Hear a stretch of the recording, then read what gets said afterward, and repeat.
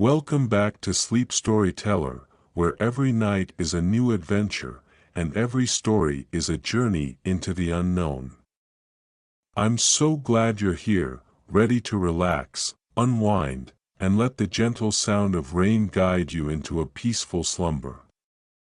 As we begin tonight's story, I invite you to close your eyes, take a deep breath, and let the world outside fade away.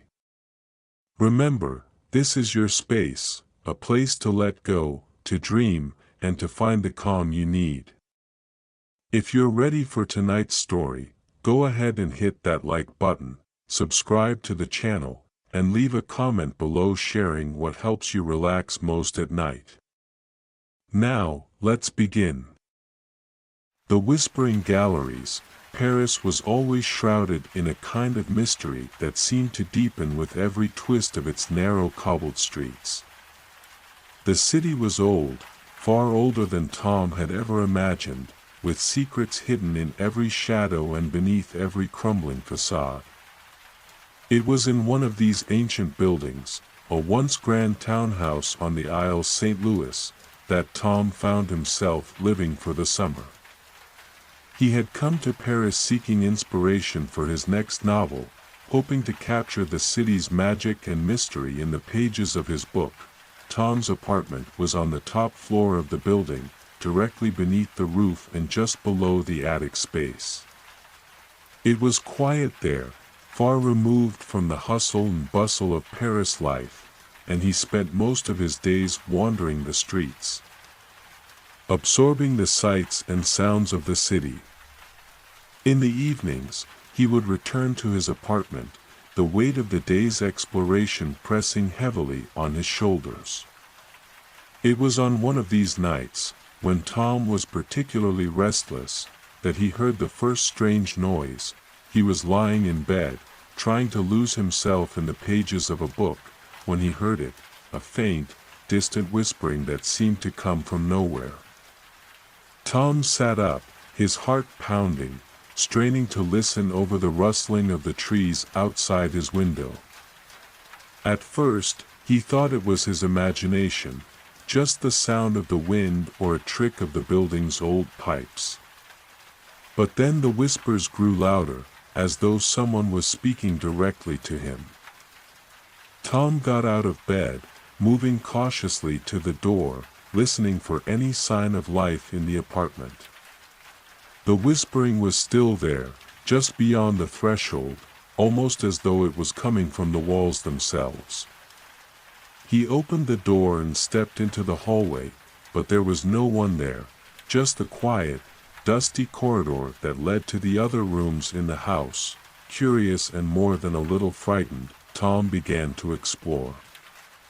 He opened the door to the room next to his, the room that had been sealed since he moved in, its windows covered with heavy curtains, its furniture draped in sheets. As he pushed open the door, the whispering grew louder, almost a chant now, as though it was trying to lead him somewhere.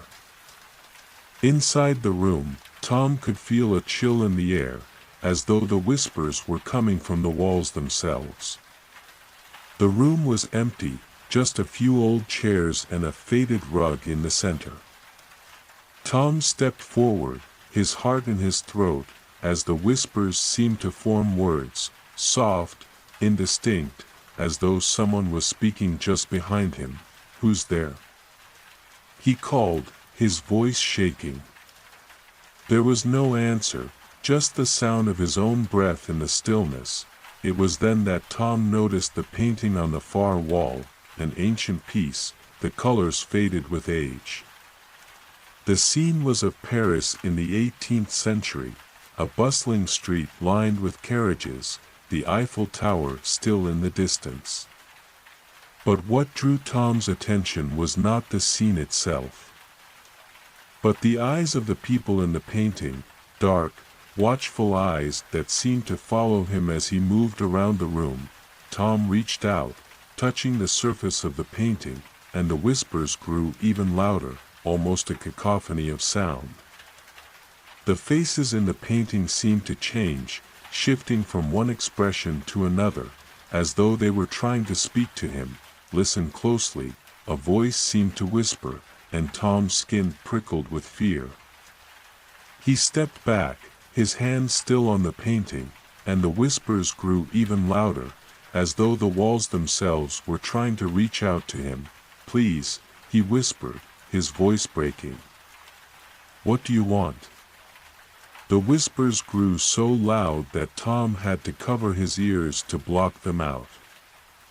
He felt as though he was being pulled into the painting, as though the people inside were reaching out to him, trying to drag him into their world. "Stay away," he cried, his voice echoing in the empty room.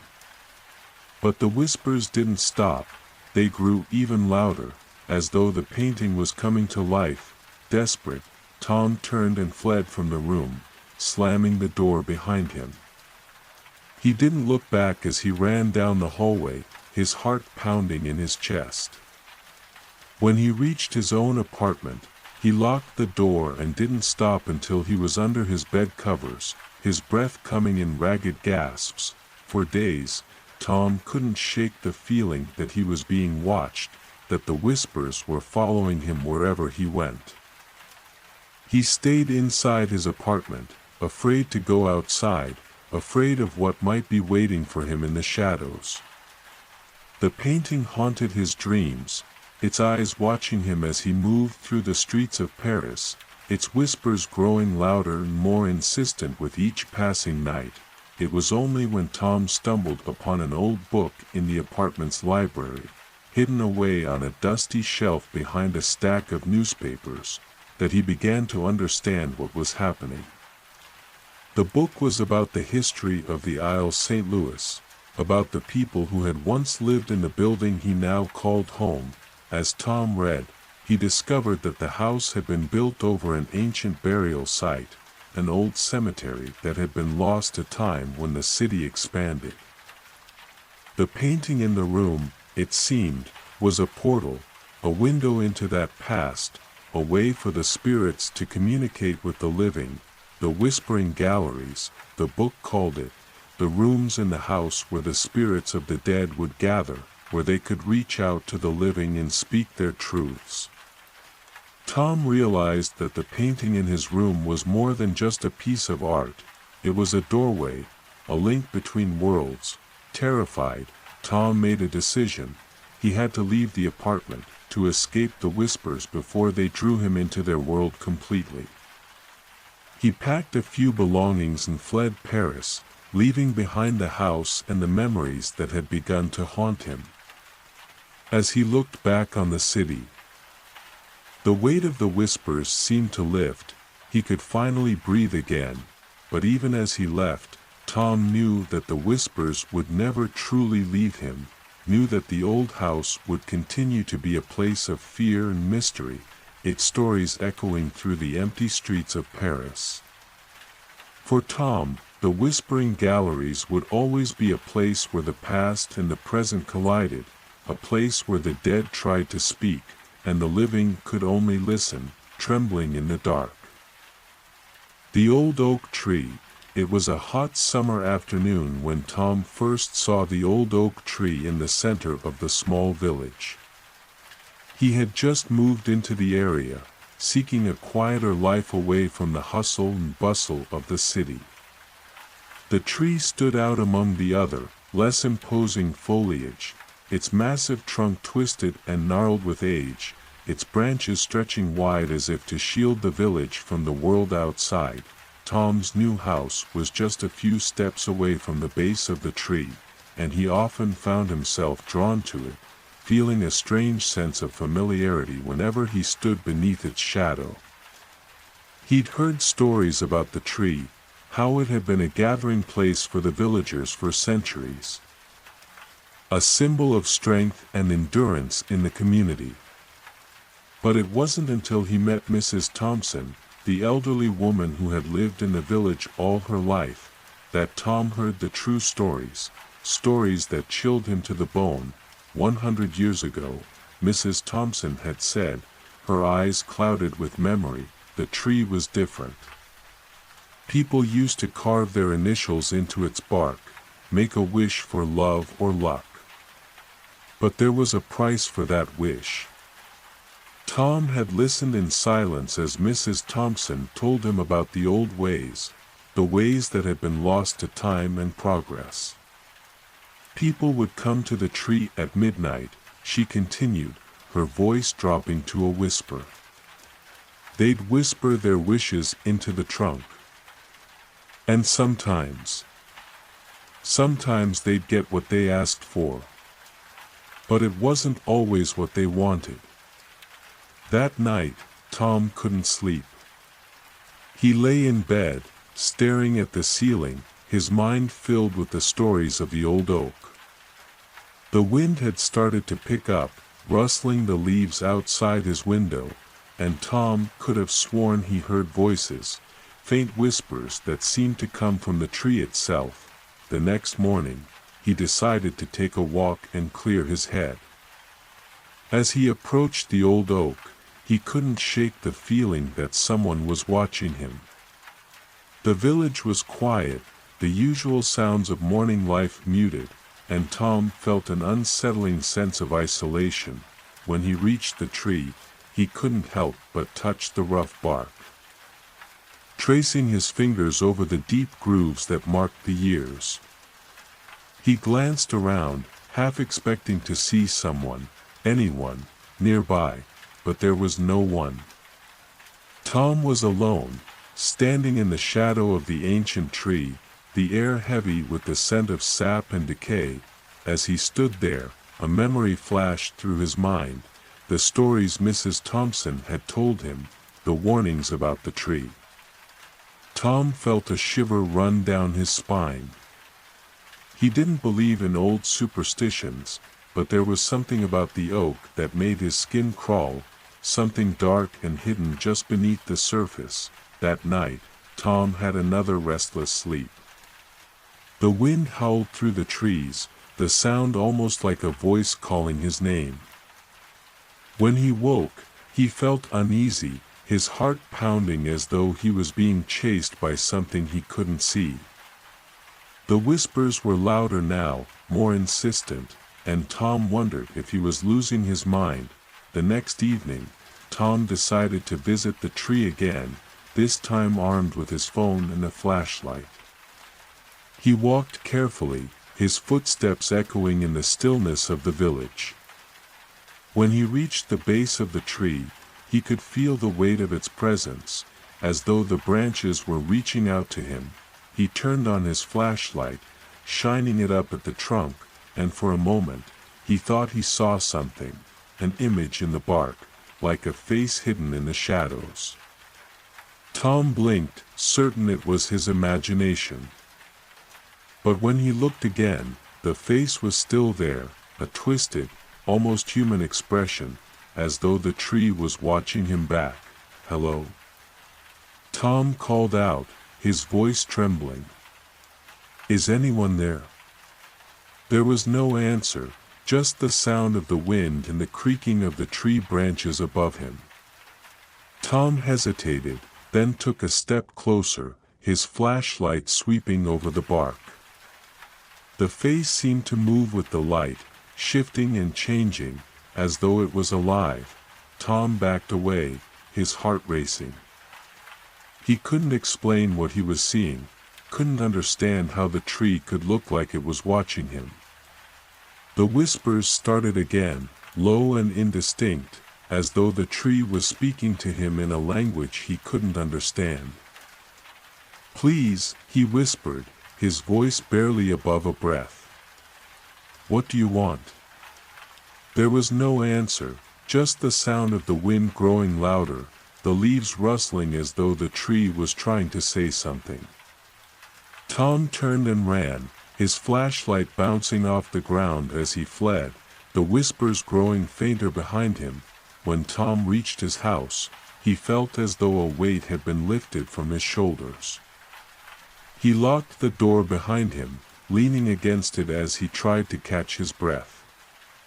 The old oak tree was no longer a curiosity, it was something else entirely, something dark and dangerous. For days, Tom stayed away from the tree, avoiding it whenever he could. He told himself that he was just being paranoid. That there was no magic in the world, no old curses hidden in the branches of a tree. But every night, the whispers returned, softer now, almost a lullaby, as though the tree was trying to draw him back in. It wasn't until one night, weeks after his encounter with the tree, that Tom finally gave in. He found himself standing beneath its branches, the moon casting a pale light over the gnarled bark. The whispers were louder than ever, and Tom felt as though he was being pulled towards the tree, as though it had a hold on him that he couldn't break. "Why can't I leave?" He whispered, his voice breaking. The whispers grew even louder, the sound almost deafening. Tom reached out, touching the rough bark, and felt something shift within him, an understanding, as though the tree was speaking to him directly. "Listen closely," it seemed to say, the words coming from the wind itself. "You're part of this now, part of the forest. You can't escape it." Tom pulled back, his heart pounding. He knew what he had to do. He had to leave the village, to put as much distance between himself and the old oak as possible. But even as he made his decision, he could feel the pull, could feel the whispers growing louder, the tree reaching out for him. As he ran from the forest, Tom knew that he would never be free of the old oak, that the whispers would follow him wherever he went. The village was never truly safe, never truly quiet, as long as the tree stood at its heart. Tom didn't look back. He couldn't afford to. When he reached the city, the sounds of the old oak's whispers faded away, leaving a silence that was almost too quiet. Tom didn't feel relieved, just empty, as though he had left a part of himself behind in the village. He never spoke of the tree again, never went back to Whispering Pines. Tom knew that there were some places, some stories, that were better left untold, better left to the darkness that lived beneath the surface. The old oak tree was one of those stories, a secret that he would carry with him for the rest of his life, a reminder of how easily a quiet place could become something far more sinister. As he looked out over the city, Tom wondered if the whispers would ever stop, if the tree would ever let him go. For now, he knew, he was safe, at least until the next time the wind blew through the leaves and the shadows moved among the branches, as though the tree was still watching him, waiting for him to return. The nightjar. It was a summer evening when Maria found herself drawn to the old, abandoned farmhouse at the edge of town. She had heard stories about the place, how it had been empty for years, how strange noises could be heard from within, how the windows were always fogged up, even on the hottest days. Maria had always been skeptical of such tales, but there was something about the farmhouse that intrigued her, a pull she couldn't quite explain. The sun was setting as Maria made her way through the tall grass that surrounded the house. The path was barely visible, hidden under a thick blanket of overgrown weeds and wildflowers. As she approached the house, she could see that the roof was sagging. Some of the windows were boarded up, and the paint was peeling from the walls. It was a relic from another time, a house that seemed to be trying to hold on to its past, even as it fell into ruin. Maria took a deep breath and pushed open the creaking front door. The inside was just as eerie as the outside. Dust and cobwebs filled the rooms, the air was thick with the scent of decay, and the silence was absolute. Maria moved cautiously through the house, her footsteps barely making a sound on the old floorboards. As she made her way deeper into the house, Maria felt a chill in the air, a sudden drop in temperature that seemed to come from nowhere. She shivered, wrapping her arms around herself as she continued to explore. It was in the kitchen that she found it, a large, ornately carved mirror hanging on the far wall. The mirror was covered in dust and grime, the glass so fogged up that it was hard to see her reflection. Maria approached it slowly, brushing the dust off with her fingers. As the glass cleared, she could see a faint image, her own face, but different somehow. The eyes were darker, the smile more forced, as if the reflection was hiding something from her. Maria frowned, pressing her face closer to the glass. "Hello," she called softly, her voice echoing in the empty room. "Is someone there?" For a moment, there was no response, just the sound of the house settling, the faint creaking of the floorboards beneath her feet. Then, slowly, the reflection in the mirror began to change. The eyes in the glass grew darker, the smile more twisted, as if it was mocking her. Maria took a step back, her heart beginning to race. "Who are you?" she demanded, her voice stronger now, more forceful.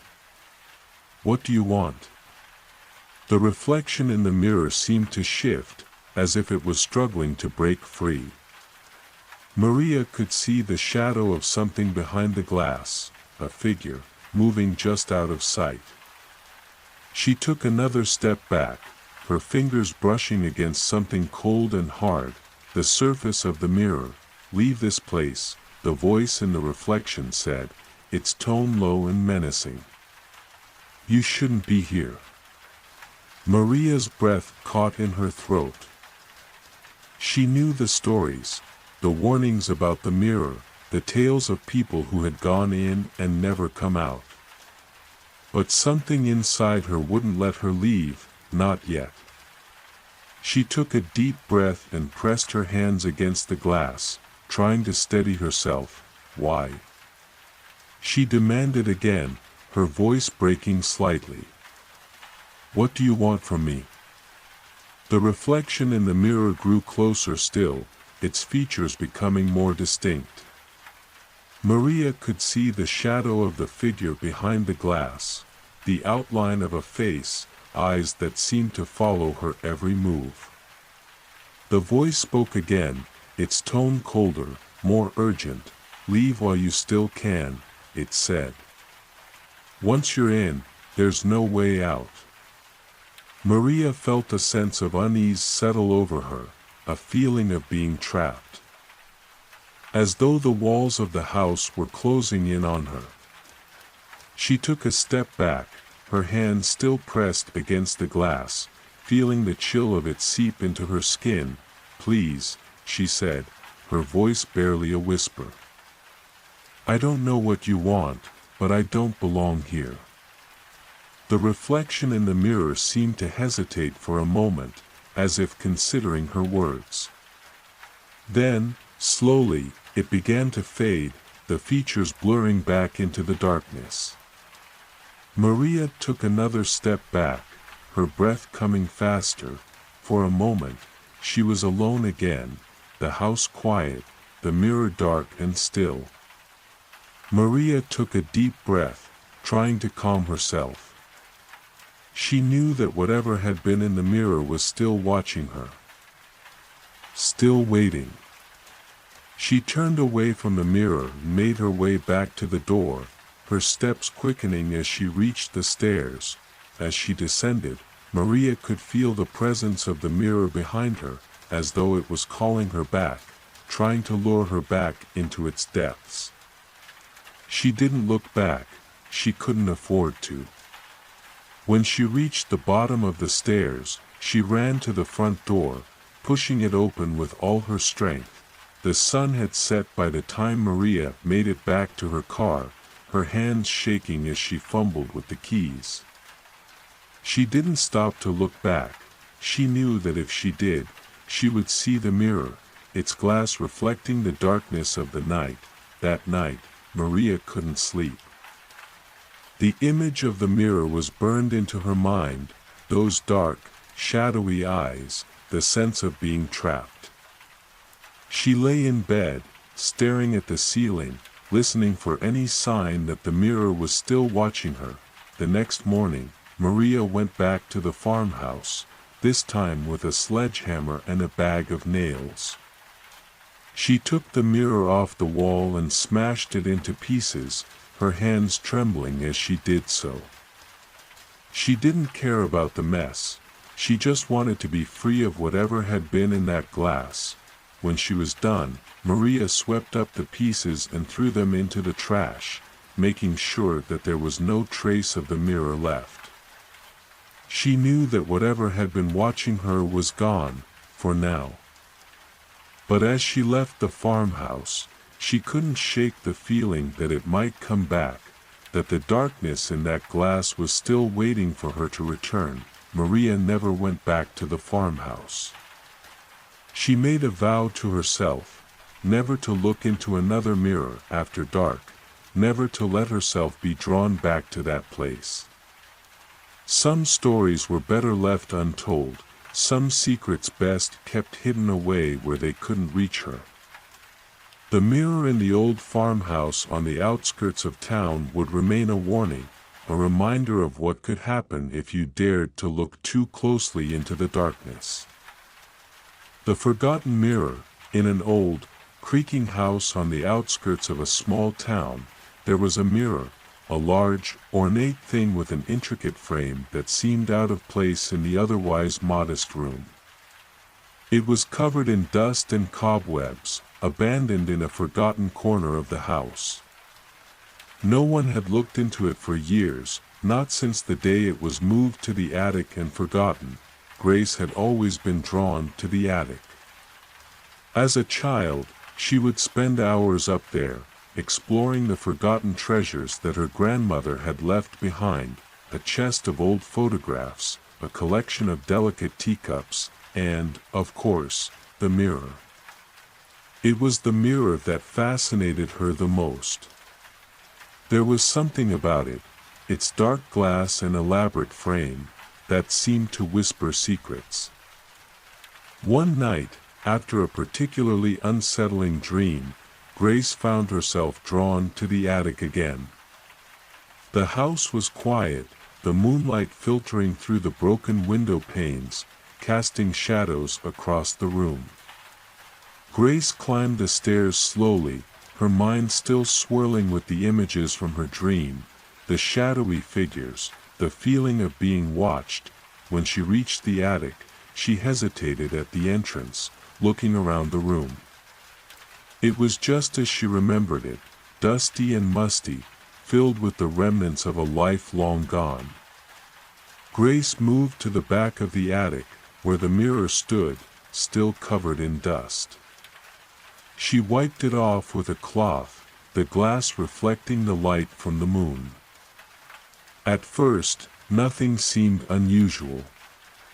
Grace looked into the mirror, expecting to see her own reflection, but instead, she saw only darkness, a void that seemed to stretch on forever. She frowned, her brow furrowing as she moved closer, pressing her face against the glass. Suddenly, she saw it, a face. It was like a shadow, shifting and moving just behind the glass.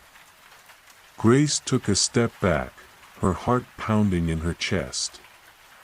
The face was familiar, though not quite right, features blurred, eyes too wide, a mouth that seemed to stretch unnaturally. The reflection looked back at her, silent, unmoving. "Hello?" Grace whispered, her voice barely a breath. "Who are you?" The face in the mirror didn't respond, just continued to watch her with those unsettling eyes. Grace felt a cold shiver run down her spine, a sense of unease settling over her. She turned away from the mirror, looking back at the old room, trying to shake off the feeling of being watched, but when she turned back, the face was closer, its eyes just behind the glass, the mouth twitching as if it was trying to speak. Grace took another step back, her breath coming faster. "What do you want?" she demanded, her voice stronger this time. The face in the mirror moved closer still, its features becoming more distinct. Grace could see now that it wasn't her reflection, it was something else entirely. The eyes were darker, almost black. The mouth curling into a smile that was too wide, too unnatural. Grace felt her stomach knot with fear. "Leave this place," the face whispered, its voice low and gravelly. "You don't belong here." Grace shook her head, her hands trembling. "I don't understand," she said, her voice rising.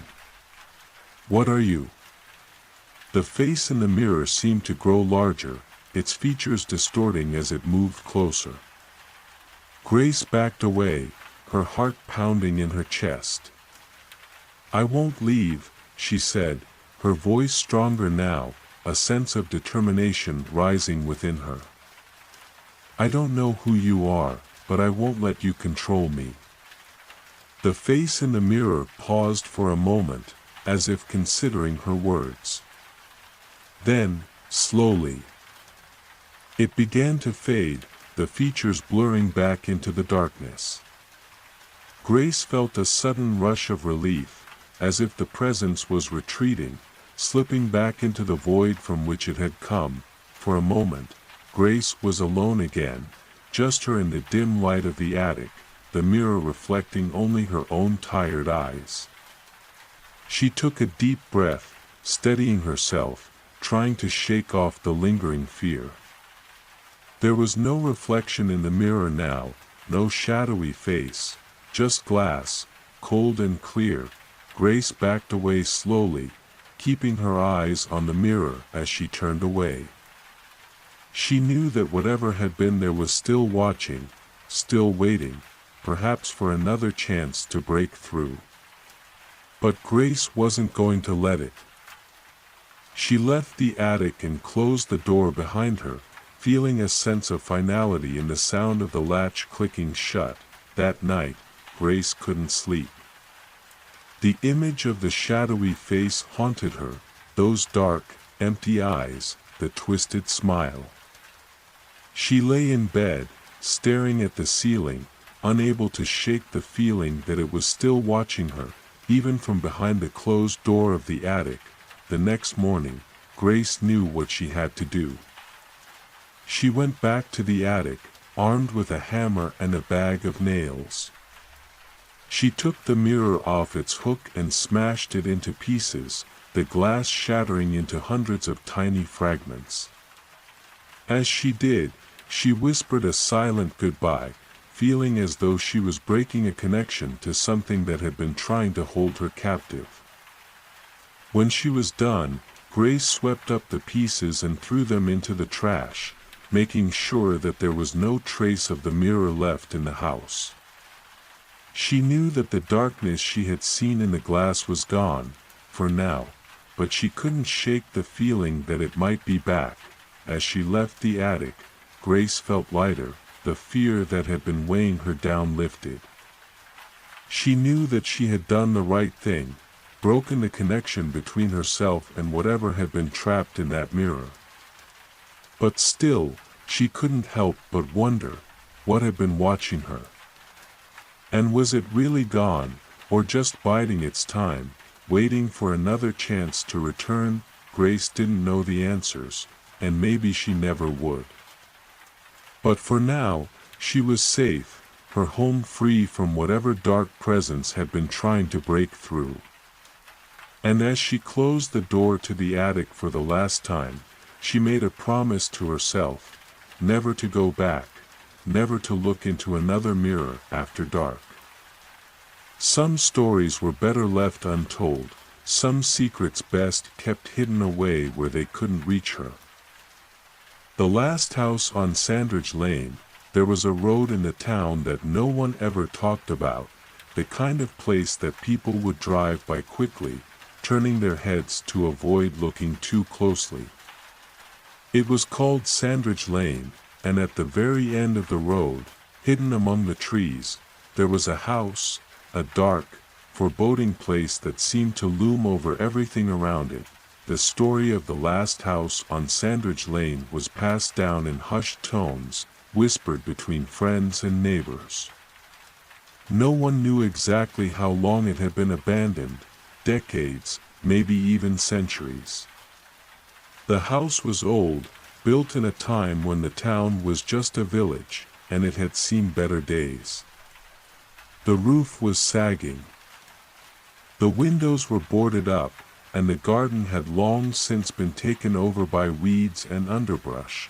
For years, people had told tales about the house, of strange noises that could be heard at night, of lights that flickered in the upper floors even when there was no power. But no one had ever dared to go inside, no one except for Sarah, who had moved to the town just a few months earlier. Sarah had always been drawn to the house, ever since she first saw it from her car window. There was something about it, an eerie presence, a sense of history that seemed to cling to its crumbling walls. She had asked around, tried to find out more, but no one would talk to her about it. People would just shake their heads and change the subject.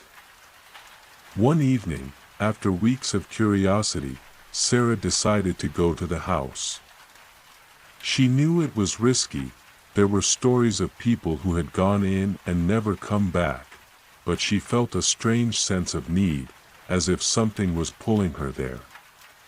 She parked her car at the end of Sandridge Lane and made her way through the overgrown path that led to the house. The air was heavy with the scent of damp earth and decaying leaves, and as Sarah approached the house, she could see why it had been left to fall into ruin. The windows were broken, the roof had missing shingles, and the front door hung on one hinge, as if it could fall at any moment. Sarah took a deep breath and pushed the door open. The inside was just as eerie as the outside, dark, dusty, and silent. Sarah stepped carefully over the threshold, her eyes scanning the empty rooms. The wallpaper was peeling, the floorboards creaked under her weight, and the air was thick with a musty smell that seemed to get stronger with each step. As she made her way through the house, Sarah felt as though she were being watched, an unsettling sensation that made the hairs on the back of her neck stand on end. She reached the staircase and hesitated for a moment, her heart pounding. The steps were uneven, some of them broken, but Sarah climbed them slowly, one at a time, until she reached the upper floor. The second floor was in even worse shape than the first, holes in the ceiling, walls covered in mildew, and rooms that were completely empty except for dust and debris. Sarah could feel a cold breeze coming from one of the rooms at the end of the hall, and as she approached, she saw that the door was slightly ajar. She pushed the door open slowly, her heart beating faster. Inside, the room was small and bare, no furniture, no belongings, just a single window with a view of the overgrown garden outside. Sarah stepped in and closed the door behind her, feeling a strange sense of unease, and then she heard it, whispering, as if someone was speaking just on the other side of the wall. Sarah froze, her breath catching in her throat.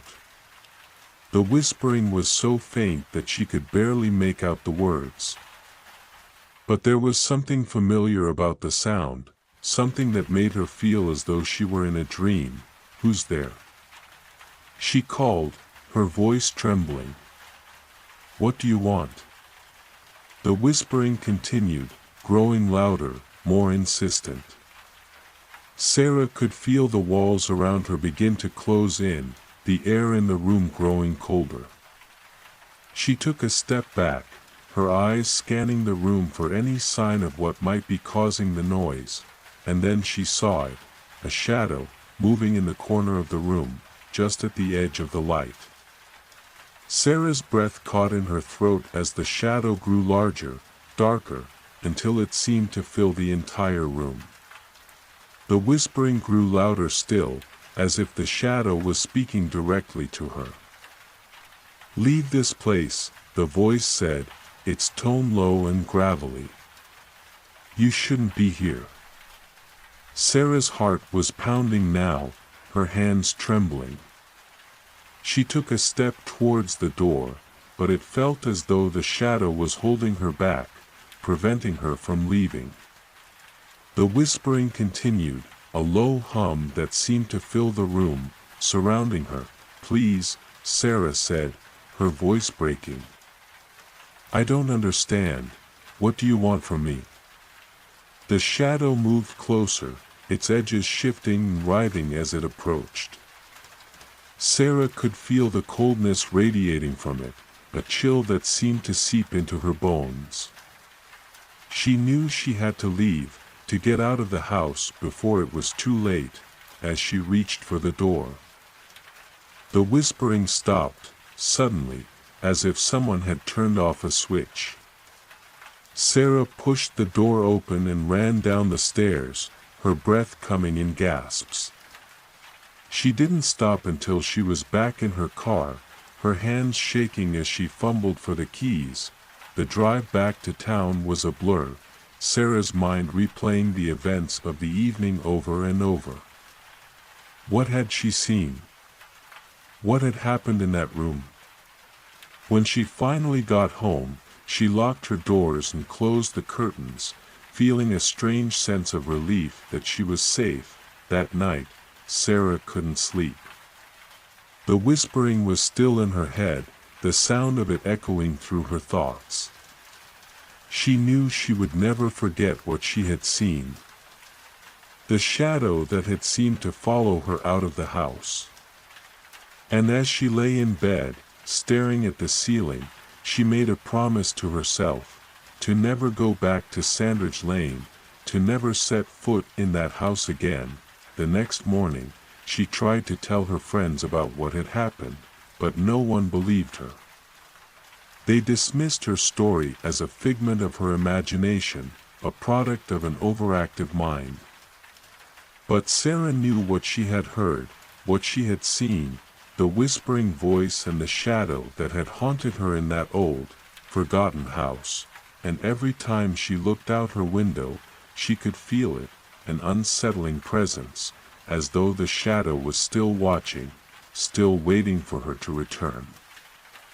Sarah knew that some stories were better left untold, better kept hidden away where they couldn't reach her. The last house on Sandridge Lane would remain a secret, a place where the past and the present were blurred, where the whispers of another time still echoed through the darkness. The echoing voice, it was the kind of small town that seemed to exist in a different era, untouched by the rapid changes of the modern world. The streets were lined with quaint, Victorian-style houses, each one slightly different from the next, with their colorful facades and carefully tended gardens. The town was known for its charm, but there was also an air of mystery, whispers about old legends and ghost stories that had been passed down through generations. For Sarah, the town was home, a place where she had grown up, left for a while, and then returned to take care of her aging parents. The house she grew up in was on the outskirts, near the edge of the woods that bordered the town. It was an old place, built 100 years ago, with thick walls and a creaking staircase that led to the attic. One evening, as the sun set and the last rays of light disappeared behind the trees, Sarah heard something, faint whispers coming from the attic. She froze, her heart pounding in her chest. She had always been a bit of a skeptic when it came to ghost stories, but there was something about the sound, the way it seemed to echo through the house, that made her pause. "Hello?" She called, her voice trembling. "Is someone up there?" There was no reply, only silence. Sarah took a deep breath and climbed the stairs slowly, her fingers brushing against the worn wood of the banister. The whispers grew louder as she approached the attic door, as if they were calling her closer. She pushed the door open and switched on the light.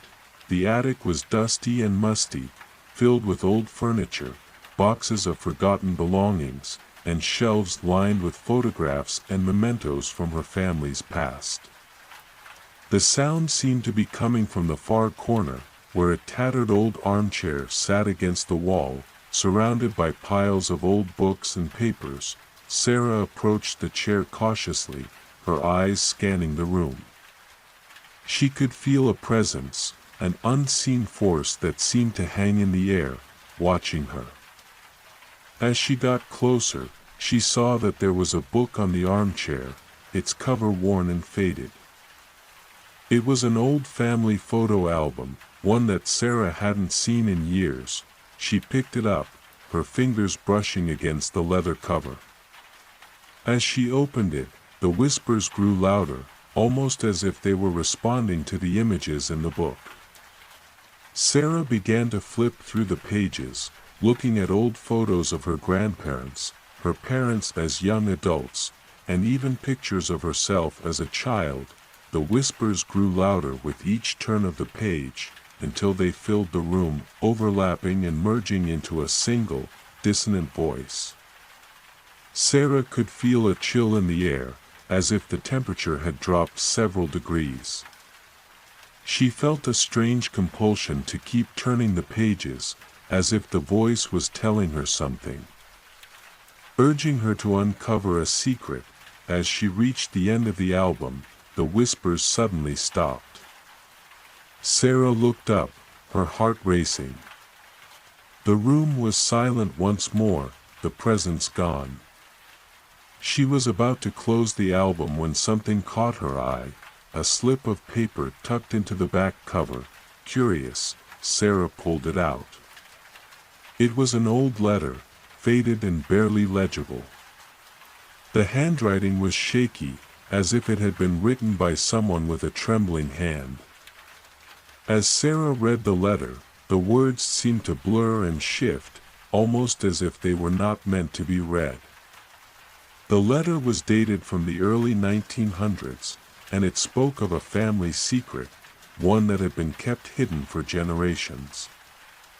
The letter mentioned a hidden room in the house, one that was supposed to remain locked.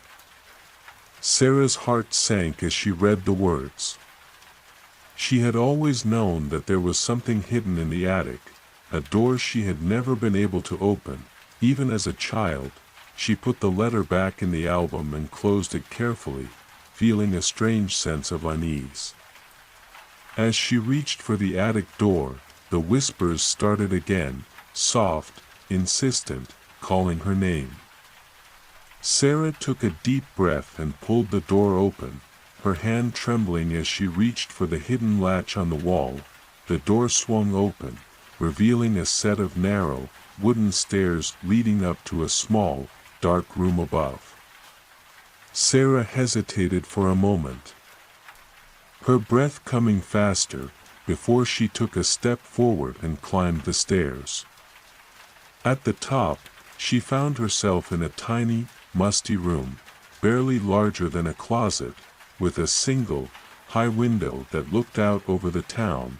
The room was filled with old furniture, stacks of boxes, and more photographs, these ones even older, faded and yellowed with age. There was a heavy chest in the corner, its lid secured with a rusty lock. Sarah approached it cautiously, her heart pounding as she reached for the key that hung around her neck, a small, iron key that had been passed down through her family for generations. As she inserted the key and turned it, the whispers grew louder, their voices a cacophony of sound, angry, demanding, as if they were trying to drive her away. Sarah took a deep breath and pushed the chest open.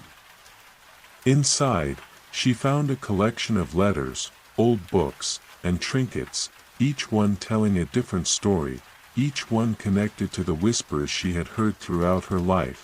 As she sifted through the contents, Sarah came across a small, leather-bound journal, the pages filled with carefully written entries, stories of the past, and names that seemed oddly familiar.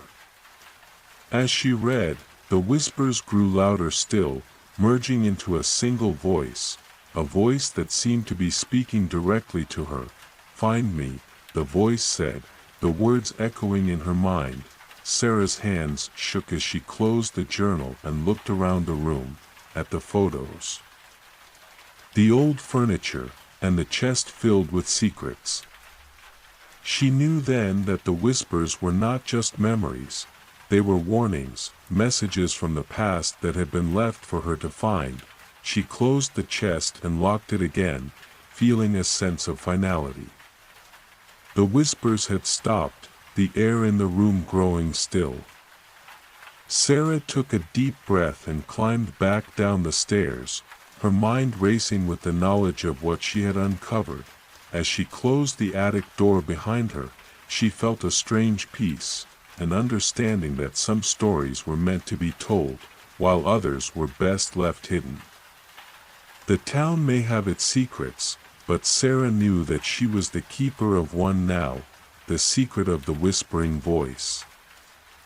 The echo of a past that refused to remain buried, and as she closed the door to the attic, she made a promise to herself, to never speak of what she had found, to keep the whispers as her own, a reminder of the power of the past and the stories that could not be ignored. The town would continue to be haunted by its secrets, but Sarah knew that she had found her place among them, forever connected to the whispers of the past, the echoing voice that still called to her in the night. The Whispering Road, in a small, forgotten town in the heart of America, where the only sounds were the rustling of leaves and the occasional howl of the wind, there was a road, an old, narrow stretch of asphalt that wound its way through the dense forest. This was the Whispering Road, a place that locals would avoid talking about, especially after dark. They knew the stories, the tales of strange occurrences, of cars that disappeared without a trace, and of the dark shadows that seemed to follow those who dared to travel the road. But for Clara, the Whispering Road was the fastest route home.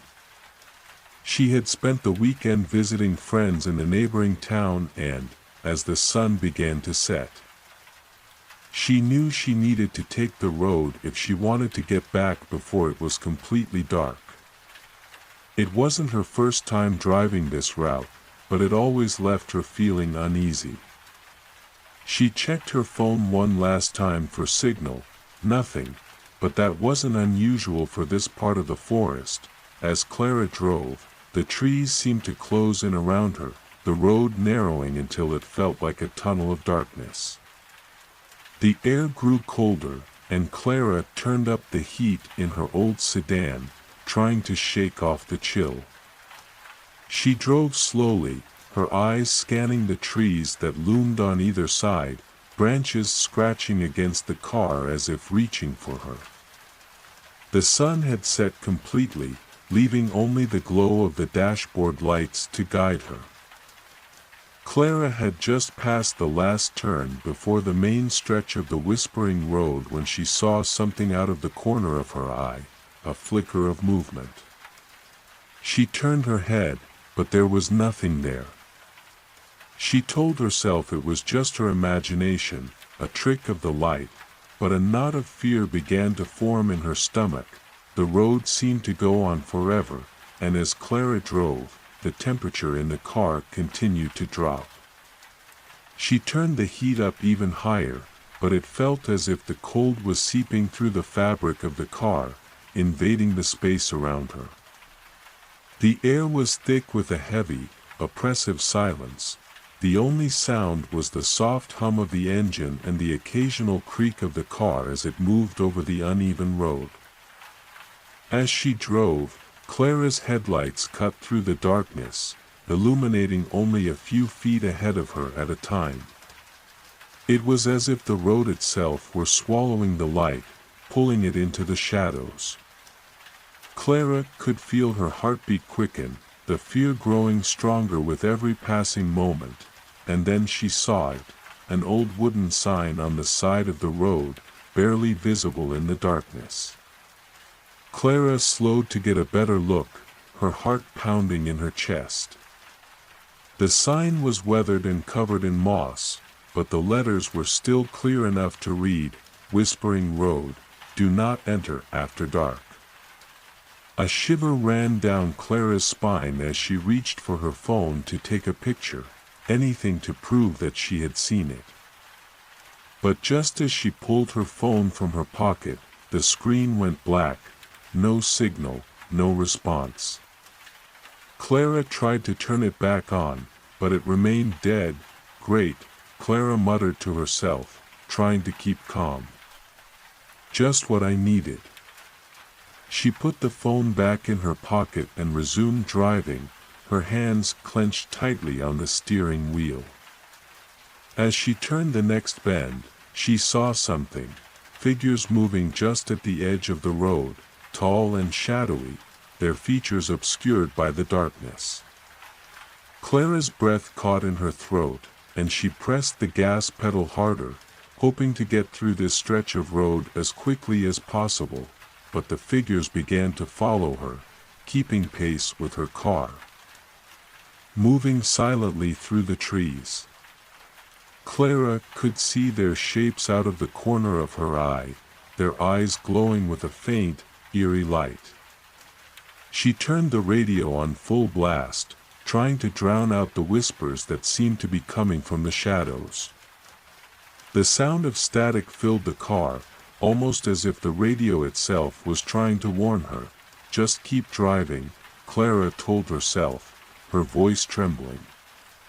Just keep driving. The road stretched on, and the figures grew closer, their presence more oppressive with every passing moment.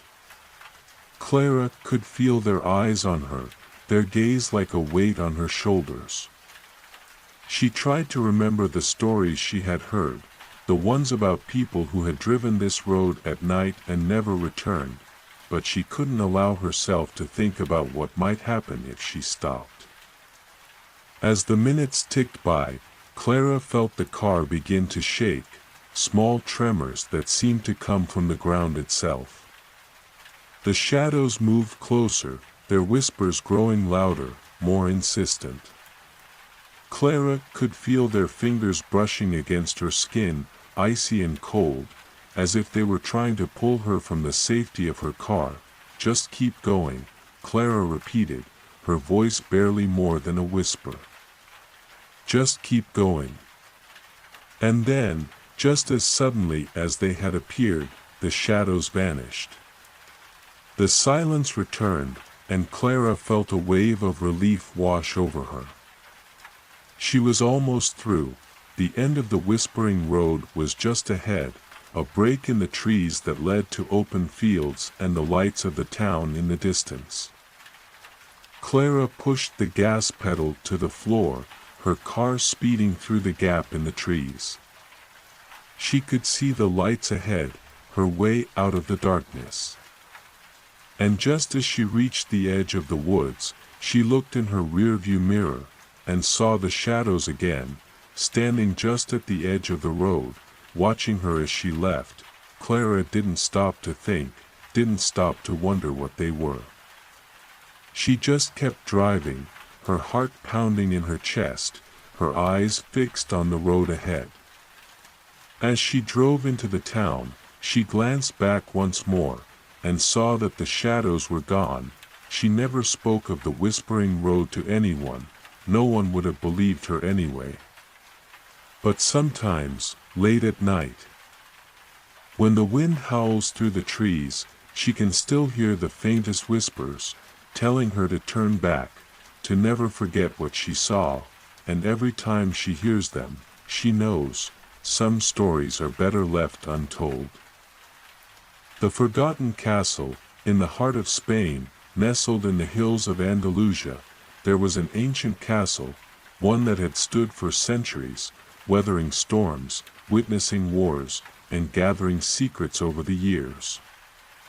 The castle was known as El Castillo Olvidado, the forgotten castle, hidden from the eyes of most travelers, lost in the vast landscape of olive groves and rolling hills.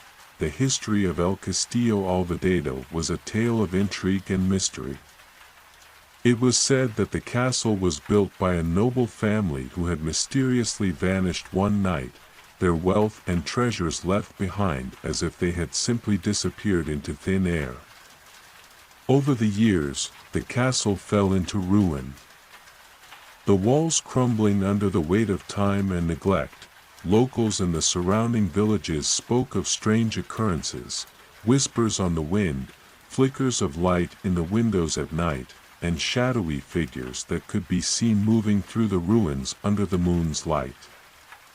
Most dismissed these tales as nothing more than the fantasies of old men sitting in village squares, but for a young writer named Javier, these stories were too compelling to ignore.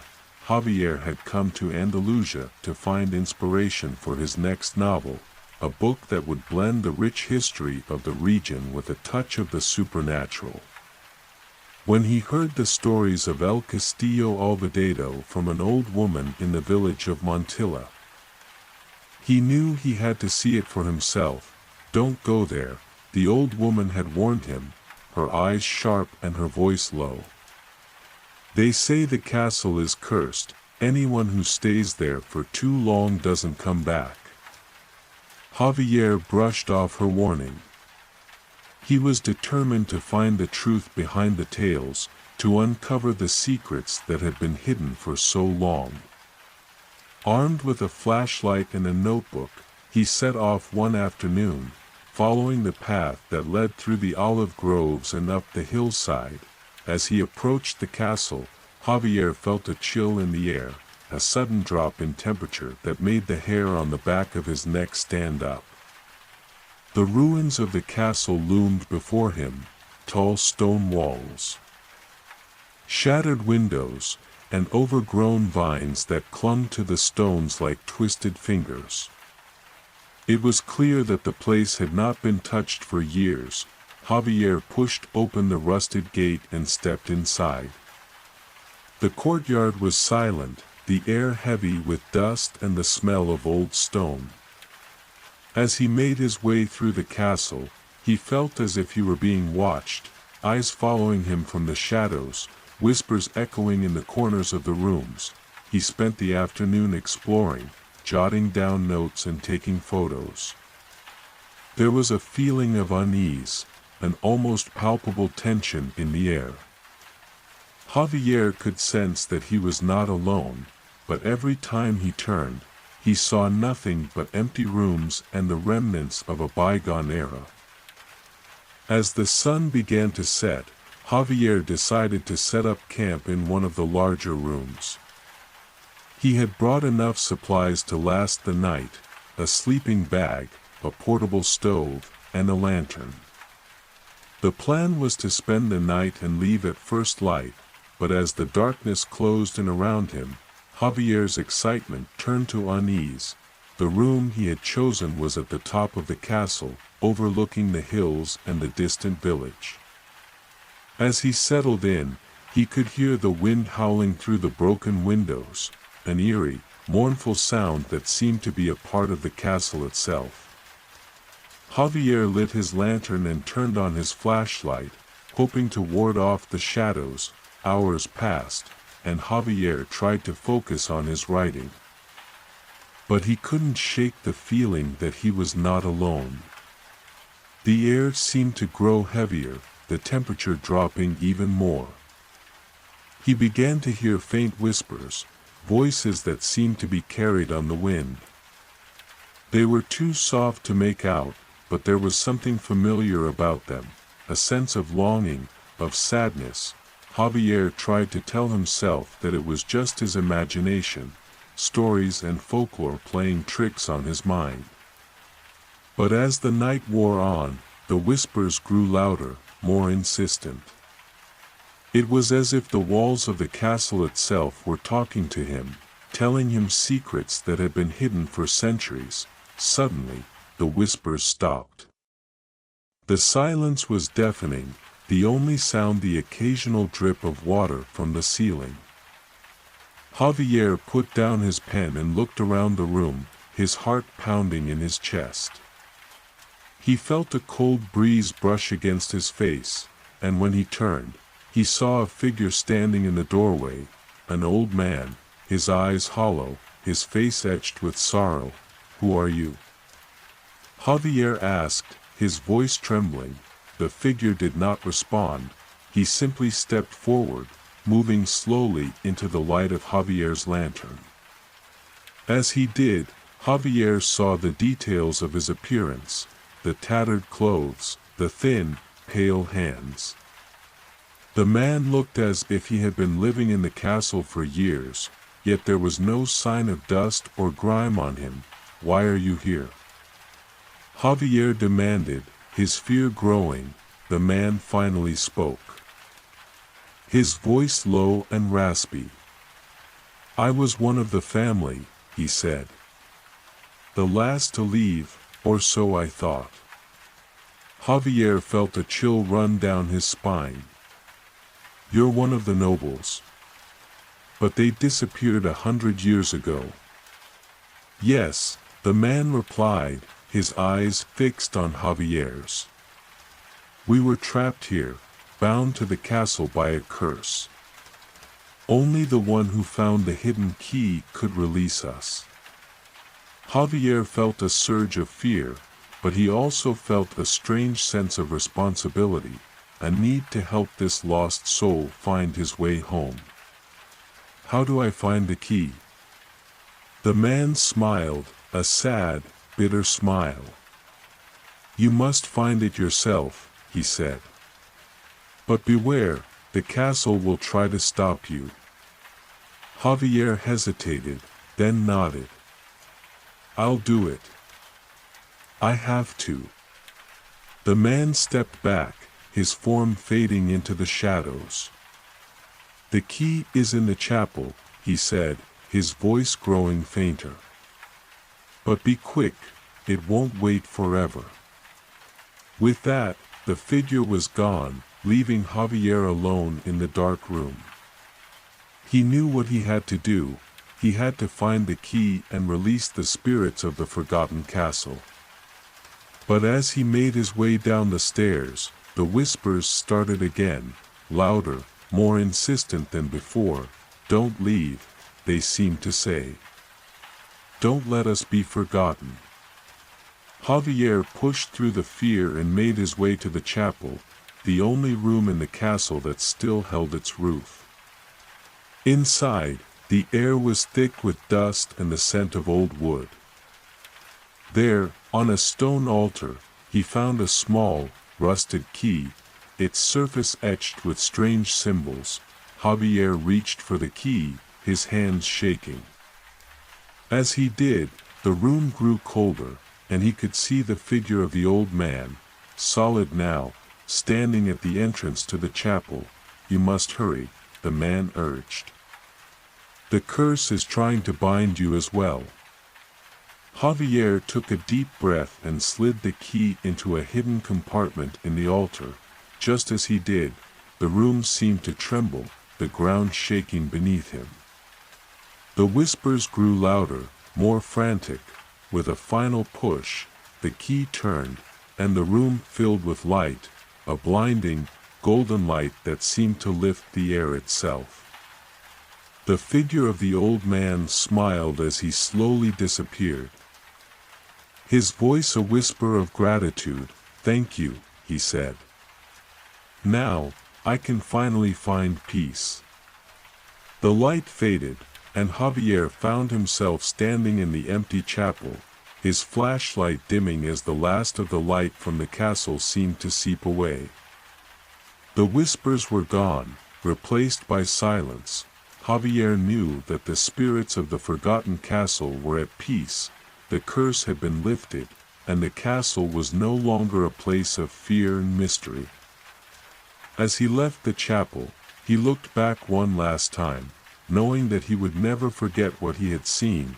Back in the village, Javier told his story to anyone who would listen. The old woman who had warned him nodded knowingly.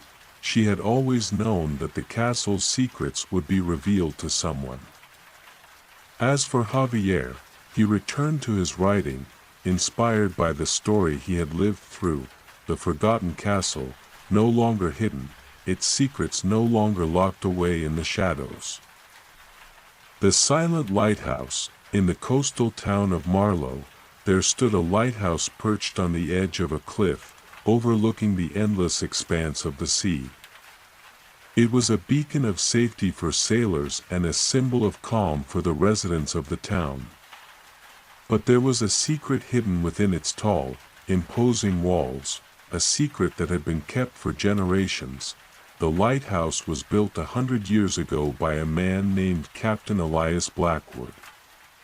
He was a skilled sailor and builder, but he had always been haunted by the memory of a terrible storm that had nearly claimed his ship and crew. To prevent such a disaster from happening again, Captain Blackwood built the lighthouse to withstand even the harshest weather, both from the sea and from the darkness of his past. The lighthouse itself was imposing, its tower stretching high into the sky, its light constant and unblinking. It was said that Captain Blackwood had placed an ancient charm within the lighthouse's core to protect it from the most dangerous storms.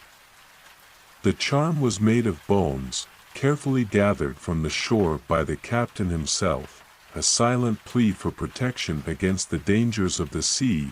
For decades, the lighthouse stood silent, its light a steady guide for ships. The townspeople would occasionally visit, hoping to catch a glimpse of the keeper who lived there, an old man named Gideon. Gideon was the last in a long line of keepers, each one passing down the responsibility to the next without question. Gideon had always been an enigma to the townspeople. He rarely spoke, preferring the company of the sea and the whispers of the wind.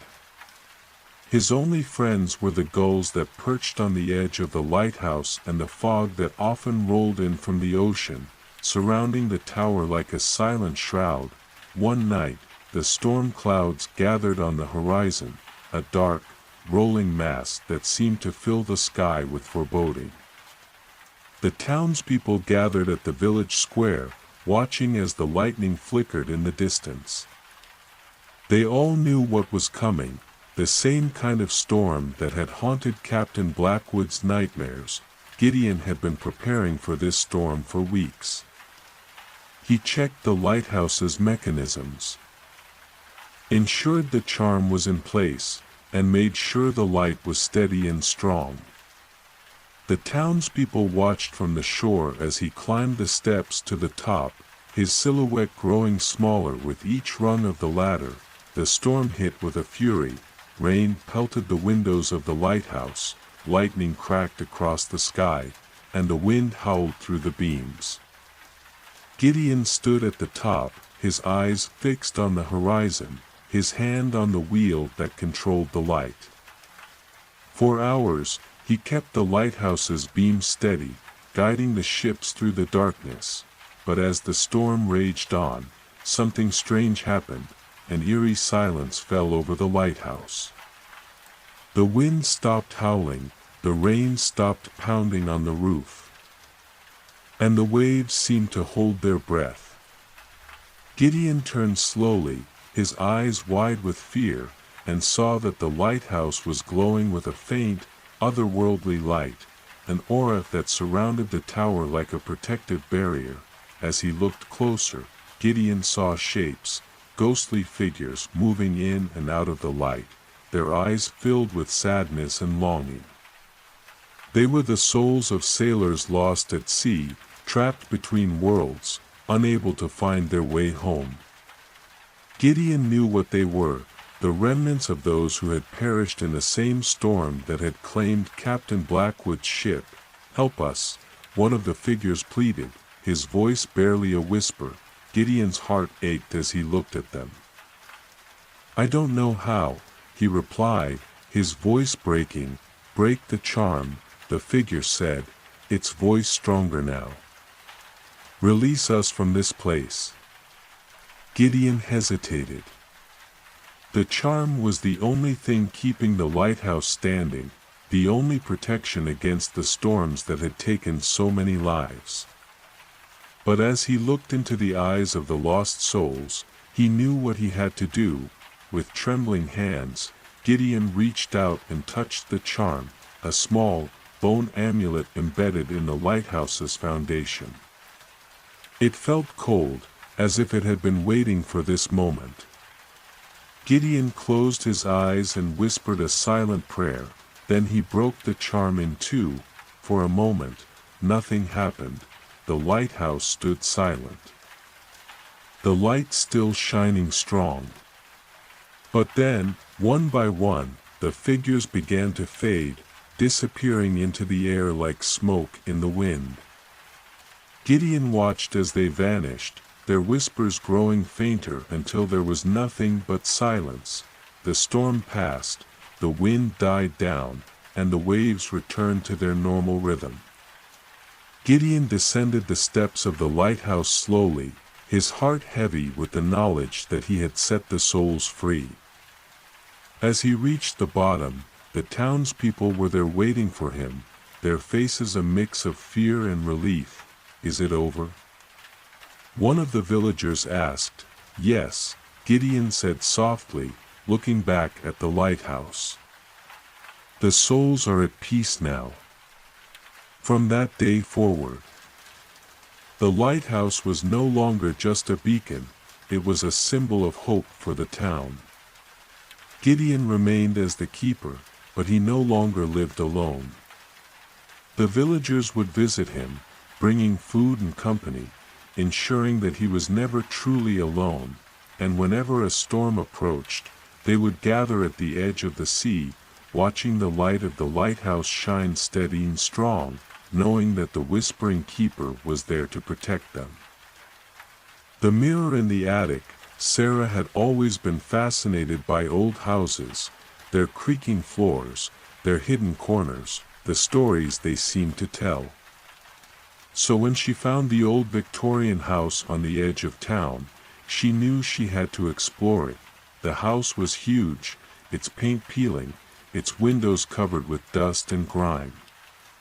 Sarah climbed the stairs to the attic, her heart pounding in her chest. The air was thick with dust, the sound of her footsteps echoing off the walls. As she reached the top of the stairs, she found it, a large, ornate mirror, its frame covered with cobwebs. There was something almost familiar about it. Sarah felt a shiver run down her spine as she moved closer. Her eyes fixed on her reflection. "Hello," she called, her voice breaking the silence. The reflection seemed to respond. "Sarah, come closer." "Who are you?" Sarah asked, her voice trembling. The mirror seemed to grow darker. Sarah's reflection seemed to change, the eyes growing colder, almost hollow. "Come closer, Sarah," the voice seemed to say, the words almost a whisper. Sarah hesitated for a moment, then moved closer. She reached out and touched the glass, her fingers brushing against it. "Why are you here?" she asked, her voice breaking. The reflection seemed to respond. The eyes seemed to grow brighter, the mouth moving as though it was speaking. "Because I need you." "Sarah, the mirror is my gateway, my way out." "Out of where?" Sarah asked, her voice trembling. The reflection seemed to change. It was no longer her own. It was someone else, a face she didn't recognize. "Out of here, Sarah, out of the mirror." Sarah felt a shiver run down her spine. She knew she should leave, but she couldn't. There was something almost hypnotic about the way the reflection moved, its eyes fixed on hers. "Why do you need to leave?" Sarah asked, her voice breaking, because the mirror holds my soul, my past, my memories. The reflection seemed to answer. Sarah felt a pressure in her chest, a sense of something waiting, something hidden. Can I help you? Sarah asked. Her voice trembling, the reflection seemed to respond. The eyes grew wider, almost pleading. Help me, Sarah. Break the mirror, let me out. Break the mirror? Sarah asked, her voice breaking. Yes, break it, release me from this place. The reflection seemed to say, its voice almost a growl. Sarah hesitated for a moment.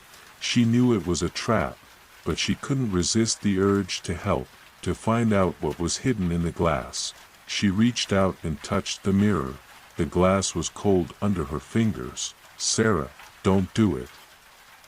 The voice seemed to say, the reflection almost pleading now, why not? Sarah asked, her voice breaking, because if you break the mirror, you'll let me out, and then you'll be trapped here with me. The reflection seemed to answer. Sarah felt a shiver run down her spine. She knew she had to leave, to get away from the mirror, but she couldn't. There was something almost compelling about the way the reflection moved, its eyes fixed on hers. Please, Sarah, don't let me out. Why not? Sarah asked, her voice trembling. Because the mirror is a portal, it will take you to another place, another time. The reflection seemed to say. Sarah hesitated for a moment. She knew she should leave, but there was something almost magnetic about the way the reflection seemed to draw her in. Help me, Sarah. Break the mirror. Why should I help you? Sarah asked, her voice breaking. Because I'm your only chance, your way out of here. The reflection seemed to respond, its voice almost a whisper. Sarah felt a pressure in her chest, a sense of something hidden, something waiting. I don't know if I can trust you, Sarah said, her voice trembling. Trust me, Sarah. Break the mirror, let me out. Sarah took a deep breath. She reached out and touched the glass, her fingers brushing against it. Why should I? She asked, her voice breaking. Because if you don't, you'll be trapped here forever. This place will consume you, will take your soul. Sarah felt a shiver run down her spine. She knew she had to leave, to get away from the mirror, but she couldn't. There was something almost hypnotic about the way the reflection moved. Its eyes fixed on hers. Please, Sarah, don't let me out. Why not? Sarah asked, her voice breaking. Because the mirror is a portal, it will take you to another place, another time. The reflection seemed to respond. Sarah felt a pressure in her chest, a sense of something hidden, something waiting. I don't know if I can trust you, Sarah said, her voice trembling. Trust me, Sarah. Break the mirror, let me out. Why should I help you? Sarah asked, her voice breaking. Because I'm your only chance, your way out of here. The reflection seemed to respond, its voice almost a whisper. Sarah felt a shiver run down her spine. She knew she had to leave, to get away from the mirror. But she couldn't. There was something almost magnetic about the way the reflection seemed to draw her in. Help me, Sarah. Break the mirror. The Forgotten Town. Mike had always loved exploring old, abandoned places. There was something about them, a sense of history and mystery that drew him in. So when he heard about the Forgotten Town, a small, remote settlement hidden deep in the mountains, he couldn't resist the urge to go. The Forgotten Town was hard to find. A winding road, barely a trail, led deep into the forest. As Mike drove, the trees closed in around him. the air growing colder with each passing mile. When he finally reached the town, it was as though he had stepped into another world, a place where time had stopped, where the houses were overgrown with ivy and the streets were silent. Mike parked his car and stepped out. The sound of the rain falling gently around him. The town was eerily quiet, no birds, no animals, just the soft rustle of leaves in the wind. He started to explore, walking through the streets, his footsteps echoing in the silence. The houses were all empty, windows broken, doors hanging from their hinges. As Mike moved deeper into the town, he began to feel a sense of unease, a feeling that he was being watched, that there was something hidden in the shadows. As he reached the center of the town, Mike found it, a small, overgrown cemetery, the stones worn and covered with moss. There was something almost familiar about it. Mike felt a shiver run down his spine as he moved closer. His eyes scanning the names on the gravestones. "Hello," he called, his voice breaking the silence. "Is anyone here?"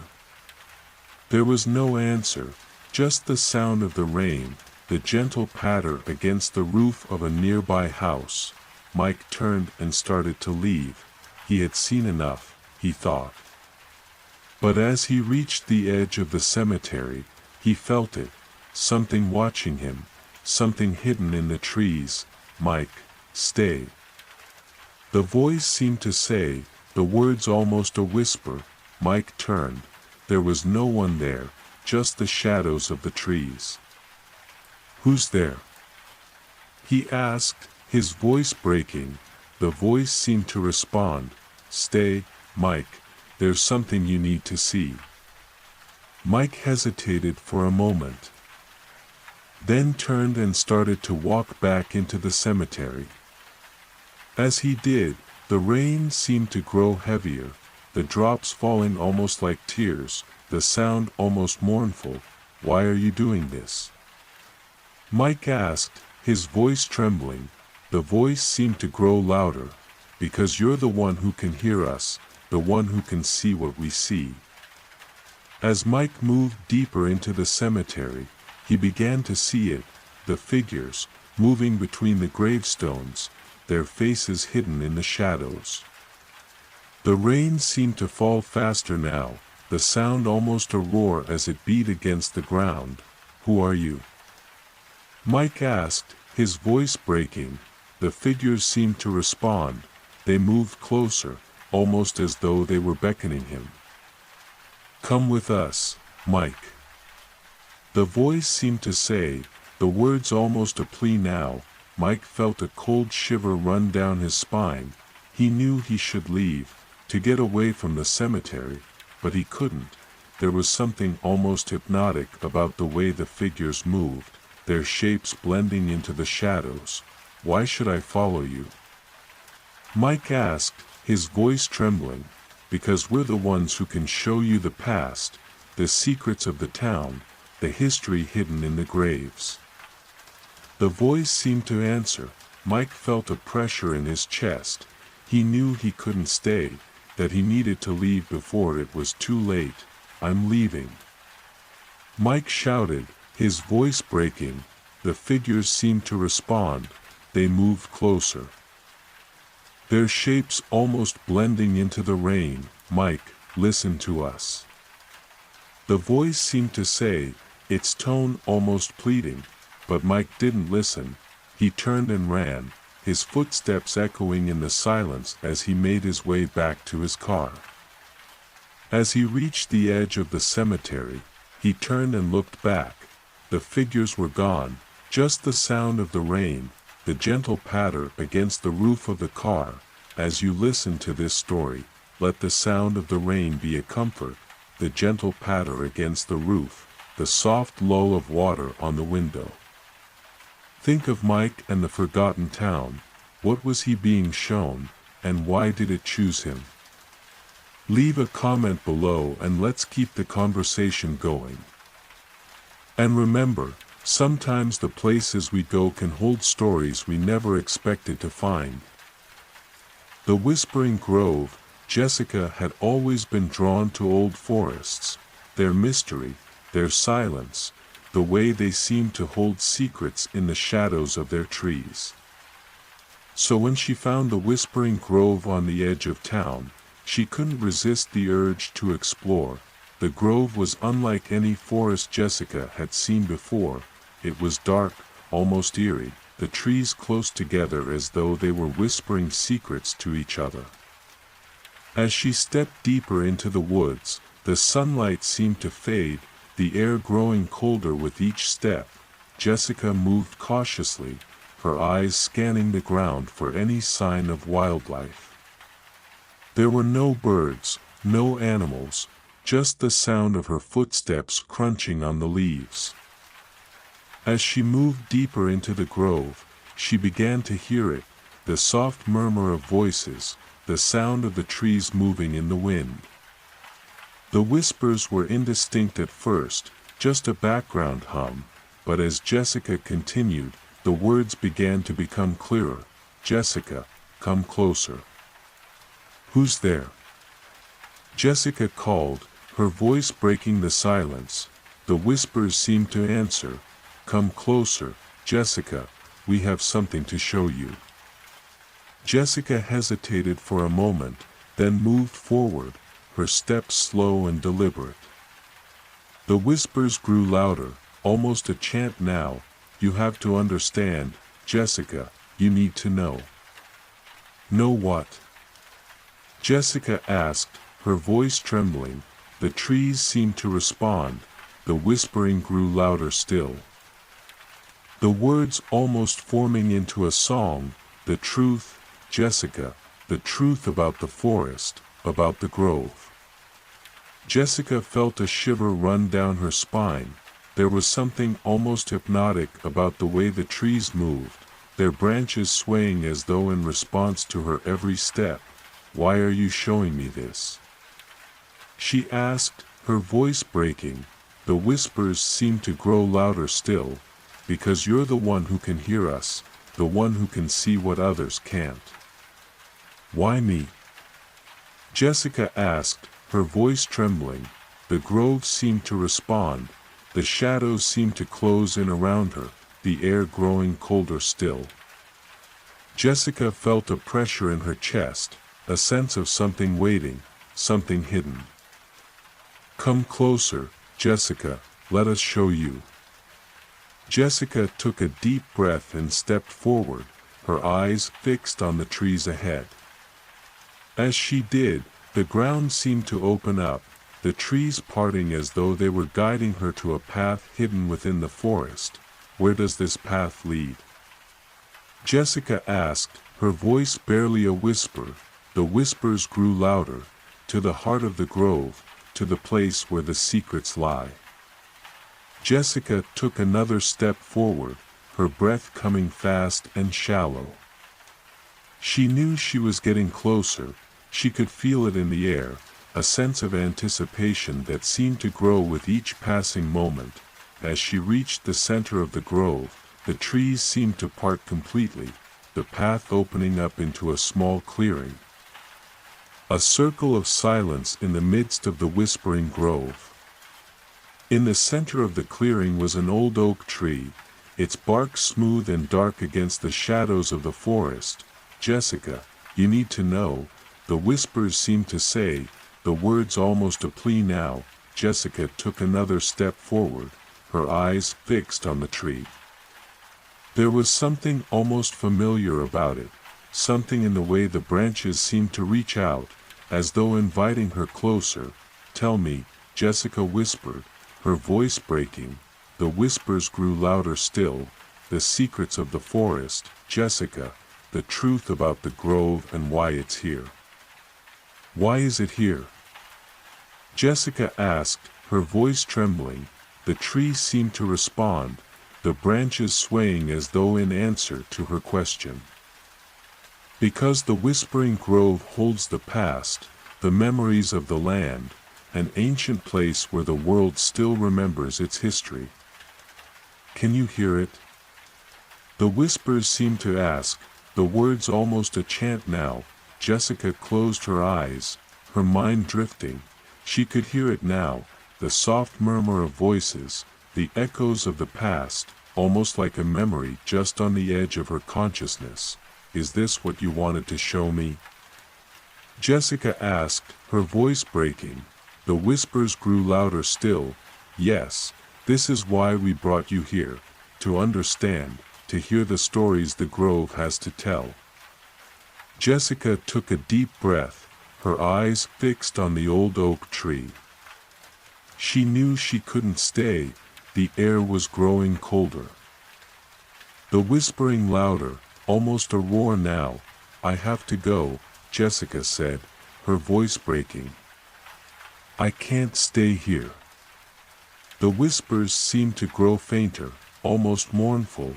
Leave, Jessica, leave before it's too late. Jessica turned and ran, her footsteps echoing in the silence of the whispering grove. As she reached the edge of the forest, the whispering grew faint, just a distant murmur, as though the trees were saying goodbye. As you listen to this story, let the sound of the rain be a comfort, the gentle patter against the roof, the soft lull of water on the window. Think of the whispering grove. What was it trying to show Jessica, and why did it choose her to hear its secrets?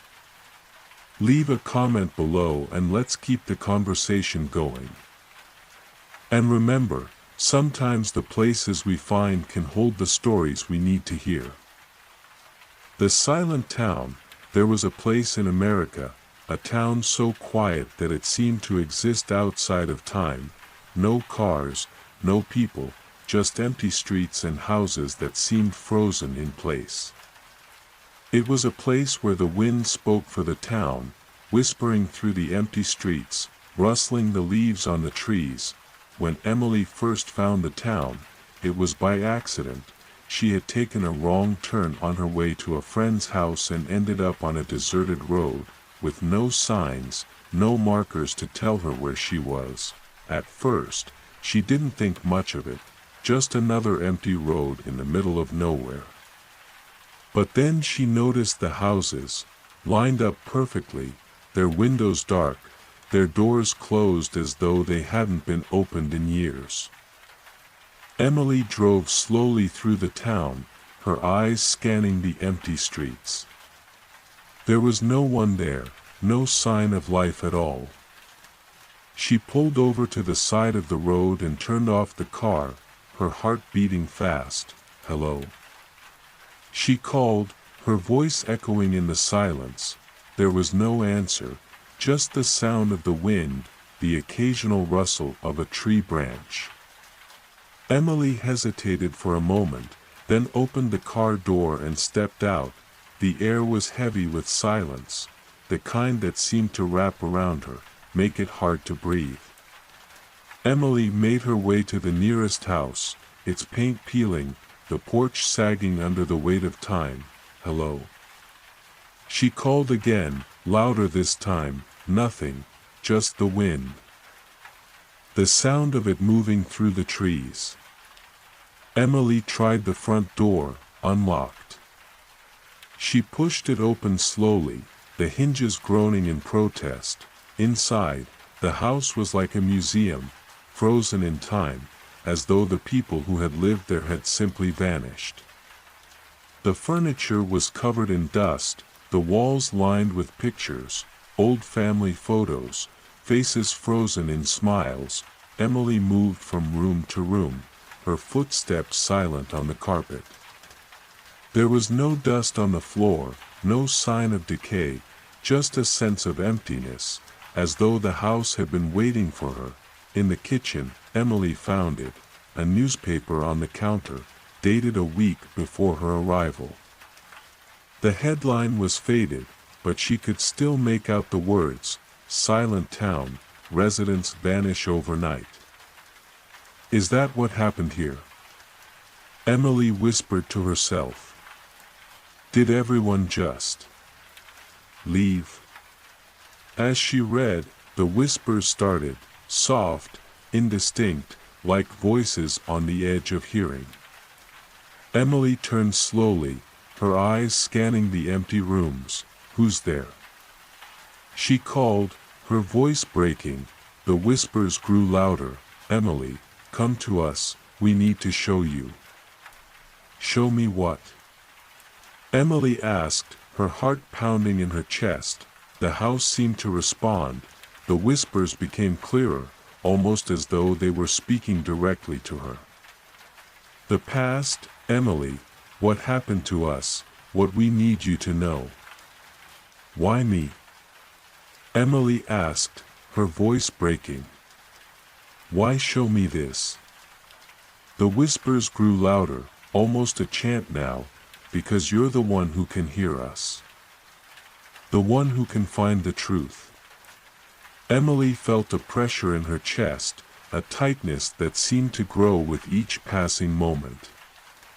She knew she couldn't stay, whatever was happening, whatever the whispers wanted, she had to get out. She turned and ran, her footsteps echoing off the walls of the empty house, the whispers following her. As she reached the door, she felt it, a wave of energy, a pulse that seemed to wrap around her. "Leave us, Emily, leave before it's too late." Emily hesitated, her hand on the doorknob. "Why are you doing this?" she asked, her voice breaking. The whispers seemed to answer. "Because the town is ours, it's always been ours. We just need you to understand." "Understand what?" Emily shouted, her voice breaking. The whispers grew louder still. "The secret, Emily, what happened to us, why we're still here." Emily didn't wait for an answer. She pushed the door open and ran, her heart pounding in her chest, the whispers growing fainter with each step. She didn't stop until she was back in her car, her hands trembling as she drove away from the silent town. As you listen to this story, let the sound of the rain be a comfort, the gentle patter against the roof, the soft lull of water on the window. Think of the silent town. What were the whispers trying to show Emily, and why did it choose her to hear its secrets? Leave a comment below and let's keep the conversation going. And remember, sometimes the past isn't really gone, it's just waiting for the right moment to make itself known. The black oak tree. Every town has its secrets, and in the small town of Willow Creek, the black oak tree was the biggest of them all. It stood at the edge of the cemetery, its branches twisted and gnarled, its bark dark and foreboding. The townspeople whispered that the tree was cursed, that anyone who tried to cut it down would disappear, their bodies never found. When Alex moved to Willow Creek, he heard the stories, the old-timers talking in hushed tones about the black oak tree, about how it had once been a place of dark magic, where rituals were performed under the light of the moon. Alex wasn't one to believe in such things, but he was curious. There was something about the tree that drew him in. One night, Alex found himself walking through the cemetery, his flashlight casting long shadows among the gravestones. He came to the black oak tree and stopped, his eyes fixed on the darkened branches overhead. "Hello?" he called, his voice barely a whisper. "Is anyone there?" There was no answer, just the wind, rustling through the leaves.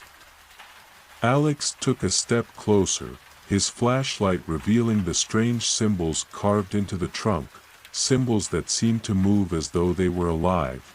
"Why do people say you're cursed?" Alex asked, his voice trembling. "What's your secret?" The tree seemed to respond, the wind shifted, the leaves rustling in response to his question. Alex felt a chill run down his spine, a sense of something watching him. Something waiting. "Come closer," the wind seemed to whisper. Alex hesitated, his eyes moving to the cemetery gates behind him. He could hear the distant howl of a wolf, the rustling of leaves in the distance. But he was drawn to the tree, compelled to know its secret. He reached out and touched the bark. The moment his fingers made contact, he felt it, like a pulse, a wave of energy that seemed to wrap around him. Alex took a deep breath and stepped forward, his flashlight casting strange shadows on the ground. "Is this what you want?" he asked, his voice barely a whisper. The wind seemed to answer him. "Come closer, let me show you." Alex moved forward slowly, his flashlight flickering as he reached the trunk of the tree.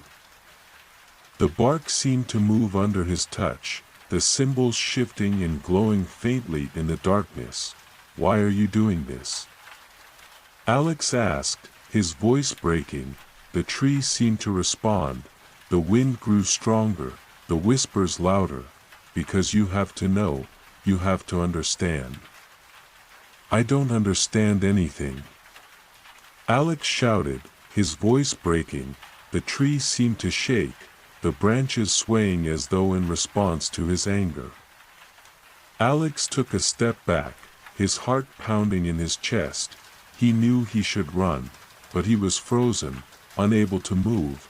"Leave this place," the wind said, the words almost a growl. "You don't belong here." But Alex was too curious.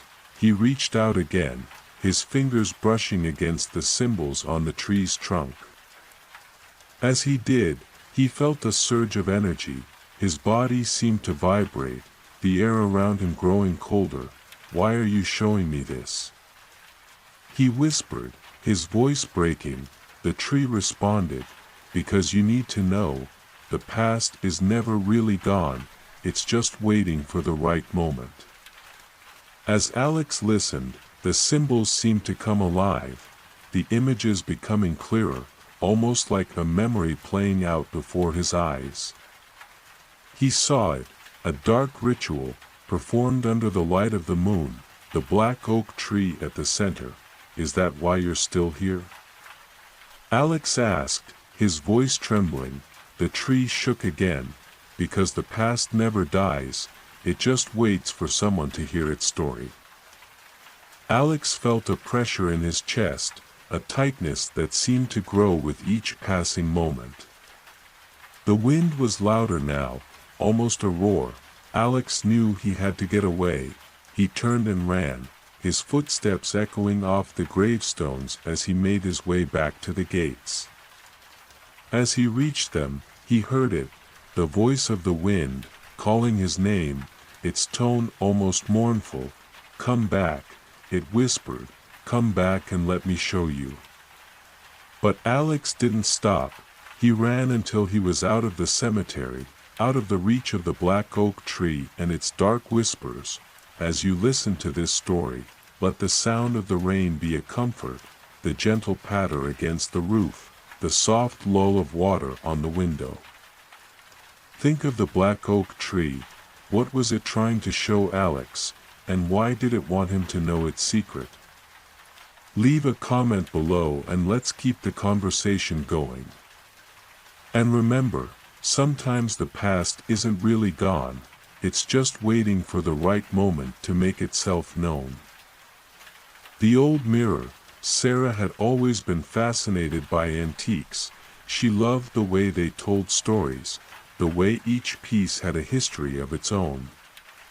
So when she found the old mirror at the flea market, she knew she had to have it. It was large, the frame ornate with intricate carvings, an almost Gothic design that seemed out of place in her modern apartment. When she got home, she placed the mirror in her living room, positioning it so it caught the light just right. At first, there was nothing unusual about it, just a reflection of her and the room around her. But then she started to notice the whispers, soft, indistinct voices that seemed to come from the glass itself, at night. When the house was quiet, Sarah would sit in front of the mirror, her eyes fixed on the surface.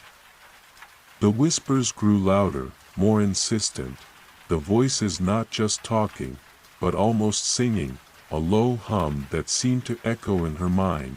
One night, Sarah's curiosity got the better of her. She leaned closer to the mirror, trying to make out the words. The whispers grew louder still, a chant now, the words coming into focus. Sarah, come with us, step through. Step through. Sarah repeated, her voice barely a whisper. What does that mean? The mirror seemed to ripple, like water disturbed by a stone. Sarah felt herself drawn to it, a compulsion she couldn't explain. She reached out, her hand passing through the glass as though it was liquid. In an instant, she was no longer in her living room. She was in a dark, misty place, the air thick with fog. The ground was cold, the only sound the echo of her footsteps on stone. Hello? She called, her voice trembling. Where am I? There was no answer, just the soft whispering, the chant continuing in the background. Sarah moved forward slowly, her eyes scanning the fog for any sign of life. As she walked, the landscape around her began to change. The mist seemed to part, revealing a series of paths, each one darker than the last. Sarah took a deep breath and chose the one that seemed the most familiar, if that was possible in this strange, shadowy place. As she walked, the whispers grew louder. Sarah, Sarah, keep moving, you have to find the way back. But no matter how far she walked, there was no way back, just the fog, the whispers, and the sense that she was being watched. Sarah felt a cold fear settle in her stomach as she moved deeper into the mist. Hours passed. Sarah had no way of knowing how long she had been walking. The whispers grew fainter, then louder again, almost as though they were trying to guide her. She reached a crossroads and hesitated. Two paths lay before her, one darker than the other. Which way do I go? She whispered to herself, her voice breaking. The whispering grew louder, almost frantic. Sarah, don't take the dark path, it's not safe. But Sarah was too tired to listen. She took the dark path, her footsteps echoing off the walls of fog. As she moved, the shadows grew thicker, the whispers louder. Sarah, you have to leave, you have to find the way back. Please, just let me go home. Sarah cried, her voice breaking. The fog seemed to close in around her, the darkness growing almost solid. Sarah felt herself losing hope. There was no way out, no way back to her living room, to the mirror. Then, just as she was about to give up, she heard it, a voice, faint and familiar, calling her name. Sarah, it's time to wake up. Sarah blinked, her eyes focusing on her living room.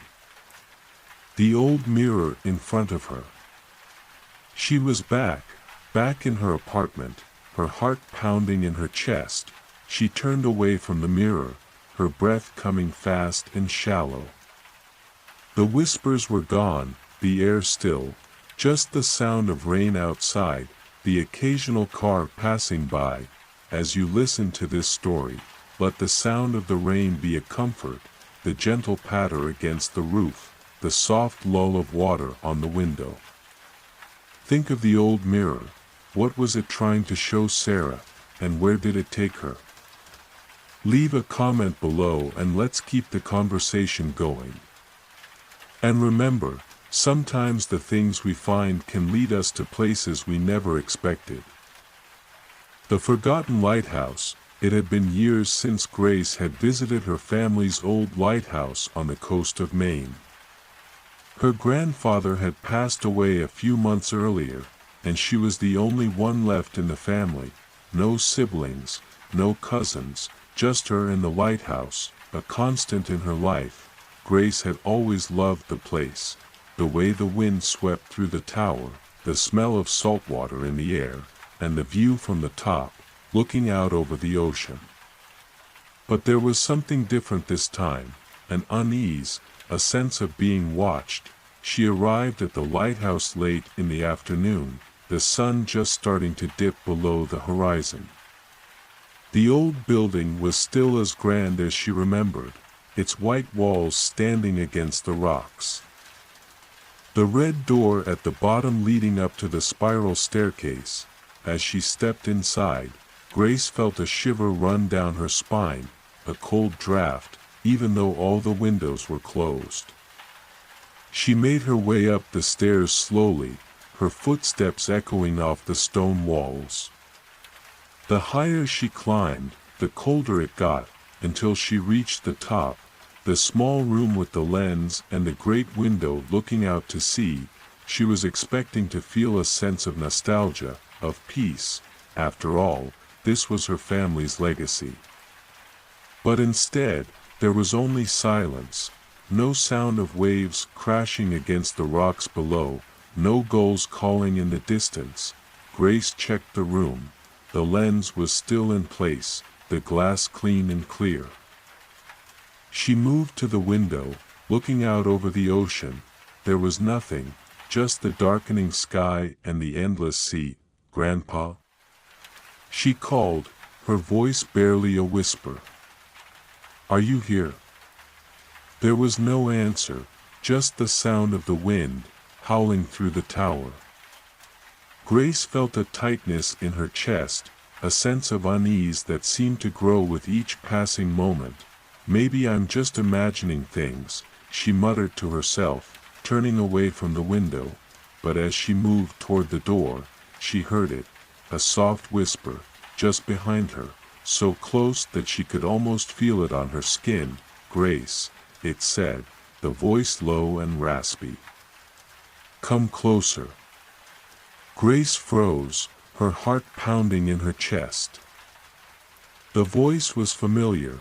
It sounded like her grandfather, but different. "Grandpa?" She called again, her voice trembling. The whisper grew louder, almost a chant. "Grace, come closer, let me show you."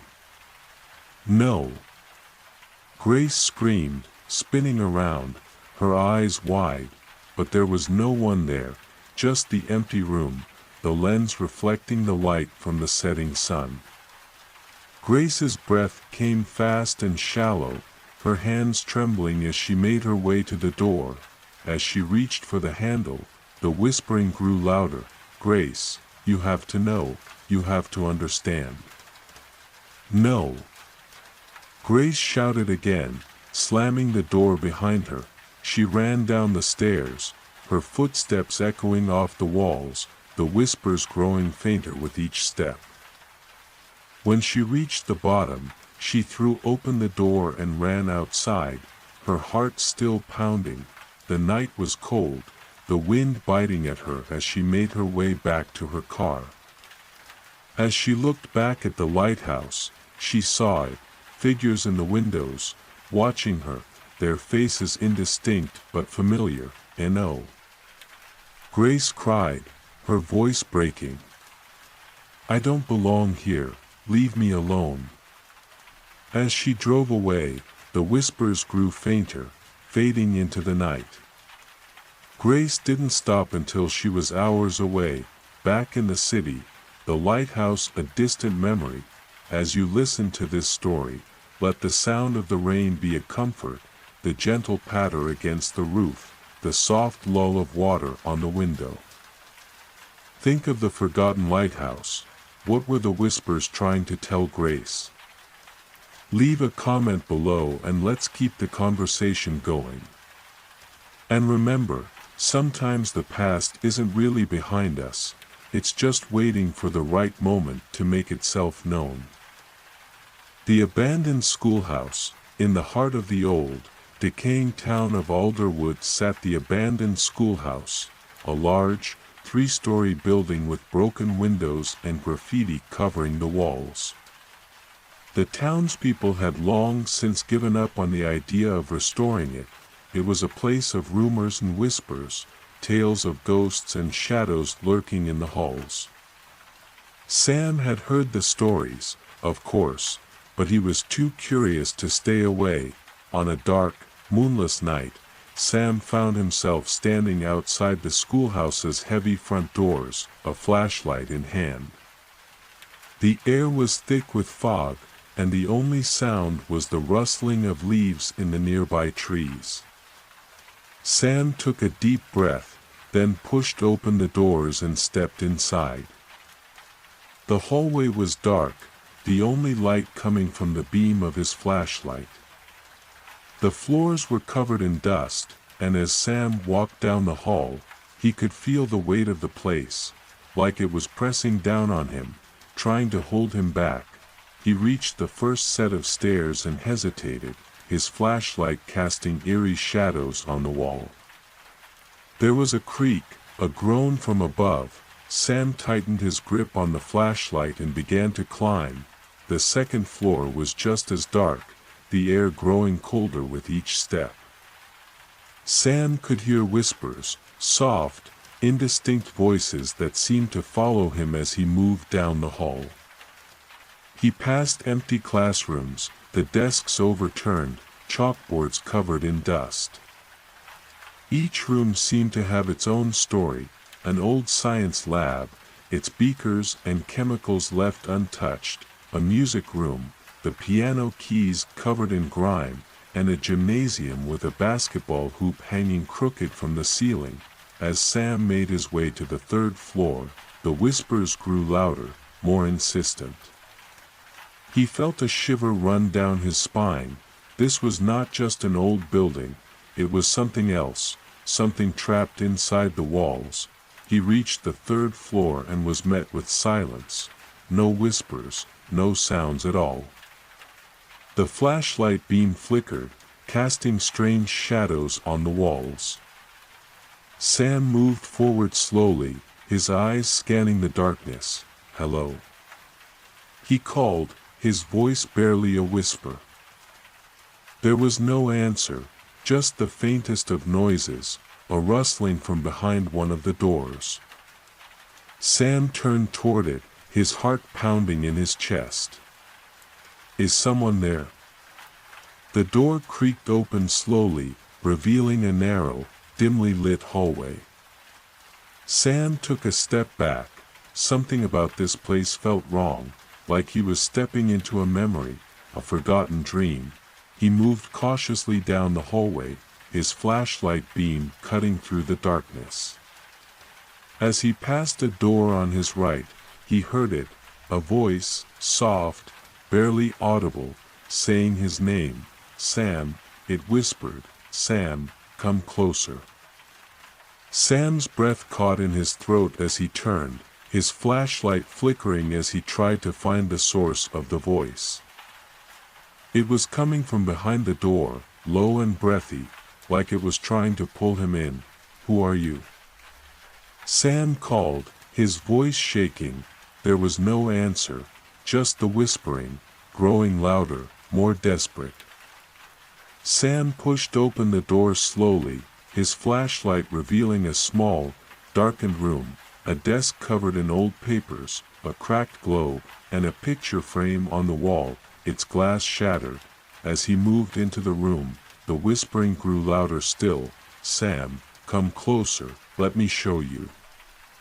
Sam's heart was pounding as he reached for the picture frame, lifting it slowly. The picture inside was old. A group of children and teachers posed in front of the schoolhouse, their faces faded and worn. "Why are you showing me this?" Sam asked, his voice barely a whisper. "Because you need to know," the voice replied, the whispering growing more insistent. "You need to know why we're still here." Sam felt himself pulled toward the picture, his eyes fixed on the children's faces. There was something familiar about them, something that reached into his memory. The whispering grew louder, almost a chant now. "Sam, Sam, come with us." "No," Sam cried, his voice breaking. "I'm not like you, I don't belong here." The room seemed to grow colder, the air heavy with the weight of the past. The whispers grew louder still, the faces in the picture beginning to move. Sam could see them. Children with sad eyes, reaching out to him. "Sam, come with us," the voice said again, its tone almost pleading. Sam turned and ran from the room, his footsteps echoing off the walls. As he reached the stairs, the whispers grew fainter, the presence of the schoolhouse less oppressive. He made it outside, breathing heavily, the fog closing in around him. Sam ran for his car, not stopping until he was back on the main road, the old schoolhouse fading behind him. As you listen to this story, let the sound of the rain be a comfort, the gentle patter against the roof, the soft lull of water on the window. Think of the abandoned schoolhouse. What was its secret? Why were the whispers calling out to Sam? Leave a comment below and let's keep the conversation going. And remember, sometimes the past never really leaves us, sometimes it lingers, waiting for someone to hear its story. The last motel. It was a hot summer night when Sarah's car broke down on the deserted highway. She had been driving for hours, trying to get back home, but now she was stuck, miles from the nearest town, with nothing but endless highway ahead and behind. Sarah was frustrated and tired, her patience wearing thin as she tried to get her phone to work. No signal. As she stood by her car, kicking at the gravel in frustration, a pair of headlights appeared in the distance. They grew larger, brighter, until a car pulled up beside her, its window rolling down slowly to reveal an old man with a weathered face. "Need some help, miss?" He called over the sound of the engine. Sarah hesitated for a moment, then nodded, feeling relief wash over her. "Yes, please," she said, her voice weary. "My car broke down." The old man smiled, his eyes kind. "No problem, just follow me," he said, gesturing with his hand. "I know a place nearby where you can stay for the night."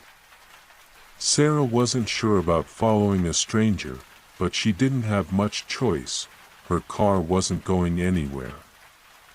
She climbed into her car, and the old man led the way down a narrow, winding road, disappearing into the darkness. After what seemed like hours, they reached a small, weathered sign, a hand-painted board that read, "Last Motel, Vacancy."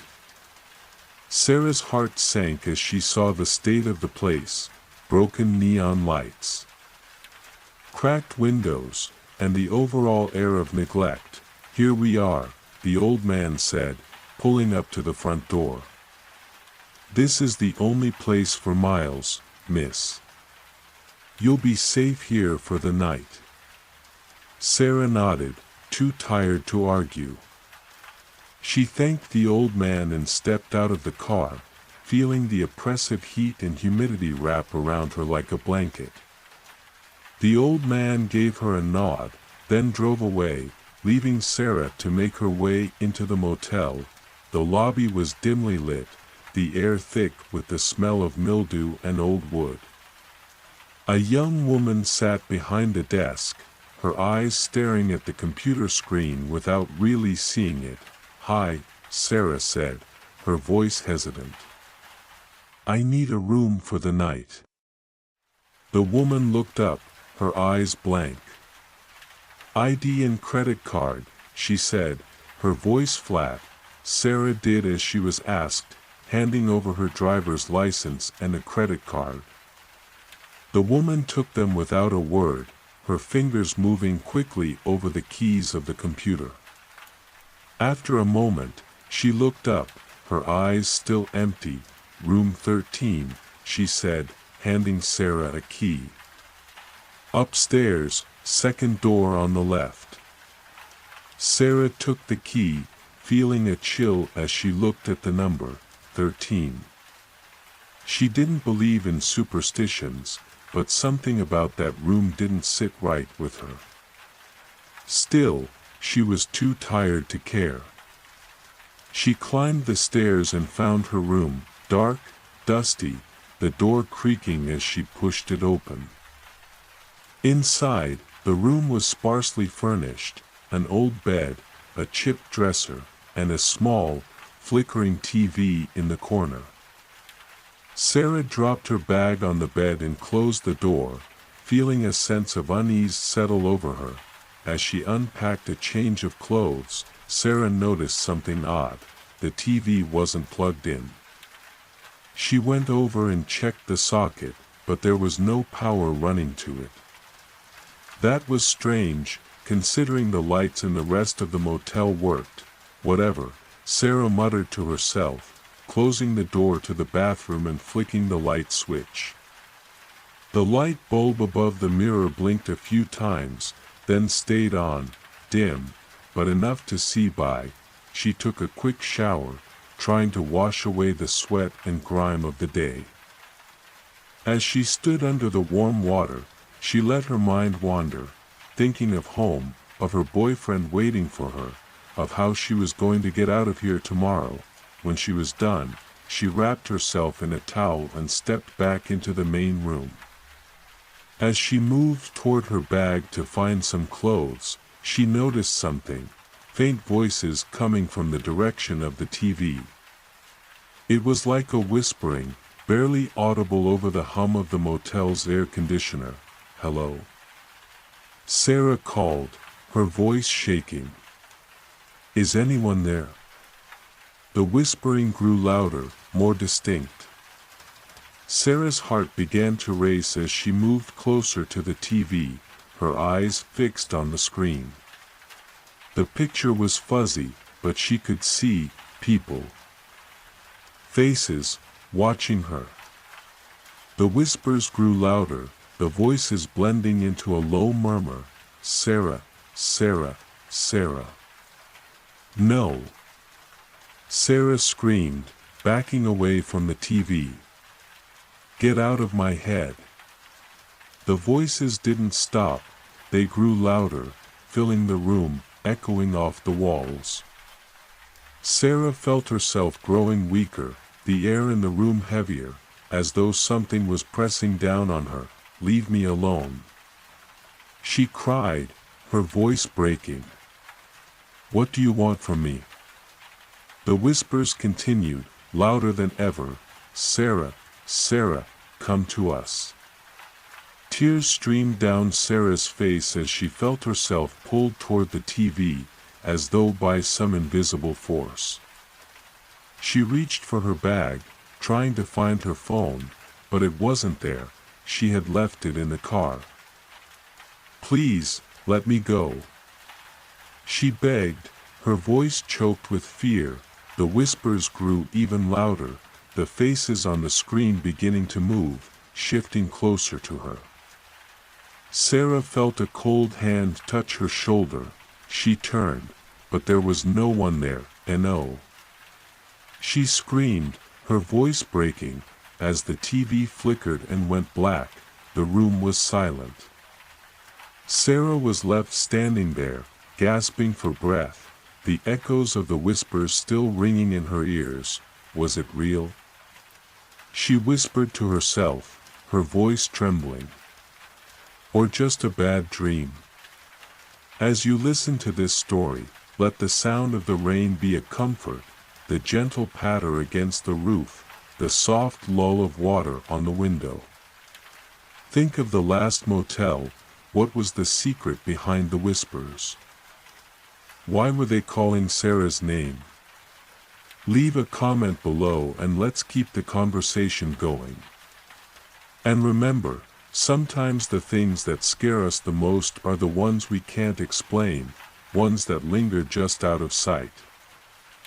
The Whispering Waters. It was a quiet, moonlit night in the small town of Willow Creek. The town was nestled on the banks of a winding river, its waters glistening under the silver light of the full moon.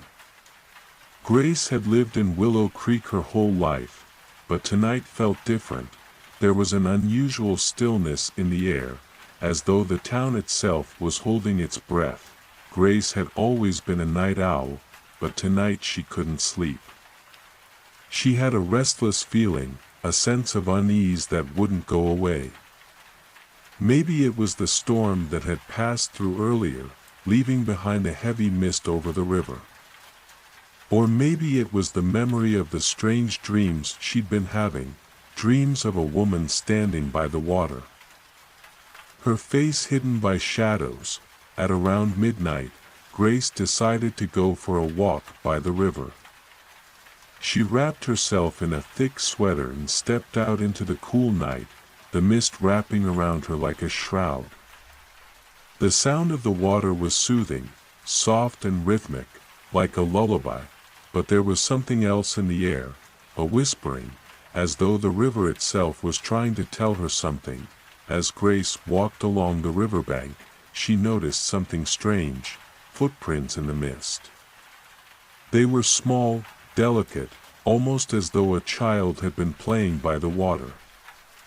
Grace followed them, her heart quickening as she moved deeper into the mist. The footprints led her to a small, hidden cove, surrounded by thick, tangled trees. As she stepped into the cove, Grace felt a strange sensation. The air was colder here, the whispering of the river louder, as though it was trying to tell her a secret. She turned in a circle, her eyes scanning the darkness, but there was no one there, just the sound of the water, lapping against the rocks. "Hello?" Grace called, her voice breaking the silence. "Is anyone there?"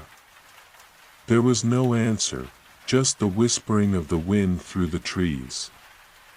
Grace's unease grew, and she took a step back, her eyes fixed on the shadows.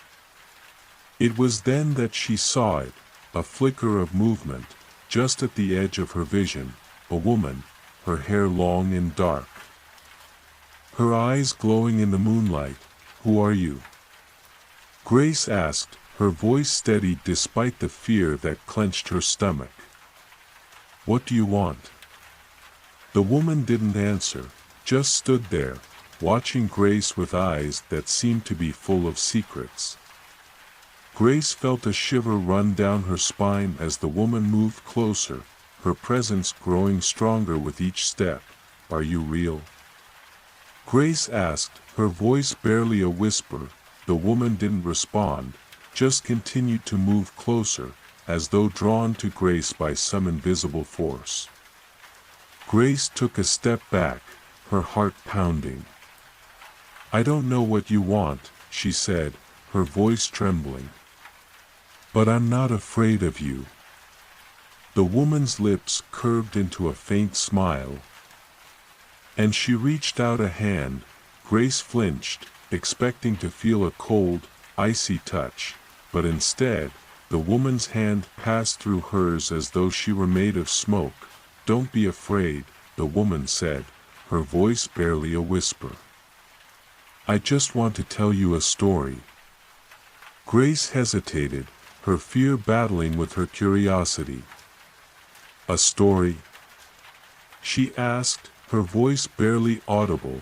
The woman nodded, her eyes never leaving Grace's. "Yes, a story," she said. "A story about the river, about the secrets it holds."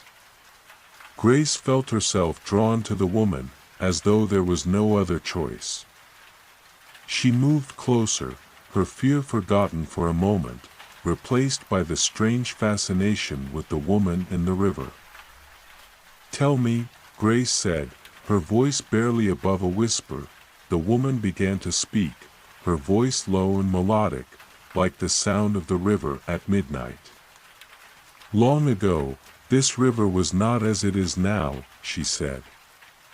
"It was dark, filled with secrets and whispers, a place where the dead would come to tell their stories. But over time, those stories were forgotten, lost to the currents. As the woman spoke, the water seemed to come alive, shimmering under the moonlight, the whispers of the river growing louder.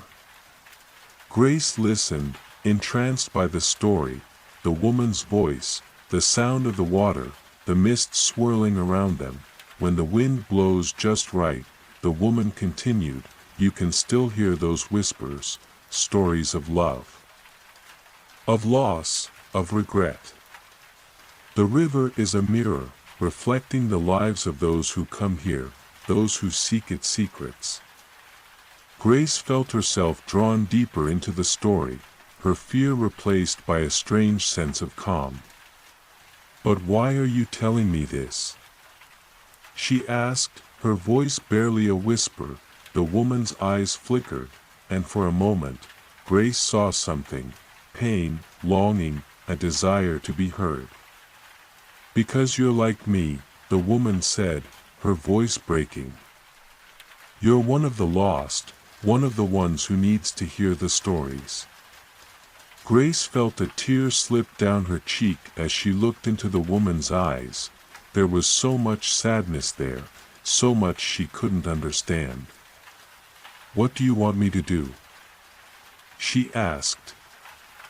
Her voice trembling. Listen, the woman said softly.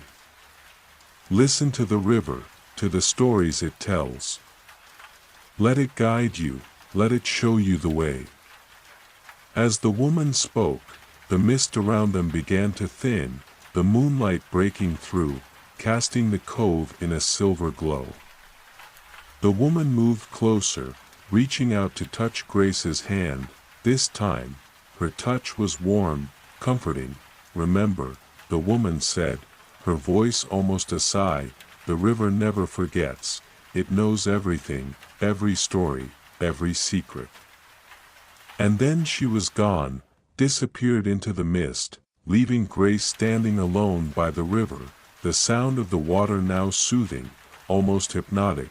Grace stood there for a moment longer, letting the story sink in, letting the whispers of the river fill her mind. As she turned to leave, she knew she would never forget what she had heard, that the river was a place of secrets, of stories waiting to be told.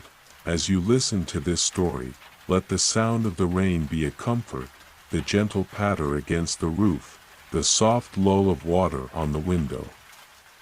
Think of the whispering waters. What secrets do you think the river holds? What stories is it waiting to share? Leave a comment below and let's keep the conversation going. And remember, sometimes the things that scare us the most are the ones we don't see, the ones that whisper just out of reach. The Forgotten Station. It was a cold, rainy night in rural America when Rebecca found herself lost, trapped in a never-ending storm on a deserted road.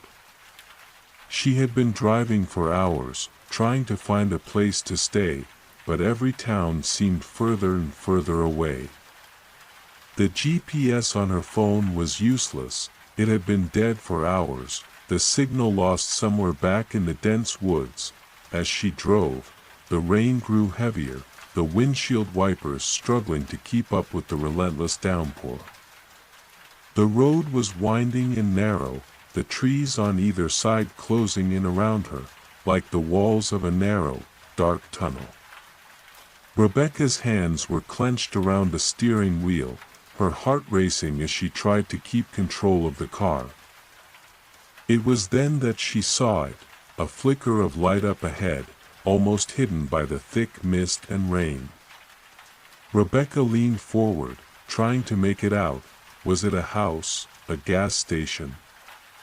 As she got closer, the outline became clearer, a small, weathered sign at the side of the road, barely visible through the sheets of rain. It read, Echo Ridge Station, 1 mile. Rebecca hesitated for a moment, then turned onto the dirt road that led to the station. The drive was slow and treacherous, the mud pulling at her tires, but eventually, she saw the familiar glow of lights through the trees. As she approached, the details of the station came into view: a small, dilapidated building, its windows covered in grime and its sign barely hanging on by a thread. As Rebecca stepped out of the car, the cold wind cut through her jacket, and she shivered. The station seemed deserted, the pumps were broken, the shop windows dark and empty. She hesitated for a moment, then pushed open the door and stepped inside, hoping to find warmth and a place to charge her phone. The inside of the station was even worse than the outside: dusty shelves lined with empty cans and bags of chips, a faded map of the state on the wall, and a small, flickering fluorescent light above the counter.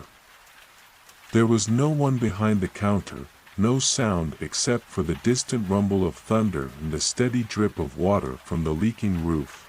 Rebecca made her way to the back of the station, where there was a row of phone booths, an outdated relic in the age of smartphones. She tried each one, but they were all out of order, the dials sticky with grime. She cursed under her breath, looking out at the stormy night through the cracked glass. The wind howled, and for a moment, she thought she saw something, movement just outside the window, a dark shape shifting in the shadows. "Stop it," Rebecca whispered to herself, shaking her head. "You're just paranoid." She turned away from the window and looked around the station again, hoping to find something useful: an old map, a phone charger, anything. It was then that she heard it, the faintest sound, a whisper at the edge of her hearing: "Rebecca." Rebecca's heart stopped. She turned slowly, her eyes scanning the empty station. There was no one there, just shadows and the sound of the storm outside. "Who's there?" she called, her voice trembling. "Show yourself." There was no answer, only silence. Rebecca's fear grew with every passing second.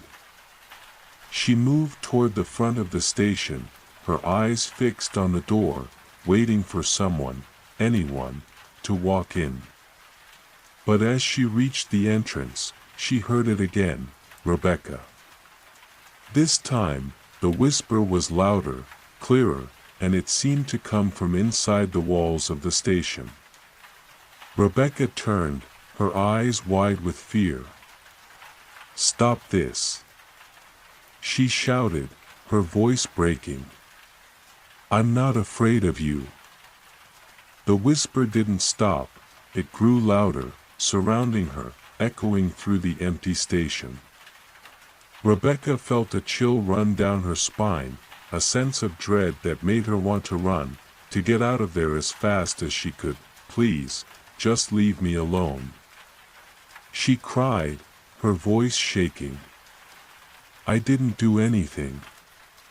The whisper grew even louder, becoming almost a chorus: "Rebecca, Rebecca, Rebecca." It was as though the walls themselves were calling her name, urging her to come closer. Rebecca backed away, stumbling over an old magazine rack. She felt trapped. There was nowhere to go, no place to hide. The whisper was coming from all around her now, filling the station with an otherworldly sound.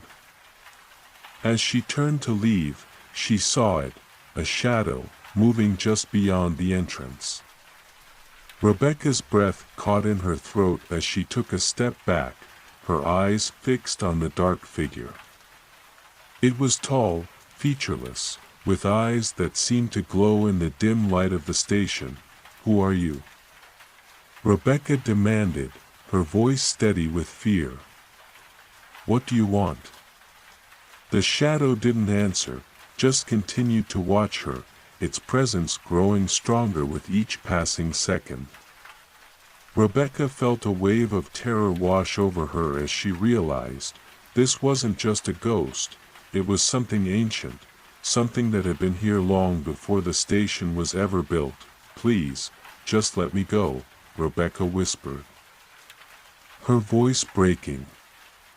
"I don't want to be here anymore." The shadow moved closer, slowly, as though it was being drawn to her. Rebecca felt herself backed up against the counter, her breath coming faster and faster. She closed her eyes, waiting for the darkness to take her. "Rebecca." The shadow whispered again, its voice like gravel against her ear. "Rebecca, don't be afraid. You're one of us now." "No." Rebecca screamed, her voice cracking. "I don't want to be one of you." The shadow reached out, its fingers brushing against her skin, cold, like ice. Rebecca felt herself pulled into the darkness, her vision fading, her mind slipping away. When she woke, the storm had passed. The sun was rising, casting a golden light over the empty station. Rebecca was lying on the floor, covered in sweat, the sound of the whispering still echoing in her ears. As you listen to this story, let the sound of the rain be a comfort, the gentle patter against the roof, the soft lull of water on the window. Think of the forgotten station. What do you think the shadow wanted from Rebecca? Why was it calling her name? Leave a comment below and let's keep the conversation going. And remember, sometimes the things that scare us the most are the ones we can't see, the ones that lurk just beyond the edge of our understanding. The shadow on the lake, the sun had just dipped below the horizon, casting a warm, orange glow across the small, peaceful lake nestled in the mountains of North America. It was a place known for its quiet beauty, where the only sounds were the occasional call of a loon and the gentle lapping of water against the shore. But for Sarah, tonight, something felt different, a sense of unease that she couldn't quite shake. Sarah had rented a cabin for the weekend, hoping to escape the stress of city life and enjoy some peace and quiet. As she set up her fishing gear on the rickety pier, she couldn't help but feel a shiver run down her spine whenever she glanced out over the water. There was something about the way the trees seemed to close in around the lake. The shadows growing longer with each passing minute. As she cast her line into the water, Sarah tried to push the feeling away, telling herself that it was just her imagination, that the stories her mother had told her about the lake were just that, stories. But the hairs on the back of her neck continued to stand on end, and she could swear she saw something moving just beneath the surface of the water, dark, shifting shapes that seemed to pulse with an otherworldly energy. "Come on, fish," Sarah muttered, trying to focus on the tug of her line. "Please, just one bite." The sun had fully set by the time Sarah felt it, the unmistakable pull of something in the dark, something lurking just beyond the edge of her vision. She turned her head slowly, scanning the lake, but there was nothing there, just the ripples of water and the faint reflection of the stars above. "Maybe I should just go inside," Sarah thought aloud, her voice trembling slightly. "It's getting too creepy out here." But just as she turned to leave, she saw it, a dark shadow moving along the far side of the lake, just beneath the surface. Sarah froze, her heart pounding in her chest. It was as though something was swimming just below the water, something large and heavy, leaving a trail of ripples in its wake. "Hello?" Sarah called, her voice breaking. "Is someone there?" The shadow continued to move, its shape becoming clearer, an outline. A presence that seemed to shift and change with every wave. Sarah's breath quickened, her mind racing with questions. What was this thing? and why was it here? For a long moment, there was silence. The only sound was the wind rustling through the trees and the distant call of a bird. Then, as though in answer to her question, the shadow rose, slowly, gracefully, out of the water. Sarah could see it now, a figure, tall and thin, with dark, empty eyes that seemed to stare right through her. "Stay away!" Sarah yelled, her fear giving her voice a strength she didn't know she had. "I don't know what you are, but you need to leave." The figure didn't move, didn't respond, just stood there. Floating on the surface of the lake, watching her with those blank eyes.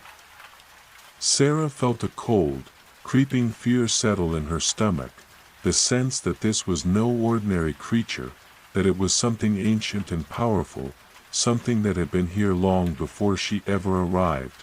"Please," Sarah whispered, her voice trembling. "Just let me go." The figure didn't speak, just continued to watch her, its presence growing stronger with each passing second. Sarah could feel its eyes on her, following her as she backed away slowly, step by careful step. She reached the edge of the pier and turned, running as fast as she could back toward the cabin, her heart pounding, the figure's shadow still lurking at the edge of the lake. As Sarah stumbled into the cabin, slamming the door behind her, she felt a moment of relief. The shadow was gone, at least for now. But she knew better, knew that it wasn't really gone, that it was still out there, waiting for her, for anyone who dared to venture too close to the water. That night, Sarah lay in bed, staring up at the ceiling, unable to sleep. The feeling of being watched didn't leave her. She could feel the shadow's presence at the edge of her consciousness, always there, always lurking.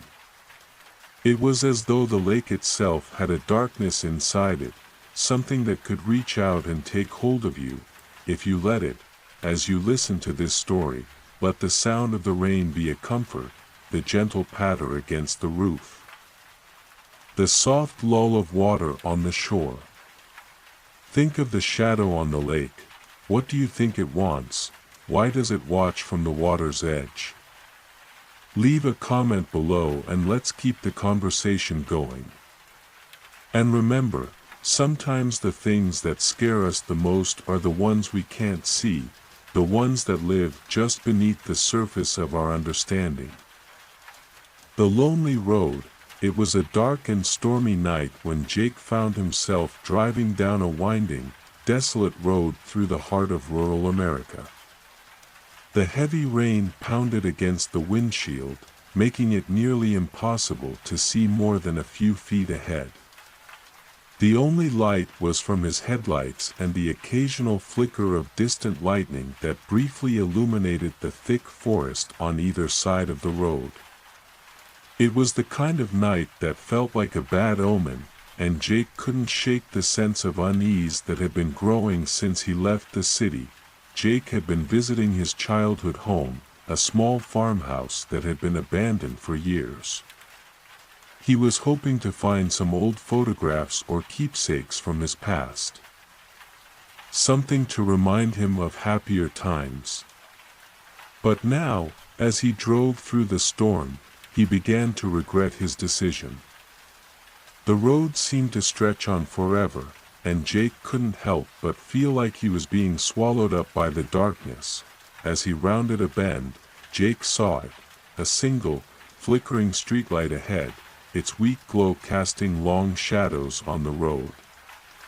There was nothing else around, no houses, no cars, just the light and the empty, endless road ahead. Hesitant but desperate to find shelter from the rain, Jake steered his car toward the light, pulling up under it as close as he dared. He got out of the car and closed the door quickly, not wanting to let the cold, wet air inside. The streetlight illuminated the road ahead for only a few feet, making the forest on either side seem even more intimidating. Jake could hear the wind howling through the trees, and the occasional rustle of branches as though something was moving among them. "Hello?" Jake called, his voice barely carrying over the sound of the rain. "Is anyone there?" There was no response, only the steady drip of water from the streetlight above and the distant rumble of thunder.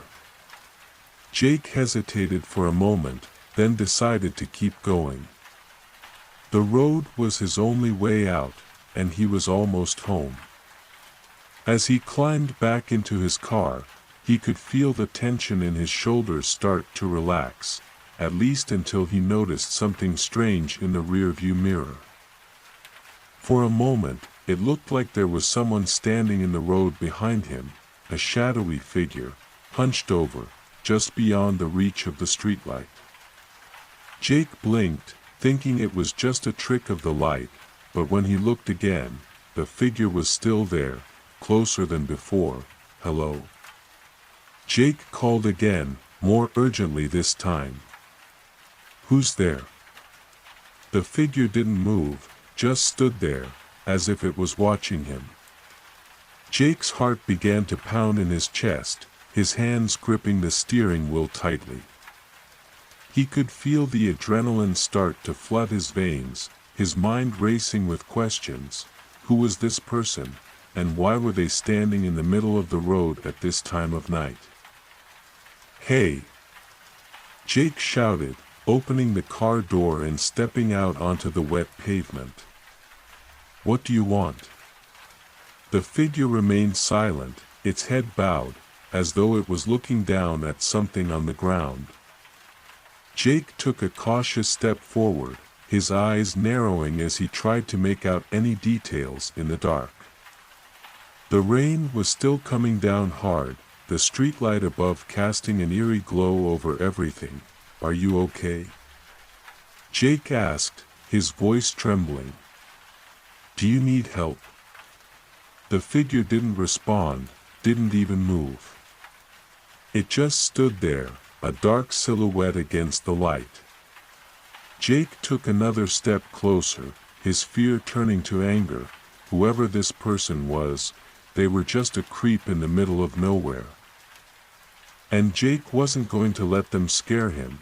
As he reached out a hand to shake the figure's shoulder, it turned abruptly, revealing a face that was twisted in a silent scream, eyes wide and staring, mouth open as though it was trying to speak but could make no sound. Jake froze, his hand still outstretched, his breath catching in his throat. What the hell?" Jake stammered, taking a step back. The figure didn't move, just continued to stare at him with those wide, empty eyes. The rain seemed to get louder, the sound almost deafening as it poured down on them. Jake's heart was pounding now, his fear turning into a white-hot rage. He needed to get out of here, to get away from this nightmare. Without another word, Jake turned and ran, back to his car, back to the safety of the streetlight. He could feel the figure behind him, could hear its slow, methodical footsteps in the wet leaves as it followed him. Every time he glanced back, the figure was closer, its face never changing, just that silent scream frozen in place. When Jake finally reached his car, he didn't hesitate. He jumped in, slammed the door, and floored the gas pedal. The engine roared to life, and he sped away from the figure, leaving it behind in the rain and darkness. But even as he drove, he could still feel its presence, like a shadow just beyond the reach of his headlights, always there, always watching. As Jake drove, his mind raced with questions. Who was the figure, and what did it want from him? Was it a ghost, a spirit trapped in the darkness, or something far more sinister? And why had it chosen him, just an ordinary guy driving down a lonely road on a stormy night? When he finally made it home, Jake didn't sleep, couldn't sleep. The image of that silent scream haunted him, the feeling of being watched lingering long after the rain had stopped. He told himself it was just a trick of the light, just his mind playing tricks on him after the stress of his breakup and the move to a new town. But deep down, he knew better, knew that some things couldn't be explained, that there were places and things in the dark that no one could ever really understand. As you listen to this story tonight, let the rain wash over you, let the sound of the drops against the roof be a reminder that there are things beyond the light, things waiting in the dark. Leave a comment below, tell me what you think the figure was, what its purpose might have been. And if you have your own story of the unexplained, share it with us. Let's keep the conversation going as we explore the mysteries together. Remember, the lonely road is just one part of a larger world, where the line between reality and the unknown is thin, and the whispers are never far away. The Hollow House, in the dense woods of the American Midwest, hidden from the well-trodden paths, there stood a house, an old, decrepit building that seemed to be swallowed by the trees around it. The locals called it the Hollow House, a name that reflected not just its empty appearance but the strange atmosphere that surrounded it. It was a place of rumors, of whispered stories that were passed down from generation to generation, each one more terrifying than the last. The Hollow House had stood there for as long as anyone could remember, a relic of a bygone era. Once a grand home, it was now a shadow of its former self, windows broken, paint peeling, the once lush garden reduced to a tangle of weeds. No one knew who had built it, why it had been abandoned, or what had happened to its occupants. All that was certain was that no one who ventured inside ever returned. It was in the middle of winter that Sarah found herself drawn to the Hollow House. She was new to the area, having moved there for a fresh start after the end of a long-term relationship. Desperate for a distraction from her recent heartbreak, Sarah had been exploring the woods when she stumbled upon the house. Its presence was unsettling, silent, watching her as though it knew she was there. Curiosity killed the cat, Sarah murmured to herself as she approached the front door, which swung open with a creak that echoed through the still air. She hesitated for a moment, then stepped inside, the cold air inside making her shiver. It was like stepping back in time, dusty furniture draped in cloths, old photographs scattered on the floor, and a smell of decay that seemed to hang in the air like a thick fog. "Hello?" Sarah called, her voice echoing through the empty rooms. "Is anyone here?" The only response was silence, the kind of silence that was almost tangible, pressing against her eardrums. Sarah moved cautiously from room to room, her flashlight flickering as she examined the decay, walls cracked, the roof sagging under the weight of years of neglect. It was as though the house itself was holding its breath, waiting for something. It wasn't until she reached the back of the house, into what must have been a library or study at some point, that she found something unusual, a small wooden box hidden in a drawer of an old desk. The box was intricately carved, with symbols that Sarah didn't recognize etched into its surface. Inside, there was a collection of faded letters, each one written in a script that was almost impossible to read. Sarah's curiosity got the better of her. She sat down on the floor, her back against the desk, and began to sift through the letters. They were dated from the early 1900s, letters between a man named Henry and someone named Eleanor. The words were filled with longing, with a sense of desperation that seemed out of place for a correspondence between lovers. As Sarah read on, The letters became more cryptic, mentions of a hidden room, of secrets that couldn't be shared, of a fear that seemed to grip both Henry and Eleanor. "Sarah," a voice whispered, causing her to jump. She turned quickly, but there was no one there, only the empty room, the shadows moving as though they had a life of their own. "Who's there?" Sarah called, her heart pounding. There was no response, only the soft creak of the floorboards, as though someone were walking just behind her. Sarah stood, her flashlight sweeping across the room, but there was nothing, no sign of anyone else. "Maybe I'm just hearing things," she muttered, trying to shake off the feeling of being watched. As she continued to read the letters, Sarah's unease grew. The final letter in the box was written in a hurried script, the words almost illegible. It spoke of a hidden room, a place where Henry and Eleanor had once gone, where they had found something they weren't supposed to find. The letter warned that the house was not just abandoned, it was locked in a trap of its own making, that once you entered, you couldn't leave. Sarah's fingers trembled as she read the last few lines, the words filled with fear, with a sense of urgency that made her blood run cold. "Find the room," it said. "Find it before they find you." Her heart racing, Sarah pushed aside the letters and began to search the room for any sign of a hidden door. A passage that led somewhere else. It wasn't long before she found it, a small, inconspicuous panel in the corner of the room. The panel was old, the wood splintering as she pressed against it, but it gave way, revealing a narrow staircase that disappeared into the darkness below.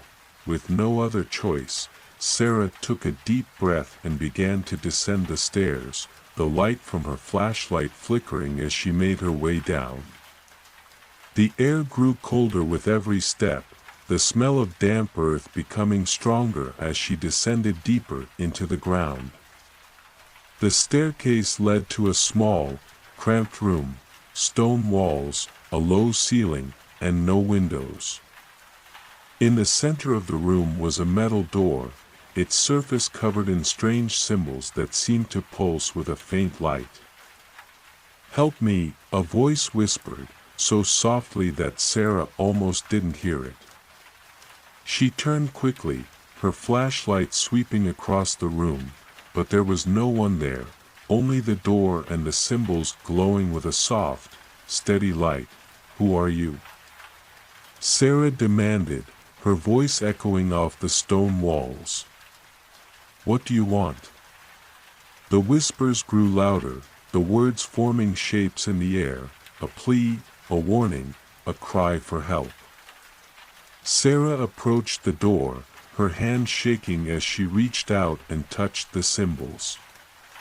As her fingers made contact, the light from the symbols grew brighter, illuminating the room in a ghostly glow.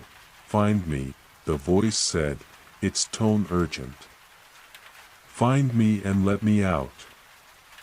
Sarah hesitated for a moment, then reached for the metal door, pushing against it with all her strength. It creaked open slowly, revealing a passageway beyond, a passageway that seemed to pulse with energy, as though it was alive. "Who are you?" Sarah asked again, her voice trembling as she took a step into the darkness. There was no response, only the soft whispering, an invitation, a promise. Sarah knew she had no choice but to follow, knew that if she didn't, she would never leave the hollow house. With a final deep breath, she stepped into the passageway, the door closing behind her with a loud clang. Sarah was alone in the dark, the whispers growing louder as she made her way deeper into the heart of the house, deeper into its secrets. As you listen to this story tonight, let the whispers guide you, through the darkness, through the unknown. Leave a comment below, Tell me what you think is waiting for Sarah in the hollow house. What do you believe is down that passageway? And if you dare, share your own story of the unexplained. Let's keep the conversation going as we explore the mysteries together. Remember, the Whispering Hills are just one part of a larger world, where the line between reality and the unknown is thin, and the whispers are never far away. The Whispering Hills, in the far reaches of the American Midwest, where the land stretched out in endless plains, there was a small town nestled in the heart of the Whispering Hills. This town was known for its silence, the kind of quiet that hung in the air like a heavy fog, blanketing everything in its path. The Whispering Hills were not just a name, they were a presence, a mysterious force that seemed to bend reality itself. No one knew exactly when the first rumors began. Some said it was when the settlers first arrived, that strange sounds, like whispers carried on the wind, had been heard. Others claimed it was always there, long before the first homes were built, before the roads were paved and the towns grew. The Whispering Hills were an enigma, a place where the earth seemed to hold its breath, where the land itself seemed to listen. For years, the town's residents lived in peace, or so it seemed. They went about their daily lives, working the land, raising their families, never really thinking about the shadows that seemed to move just beyond the trees, the whispers that could be heard if you listened hard enough. But as the years passed, the strange occurrences grew more frequent. Doors would open and close on their own, whispers could be heard in the dark corners of rooms, and sometimes, in the dead of night, people would hear their names being called in a voice that seemed to come from nowhere. It was in this town that Emma found herself, freshly moved from the city for a quieter life. She had heard the stories, of course, the warnings from the locals, the tales passed down from generation to generation. But Emma was a skeptic. She didn't believe in ghosts or spirits, at least, not in the way that the people in Whispering Hills seemed to. She thought of the whispers as nothing more than the wind, the creaking of old buildings, her imagination playing tricks on her. One evening, after settling into her small cottage on the outskirts of town, Emma decided to take a walk through the Whispering Hills. The sun was setting, casting long shadows over the landscape, painting the fields in hues of gold and crimson. Emma had always loved the beauty of the countryside, the way the light seemed to bend and twist as it dipped below the horizon. As she walked deeper into the hills, the whispers began, soft at first, barely noticeable above the rustling of leaves and the distant call of a bird. But as Emma continued, the whispers grew louder, the sound of her own name being called softly through the trees.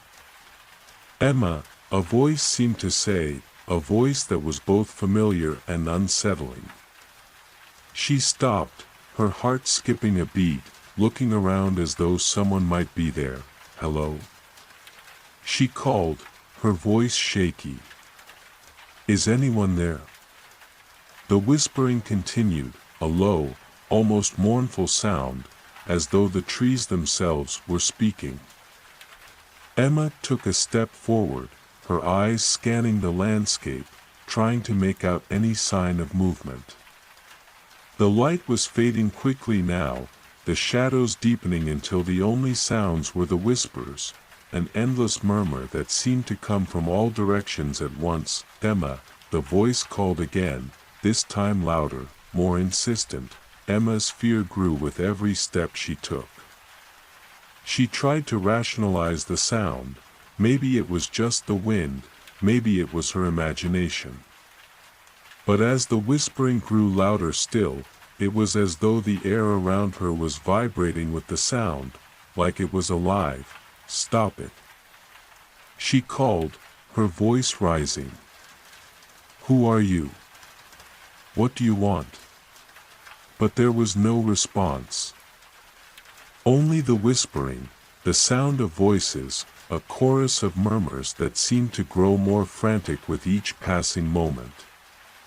Emma turned, her heart pounding, and began to run, through the trees, her feet crunching on the fallen leaves, the whispers following her all the way back to her cottage. That night, as she lay in bed, Emma could still hear the whispers, soft, insistent, as though they were speaking directly to her mind. She tried to block them out, to convince herself that it was just the wind, just her nerves after the move. But the more she tried to ignore the whispers, the louder they grew, until she was certain that they were inside her head, that they were reaching out to her from somewhere beyond. The next morning, Emma ventured back into the Whispering Hills, determined to find out what was causing the whispers. She spoke to the locals, asking about the history of the place, about the stories they had heard. Most of them shook their heads, refusing to speak of it, afraid, perhaps, of drawing the whispers closer. There's something in those hills, one old woman told her, her eyes filled with a kind of knowing fear. Something that's been there for as long as anyone can remember. What is it? Emma pressed, her curiosity outweighing her fear. The woman hesitated, then leaned in close, her voice dropping to a whisper. Some say it's the spirits of those who lived and died in this place, trapped in the earth, unable to move on. Do you believe that? Emma asked, feeling a chill crawl up her spine. The woman nodded slowly. I don't know what to believe, she said. But I've heard the whispers too, heard them calling my name in the night. Emma left the woman's cottage with more questions than answers. She spent the next few weeks combing through old records, talking to the elders, trying to piece together the history of the Whispering Hills. What she discovered was unsettling: stories of disappearances, of people hearing voices in the night, of strange markings found on the ground, as though something was trying to communicate. It wasn't until a month after her first walk in the hills that Emma finally had a breakthrough. She was sitting in her cottage, listening to the rain tap against the roof, when she heard it again, the soft, insistent whisper of her name. This time, she wasn't afraid. She knew what it was, knew that the whispers were trying to tell her something. Tell me what you want, she said, her voice steady. I'm listening. The whispers grew louder, clearer, until they formed words, sentences that seemed to come from nowhere. Help us, the whispers said, their voices a chorus of despair. Help us find peace. Emma sat there, listening, letting the words wash over her. The more she listened, the more she understood. These weren't just the voices of the dead, they were cries for help, spirits trapped in a place they couldn't leave. Trying to find a way out, she knew what she had to do, knew that she was the only one who could help. Armed with nothing but her determination and a small, wooden amulet, Emma returned to the Whispering Hills. This time, she wasn't afraid. She knew that the spirits were watching, waiting for her to find the answers. Under the cover of darkness, Emma made her way through the trees, the whispers following her, guiding her. It wasn't long before she found herself back in the clearing, the same place where she had first heard the whispers. The air was heavy with the scent of rain, the sky above a blanket of stars. Show me what I need to do, she whispered, holding out the amulet. Show me the way. The whispers grew louder still, until they became almost deafening, voices overlapping, creating a rhythm that was almost hypnotic.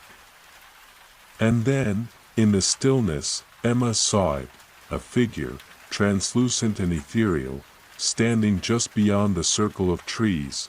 "Help us," the figure said, its voice barely more than a breath of wind. "Help us find the way home." Emma stepped forward, her heart pounding. "I don't know how," she admitted. "I don't know what to do." The figure seemed to smile, an expression of understanding and hope.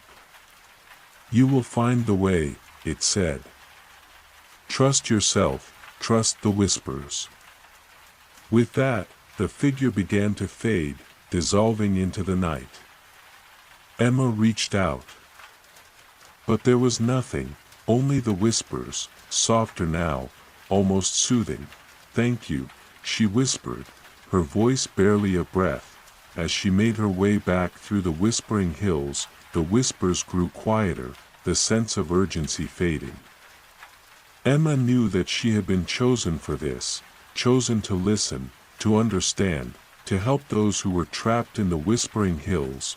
The next morning, when the sun rose over the plains, Emma felt a sense of peace that she hadn't known before.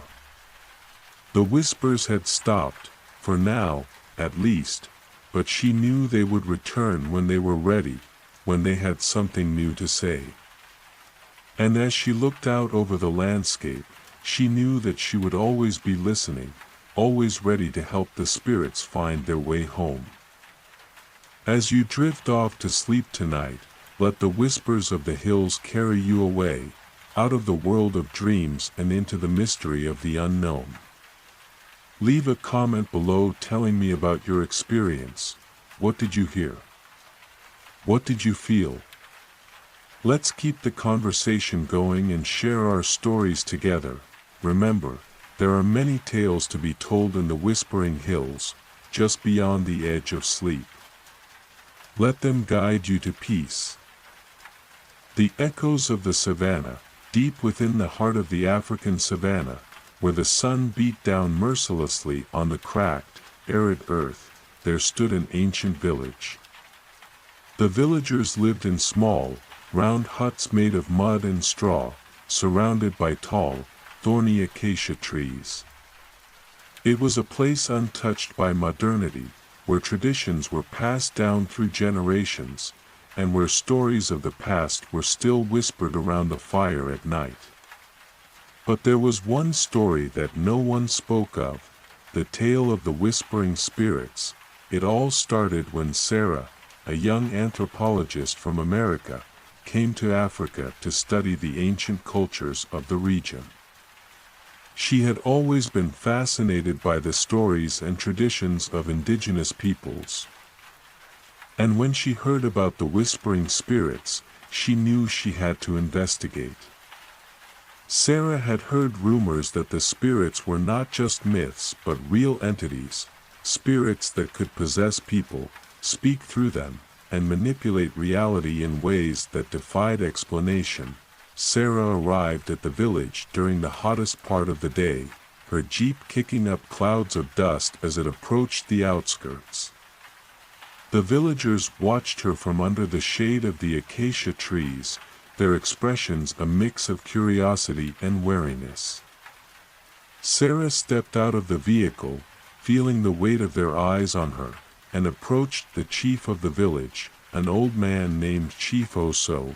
"Welcome, Sarah," Chief Oso said. His voice deep and gravelly from years of speaking over the sounds of the savannah. "What brings you to our village?"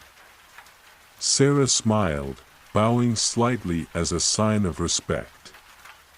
"I'm here to learn about your culture, your stories, your connection to the land and the spirits." Chief Oso nodded slowly, his eyes flicking to the surrounding huts. "The whispering spirits are not something to be trifled with," he said, his voice low and serious. "They are real, and they are dangerous." Sarah's heart quickened. "I've heard stories," she admitted, her eyes meeting his. "But I need to see for myself. can you take me to where they appear? The chief hesitated, then looked away. It is not something that can be easily done. Sarah. The spirits do not welcome outsiders. Please, Sarah urged, her voice gentle. I must know, there is so much at stake. After a long pause, Chief Oso nodded. Very well, he said. But you must promise not to speak of what you see to anyone else. This knowledge is for those who live here, those who are chosen. Sarah nodded eagerly. I promise. That evening, under the cover of darkness, Sarah followed Chief Oso into the heart of the savannah. The air was thick with the scent of dust and wildflowers, and the stars above seemed to stretch on forever. They walked in silence for what felt like hours, the only sound the distant calls of animals in the night. Finally, they arrived at a small clearing, surrounded by those same thorny acacia trees. The air was heavy with the sounds of insects and the distant cry of a hyena. Chief Oso stopped in the center of the clearing, his eyes closed as he spoke in a language Sarah didn't understand. The words seemed to hang in the air, vibrating with an otherworldly energy. Why are we here? Sarah whispered, her eyes wide with fear. Chief Oso opened his eyes, his gaze steady on hers. The whispering spirits do not appear for just anyone, he said quietly. They are drawn to those who seek the truth. As if on cue, the air around them seemed to shimmer, almost like a heat wave, distorting the space around them. Then, without warning, the ground beneath their feet seemed to swallow them whole, the world turning black as they fell into darkness. When Sarah opened her eyes, she was no longer in the clearing. Instead, she found herself in a small, dimly lit village, its huts made of mud and straw, just like the one she had left behind. But there was something different, something wrong. The people in the village were whispering, voices blending together into a low, constant murmur. It was as though the air itself was speaking, telling secrets, sharing memories. Welcome, Sarah, a voice said, coming from the shadows. It was low and sonorous, almost as though it was coming from the ground itself. Welcome to the Whispering Village. Sarah turned, her eyes narrowing as she tried to make out the figure in the darkness. Who are you? She demanded, her voice steady despite the fear in her heart. I am one of the whisperers, the voice replied, the figure stepping into the dim light. It was a man, older, with eyes that seemed to glow in the dark. And you, Sarah, are the chosen one. Sarah took a step back, her heart pounding. Chosen for what? To listen, the whisperer replied, his voice gentle. To hear the stories, to hear the whispers of those who have passed on. Why me? Sarah asked, her voice trembling. Because you seek the truth, the whisperer said, his eyes meeting hers. And the spirits only reveal themselves to those who are willing to listen. Sarah hesitated, then nodded. I'm ready, she said softly. The whisperer gestured for her to follow him, leading her deeper into the village. As they walked, the whispering grew louder, voices overlapping, creating a cacophony that seemed to come from everywhere and nowhere at once. Sarah could feel the air around her vibrating, almost as though it was alive. Do you hear them? The whisperer asked, his voice barely more than a whisper. Yes, Sarah replied, her heart in her throat. But I don't understand. Not all stories are meant to be understood, the whisperer said, stopping in front of a small hut. Some are meant to be felt, to be experienced. The whisperer opened the door, revealing a room filled with candles and strange symbols, marks that seemed to move and shift as though alive. In the center of the room was a small pool of water, its surface reflecting the stars above. "Look into the water," the whisperer said, his voice low. "And listen." Sarah did as she was told, her eyes locked on the surface of the pool. At first, it was just a reflection, the stars above blending with the moonlight on the water. But then, the surface seemed to ripple, the image distorting, showing something else, something ancient and terrible. "What am I seeing?" Sarah whispered, "Memories." The whisperer replied, "The memories of those who lived here before, those who were claimed by the whispering spirits." Sarah watched, entranced as the images shifted, the faces of people long dead appearing and disappearing before her eyes.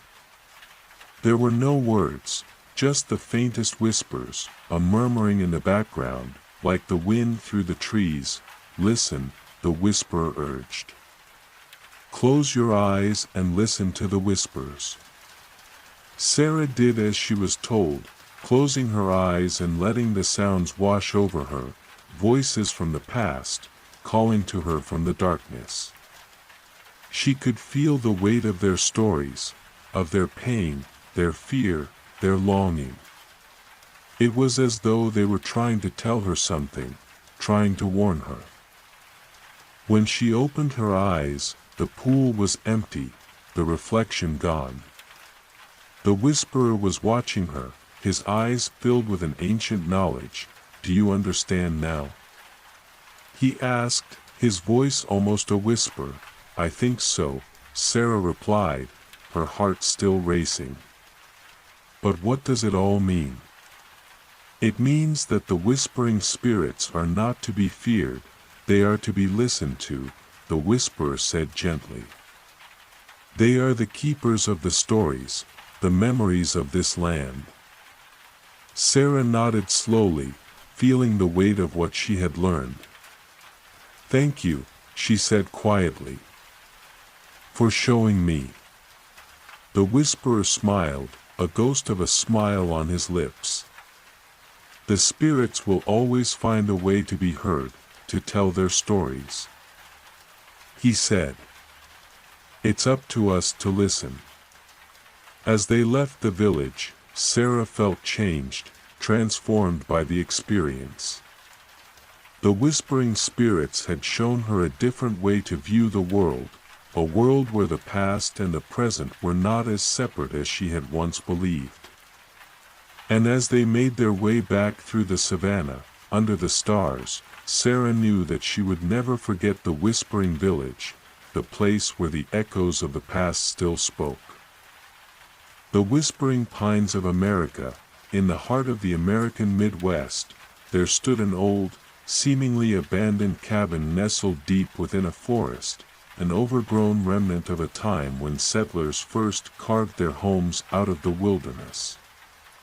The woods surrounding it were dark and thick with tall pines, their branches interlocking above like a protective roof. The sunlight barely touched the ground in this place, and shadows seemed to linger, giving the trees an eerie, almost sentient quality. People in the nearby town often spoke of the cabin in hushed tones. Many believed it was cursed, haunted by the spirits of those who had disappeared without a trace. One summer, Sarah and her husband Mark decided to take a road trip across America, searching for hidden gems and unexplored places. They had heard rumors of the whispering pines, the abandoned cabin in the middle of the forest, and with their interest piqued, they decided to take a detour from their planned route to find it. The drive was long and winding, taking them off the main highways and deep into the heart of the forest. As they left civilization behind, the only sound was the hum of the car engine and the occasional rustling of leaves in the breeze. As they neared the cabin, Sarah could feel the temperature drop, a sudden chill in the air that made the hair on the back of her neck stand up. Mark pulled the car over to the side of the road, looking at the GPS for directions. "There's nothing here," he said, frowning as he scanned the screen. "It should be right here, but there's no sign of it." Sarah glanced around, her eyes scanning the dense woods that surrounded them. "Maybe it's deeper in," she suggested, a hint of hesitation in her voice. Mark nodded, shutting off the engine. "Let's check it out," he said, opening his door. Sarah hesitated for a moment, then followed him, grabbing a flashlight from the glove compartment. The path to the cabin was less of a path and more of a suggestion. Vines and underbrush made it difficult to navigate. They walked in silence for what felt like hours, the only sound the occasional snap of a twig underfoot. Eventually, they came to a clearing, a small glade surrounded by those whispering pines. In the center was the cabin, its paint peeling, its windows dark and shuttered. The front porch sagged slightly, and the steps leading up to it were overgrown with weeds. Sarah could see why people said it was haunted. There was something almost malevolent about the place, something that made the back of her neck prickle. "Are you sure this is it?"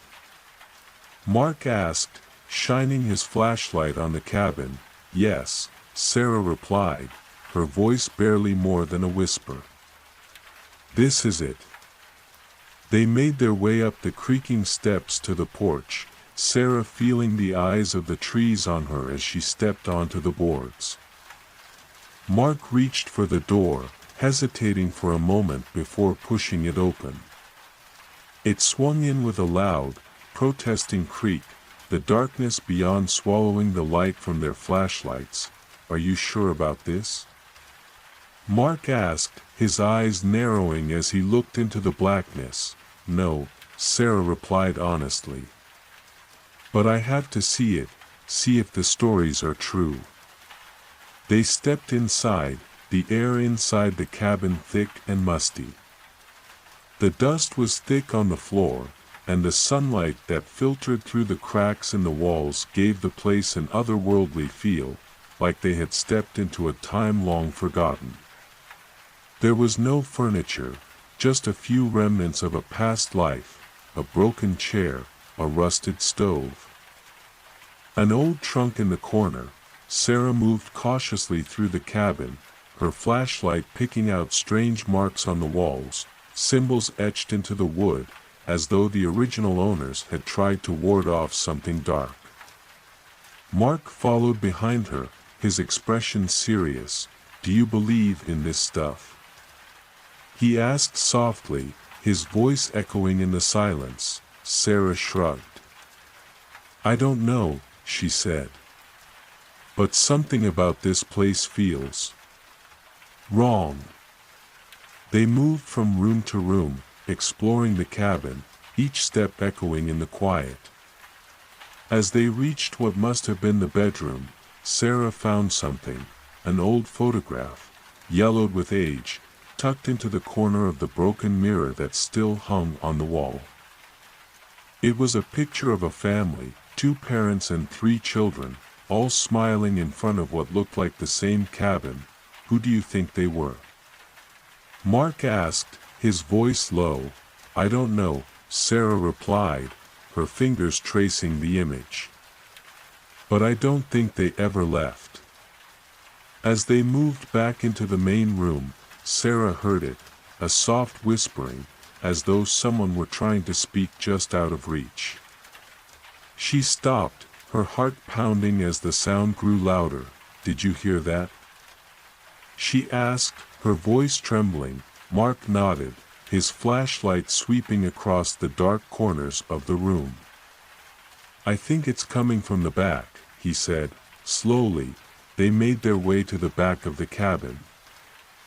Sarah's flashlight casting long shadows on the walls. The whispering grew louder, the words now indistinguishable, as though they were speaking in a language Sarah couldn't understand. "Do you know what they're saying?" she asked, her voice barely more than a breath. "No," Mark replied, his grip tightening on his flashlight. "But it doesn't sound friendly." As they reached the back of the cabin, they found a door, locked and bolted, but there was something about it that drew Sarah's attention. She reached out hesitantly, her fingers brushing against the wood. The whispering seemed to come from behind the door, the air growing colder as they approached. "Maybe we shouldn't open it," Mark said, his voice low and urgent. "We have to," Sarah replied, her eyes locked on the door. "It's the only way to find out what's here." With a deep breath, she reached for the lock, her fingers trembling. The lock clicked open easily, as though it had been waiting for her to unlock it. Sarah hesitated for a moment, then pushed the door open slowly, revealing a dark staircase that led down into the ground. "Is this what you were expecting?" Mark asked, his voice trembling. "No," Sarah admitted. "But I'm not going to leave until I know." They made their way down the stairs slowly, the air growing colder with each step. The staircase was narrow and winding, the walls closing in around them as they descended deeper into the ground. The whispering grew louder still, the words now almost a chorus, as though they were trying to drown out everything else. At the bottom of the stairs, they found a door, a heavy, iron door, covered in strange symbols and markings. The whispering was almost deafening now, the air so thick with it that Sarah could barely breathe. "Do you think this is it?" Mark asked, his voice barely a whisper. "I don't know," Sarah replied, her heart pounding. "But I can't leave until I see what's inside." With a deep breath, she reached for the door, her fingers trembling as she pushed it open. What they found on the other side made their blood run cold, a small, dimly lit chamber, filled with candles and strange symbols on the walls. In the center of the room was a small, shallow pit, filled with ashes and the remnants of something that had once been alive. "Is this where they kept them?" Mark whispered, his voice breaking. "I think so," Sarah replied, her eyes wide as she took in the sight before her. "This is where they brought them, where they took their souls." As they backed away from the chamber, the whispering grew louder still, the words almost forming sentences now, warnings, pleading, as though they were trying to tell Sarah something. "Leave," the voice seemed to say. "You're not supposed to be here." Sarah hesitated, then turned to Mark, her eyes wide with fear. "We have to go," she said urgently. As they made their way back up the stairs, the whispering grew louder, almost a roar, as though the spirits were angry they were leaving. By the time they reached the surface, they could hear nothing but silence, dead silence, as though the whispering had been a figment of their imagination. "Do you think we're safe now?" Mark asked, his voice trembling. "I don't know," Sarah replied, looking back at the cabin as they made their way to the car. "But we're leaving." As they drove away, the sun was setting, painting the sky in shades of orange and pink. Sarah looked in the rearview mirror, expecting to see something following them, something from the shadows. But there was nothing, just the familiar landscape of the American Midwest. "Maybe it was just a story," Mark said, breaking the silence. "Maybe," Sarah replied softly, her eyes still scanning the trees. but I don't think I'll ever forget it. As they drove away from the whispering pines, Sarah couldn't shake the feeling that they had left something behind, that the cabin was not truly abandoned, that it would continue to whisper to anyone who dared to listen. The Lost Girl in Paris. Paris was known for its romance, the cobblestone streets, the cozy cafes, and the glittering lights of the Eiffel Tower. But hidden beneath its beautiful facade was a darker, forgotten world, an underbelly where secrets lurked and shadows moved in the alleys.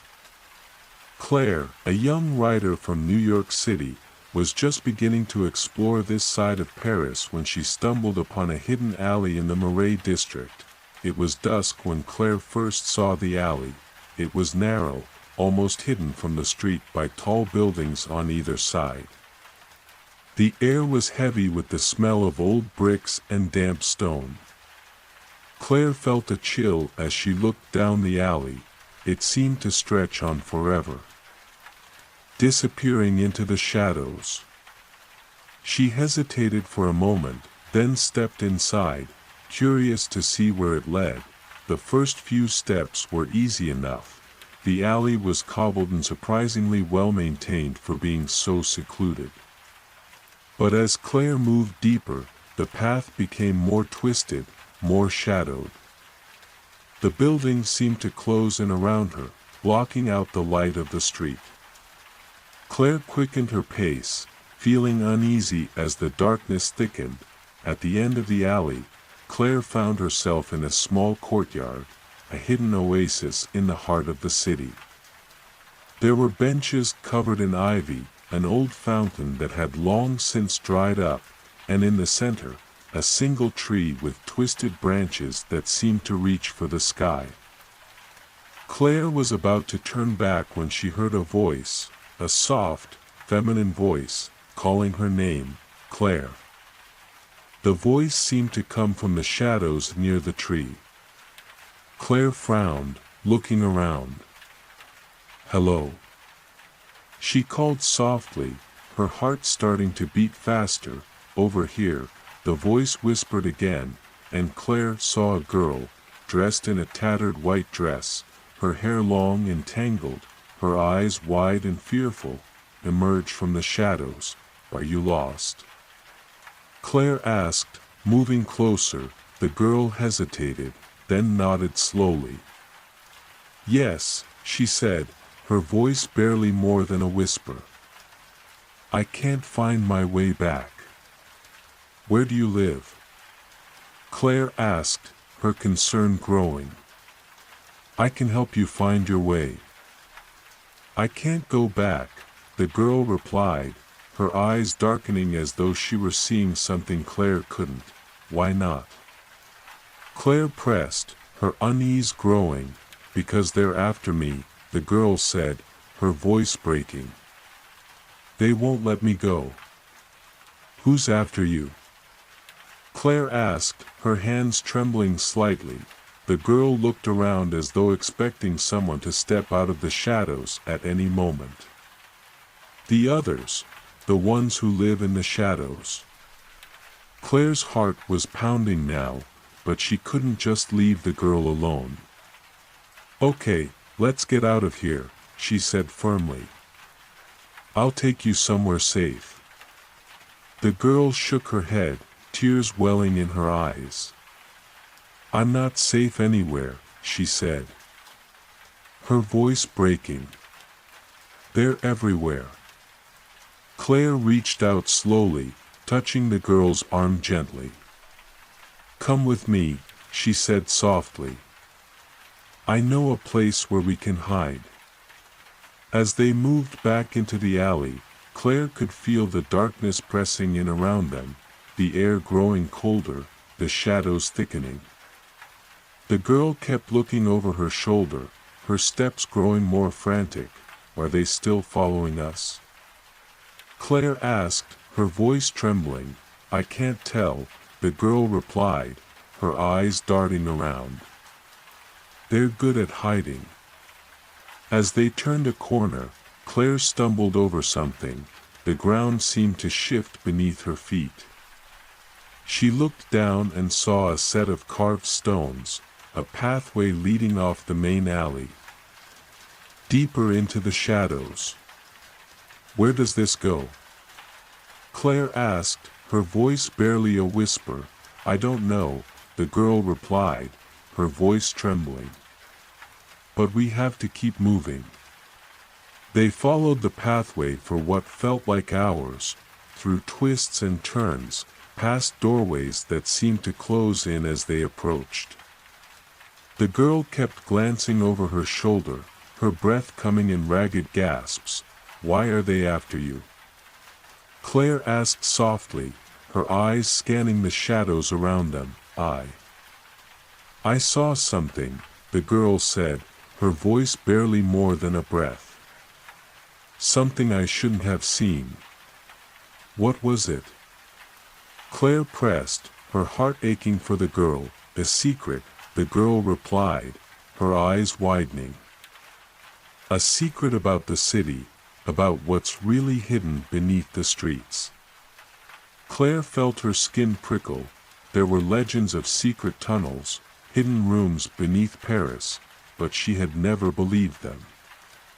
Now, though, as she looked around at the darkened passageways, she wasn't so sure. "Are there more like you?" Claire asked, her voice steady despite the fear rising in her chest. "Others who have seen the truth." The girl said softly. "Yes, but they don't talk about it." As they came to a fork in the passageway, the girl stopped, her eyes scanning both paths. "This way," she said finally, her voice trembling. Claire hesitated, then nodded, following the girl deeper into the labyrinth beneath Paris. They moved in silence, their footsteps echoing in the dark. Claire could feel eyes on them, the sense that they were being watched, but whenever she turned, there was nothing there. "Are you sure this is safe?" Claire asked, her voice barely more than a whisper. "I have to keep moving," the girl replied, her tone resolute. "They'll find me if I stop." As they turned another corner, the girl suddenly stumbled, her legs giving out beneath her. Claire caught her just in time, helping her to a nearby bench covered in moss. "Are you okay?" Claire asked, her voice full of concern. The girl didn't answer immediately. She was staring at something over Claire's shoulder, her eyes wide and unfocused.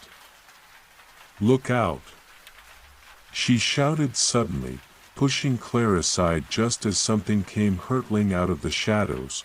Claire hit the ground hard, her heart in her throat as she looked up to see a figure standing over her, a tall, shadowy figure, with hollow eyes and a twisted grin.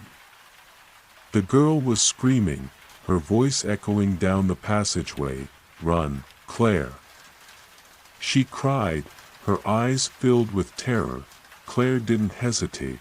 She scrambled to her feet and ran, her breath coming in gasps. She could hear the figure behind her, its footsteps pounding on the cobblestones. She turned a corner, then another, her mind racing as she tried to remember the way back to the surface. "Help!" Claire shouted, her voice breaking, but there was no one to hear her, no one to come to her aid. She could feel the figure gaining on her, could hear its breathless whispers as it grew closer. Almost there, it hissed, its voice like ice. Claire stumbled again, her vision blurring with tears. She could see the entrance to the alley just ahead, a glimmer of light in the darkness. She ran for it, her legs pumping with all the strength she had left. Just as she reached the mouth of the alley, she felt something grab her, cold, clammy hands closing around her arm. Claire screamed as she was yanked backward, her vision filling with darkness. "Claire!" The girl's voice echoed, just as Claire was pulled into the shadows. And then there was silence, just the sound of the wind rustling through the trees. The abandoned theater. Toby had always been fascinated by old places. There was a certain kind of magic in their dust-covered corners and creaking floors, a whisper of stories that had never been told.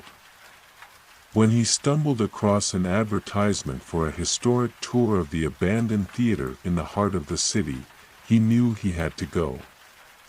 The theater had been closed for decades, its ornate facade weathered and crumbling, but it still held a certain grandeur in Toby's eyes, a relic of a bygone era. The night of the tour arrived, and Toby met the small group of others who were also drawn to the place, for elderly ladies who seemed to know the stories of the theater better than anyone. A young couple clearly excited to explore, and a man who seemed more interested in the building's architecture than its history. The guide led them through the peeling velvet curtains that once framed the entrance, his flashlight casting long shadows as they stepped into the dimly lit lobby. "Welcome to the Grand Theater," the guide said, his voice reverberating through the room. Built in the 1920s, it was the jewel of this city, a place where the greatest performers came to showcase their talents. But one by one, the lights went out, the audience disappeared, and the theater was left to rot. Toby could feel the weight of the history in the air, the stories of the past clinging to the walls. The guide led them up creaking stairs to the main hall, its massive stage still adorned with the remains of faded, cracked velvet curtains. The ceiling was a masterpiece of frescoes, once vibrant with color, but now muted and peeling. As they walked, the guide spoke of the theater's decline, the rumors of hauntings, the strange occurrences that had led to its closure. Toby hung on every word, eager to learn more about the place he had only ever heard about in whispers and legends. The guide's tales seemed to bring the old building to life, the shadows flickering as though responding to his voice. "Now, as you can see," the guide said as they reached the stage, "the lights don't work anymore. And the sound system is long gone. But if you listen closely, you might hear something, the echoes of laughter, of applause." Toby leaned against one of the cracked support pillars, listening intently. At first, all he heard was the creak of the old building, the distant whisper of the wind. But then, faintly, he thought he could hear it, a soft murmur, a chorus of voices as though the theater were still alive with the memory of its performances. "Is that the audience?" one of the elderly ladies asked, her voice trembling. "Some say it's the ghosts of those who used to fill this place," the guide replied. "Others think it's just the building's own echoes, trying to tell its story." Toby shivered, feeling a cold draft brush against his cheek. "Do you believe in ghosts?" he asked, his voice barely a whisper. "I believe in the past," the guide said, his eyes dark as he looked around the room. "And sometimes, that past comes back to haunt us." As the group moved to leave the stage and explore the rest of the building, Toby stayed behind for a moment, alone in the dim light. He felt drawn to the faded curtains, the empty seats that were still covered in dust. There was something here, a presence, a lingering sense of the stories that had never been told. "Are you still here?" Toby whispered, turning slowly to look at the shadows that filled the room, and then he heard it, a soft voice. Barely a breath, almost as though it were speaking directly to him. "Listen." Toby held his breath, his heart pounding in his chest. "Who's there?" he called out, his voice echoing in the empty theater. "Listen to the stories," the voice said, its tone almost comforting. "They want to be heard." Toby took a step forward, his eyes scanning the dark corners of the room. "What stories?" he asked, his voice barely audible. "Stories of the stage," the voice replied, its tone growing stronger. "Of the performers who stood here, who gave everything for their art." As he listened, Toby felt something strange, a shift in the air, as though the theater itself were alive. The stories began to unfold in his mind, the tales of lost loves, of broken dreams, of the actors who had never left the stage. It was as though the theater was trying to tell him something, to make sure its story was remembered.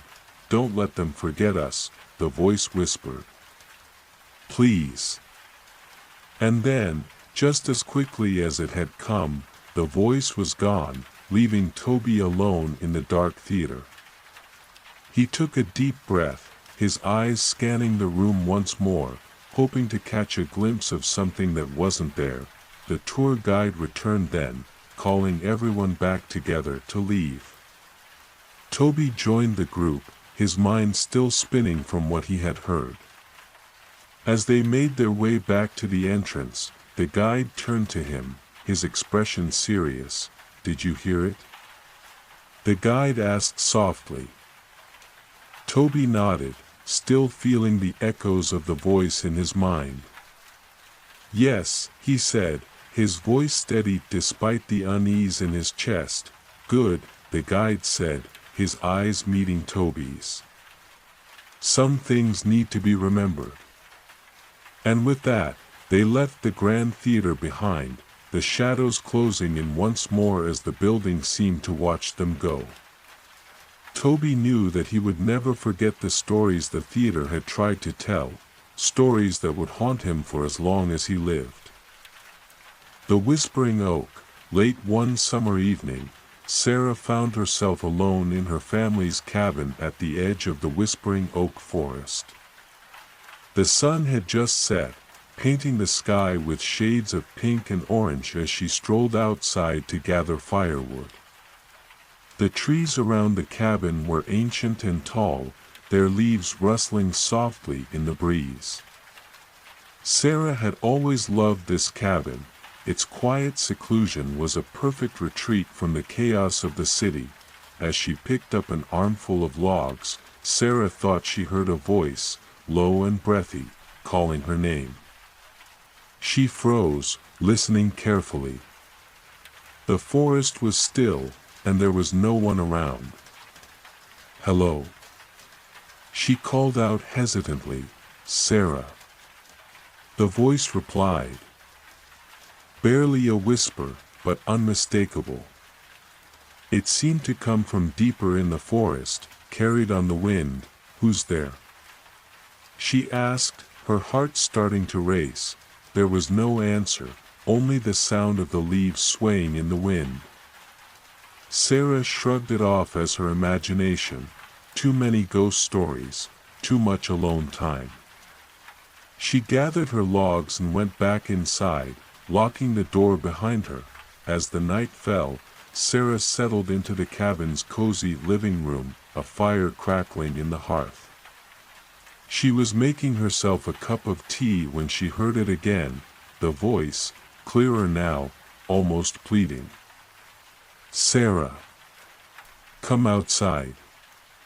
Sarah froze, the mug of tea halfway to her lips. "Who is that?" she demanded. Her voice shaking.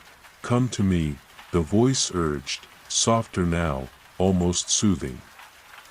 Just outside the door. Sarah's heart was pounding. She glanced around the room, looking for any signs of intruders. The cabin was locked up tight, there was no way anyone could be outside. And yet, the voice seemed so real, so close. "Why are you doing this?" she called out, trying to sound brave. "Because I need you," the voice replied, its tone almost desperate. "Come outside." Sarah took a deep breath, set her tea down, and walked to the door. She hesitated for a moment, then slowly opened it, peering out into the darkness of the forest. The trees loomed tall and silent, their shadows shifting with the flicker of the firelight from inside the cabin. "Hello," she called again, her voice barely a whisper. "Sarah."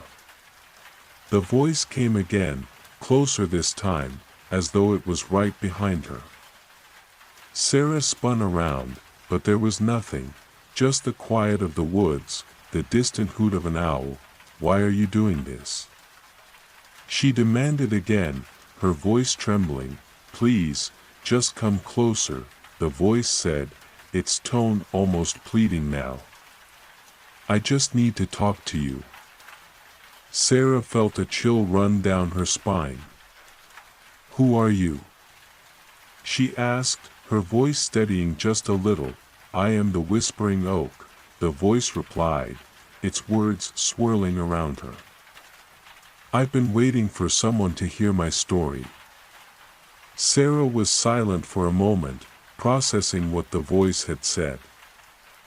"The Whispering Oak," she echoed, her brow furrowing. "What do you want from me?"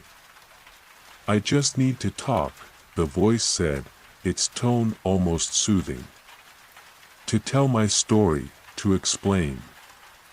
Sarah was still suspicious, but there was something in the voice, an earnestness that made her want to listen. She stepped outside, shutting the door quietly behind her. "Okay," she said, looking around the dark forest. "Tell me your story." There was a long pause, then the voice began again, softer now, as though it was almost afraid to speak. "I am the Whispering Oak," it began. "I've been in these woods for centuries, watching, listening. I've seen so much, the people who have come and gone, the lives that have touched these trees." Sarah moved a little closer to the tree line, her flashlight illuminating the ground in front of her. "What happened to you?" she asked, her voice barely a whisper. "The stories have changed over the years," the voice continued. "People have said I'm a protector, a guardian. But really, I'm just lonely. I miss the days when this was a thriving community, when the woods were filled with laughter and life." Sarah hesitated for a moment, then sat down on a fallen log, her eyes fixed on the shadows moving through the trees. "Why are you here now?" she asked. "Why are you reaching out to me?" "Because I need someone to listen," the Whispering Oak said. "To remember. The other trees, they don't understand me. They can't hear my stories." "I can listen," Sarah said, her voice steady. "But what do you want me to do?" "I want you to tell my story," the Whispering Oak replied. "To share it with the world. Maybe then, I won't be so alone." Sarah was silent for a moment, considering the request. "How do I do that?" she asked finally. "Just talk about me," the Whispering Oak said. "Tell people about the voice in the wind, the stories in the trees. You don't have to understand everything, just let people know that I'm here, that I'm still watching." Sarah nodded slowly. "I can do that," she said softly. "I'll tell your story." "Thank you," the Whispering Oak said, its voice almost a sigh. "You don't know what this means to me." As she stood to leave, Sarah felt a strange sense of peace settle over her. The Whispering Oak had shared its story, a story of loneliness and longing, of being forgotten in the midst of a changing world.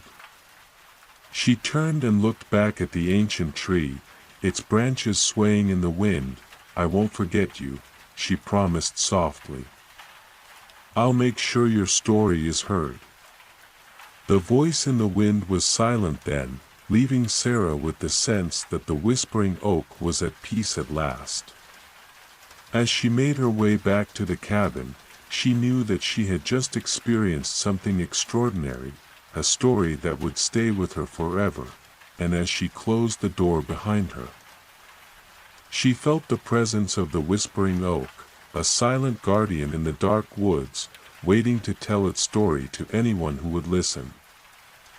The shadow in the woods. It was a warm summer evening when Lily and her friends decided to take a hike through the old, overgrown trail that cut through the dense woods near their town. They had heard stories about the trail, the locals whispered about strange occurrences and the sudden, eerie disappearances of those who ventured too deep. But Lily was determined to prove that there was nothing to be afraid of. As they set off, the sun was just starting to set, casting long shadows across the forest floor. The path was narrow, overgrown with weeds and tangled vines, but Lily pushed forward, her flashlight cutting through the darkness. Her friends followed hesitantly, glancing around at the thick trees that seemed to close in around them. "Are you sure this is a good idea?" asked Ben, his voice barely more than a whisper. "Of course," Lily replied, her tone more confident than she felt. "It's just a trail. What could go wrong?" As they walked, the sounds of the forest grew louder, birds cawing, the rustle of leaves, and the distant murmur of the wind. But every now and then, Lily thought she heard something else, something that didn't quite belong, like a soft whisper just at the edge of hearing. "Did you hear that?" she asked, stopping to listen. "Hear what?" asked Sarah, looking around nervously. "Never mind," Lily said quickly, starting to walk again. "Just my imagination, I guess." But as they moved deeper into the woods, the whispers grew louder, almost like voices on the wind. Lily could feel her skin prickle with the sensation of being watched, as though there were eyes in the shadows, following their every move. "Lily, maybe we should turn back," Ben said, his flashlight shaking as he looked around. "We're almost there," Lily insisted, not slowing her pace. "Just a little further." The trees seemed to close in around them as the sun finally set, the darkness descending quickly. The forest was silent now, the only sound the soft rustle of leaves in the breeze. Lily's flashlight picked out the shapes of trees and bushes, but beyond that, the shadows were deep and impenetrable. "Where are we going, Lily?" Sarah asked, her voice a little shaky. "There's a clearing up ahead," Lily said, trying to sound more confident than she felt. "That's where the old cabin is supposed to be." As they walked, the whispers grew louder, more insistent. Lily could hear the voices now, voices that seemed to be speaking her name. "Lily." They seemed to say, over and over again, each repetition more urgent than the last. "Lily, this isn't funny," Ben said, his voice trembling. "I'm serious," Lily replied, her flashlight scanning the darkness around them. "There's something out here." Suddenly, they came to a stop at the edge of a small clearing.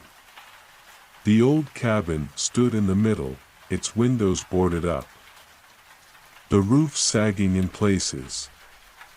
The air seemed to grow colder as they approached, the trees around them growing taller and thicker. "See?" Lily said, her voice trembling. "Just like I said, the old cabin." But as they moved closer, Lily felt a chill run down her spine. There was something wrong, something off about the cabin. The whispers were louder now, almost a chorus of voices, each one more insistent than the last.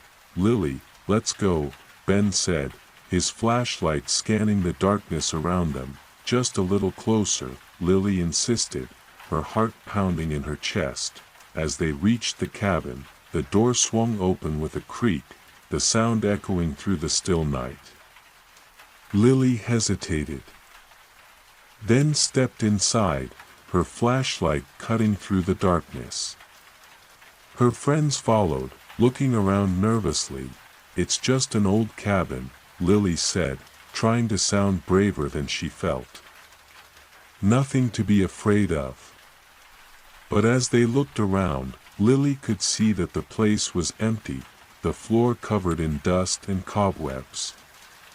There was an old fireplace, long and used, and a staircase leading up to the second floor. "Let's check upstairs," she said, her voice steady. "Are you sure about this?" Ben asked, his flashlight scanning the darkness. "Just the old rooms," Lily replied. "Nothing scary up there." But as they reached the top of the stairs, Lily's flashlight flickered and went out, leaving them in total darkness. The whispers were louder now, the voices almost a roar in her ears. "Lily, what's happening?" Sarah asked, her voice trembling. "I don't know," Lily replied, her heart pounding. "But we need to get out of here." Suddenly, the shadows seemed to move, shifting and swirling around them. The whispers grew louder, almost a chorus now, each voice crying out her name. "Lily. Lily. Run!" She screamed, her voice breaking. They tore down the stairs, the shadows right behind them, the whispers getting louder with every step. As they reached the front door, it slammed shut with a force that made the whole cabin shake. The friends tried to open it, but it was locked tight. "Lily, what's happening?" Ben asked, his flashlight shaking as he looked around. "I don't know," she replied, her voice breaking. "But we have to get out." As the shadows closed in around them, the whispers grew louder, almost deafening. Lily felt as though she were being suffocated, the air growing thicker and colder with every passing moment. "Please, let us go," she begged, her voice almost a whisper, but the shadows didn't answer, they seemed to grow darker, more intense.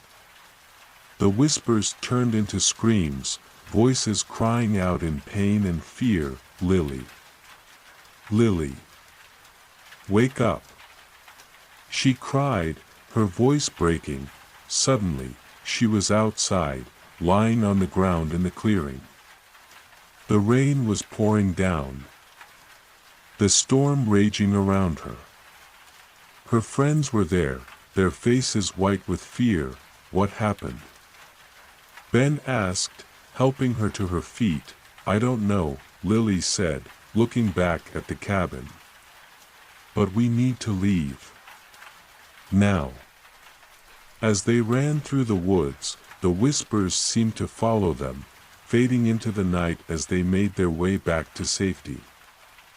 The old trail behind them was silent again, the trees standing as though nothing had ever happened. "Maybe it was just a dream," Sarah said, looking around nervously. "Maybe," Lily replied, her voice trembling. "But some places are better left unexplored." And as they made their way back to their car, Lily knew that the shadow in the woods would haunt her for the rest of her life, an echo of something she could never truly escape. The haunting of Hillcrest Manor. It was a stormy night when Amy and her friends decided to visit Hillcrest Manor.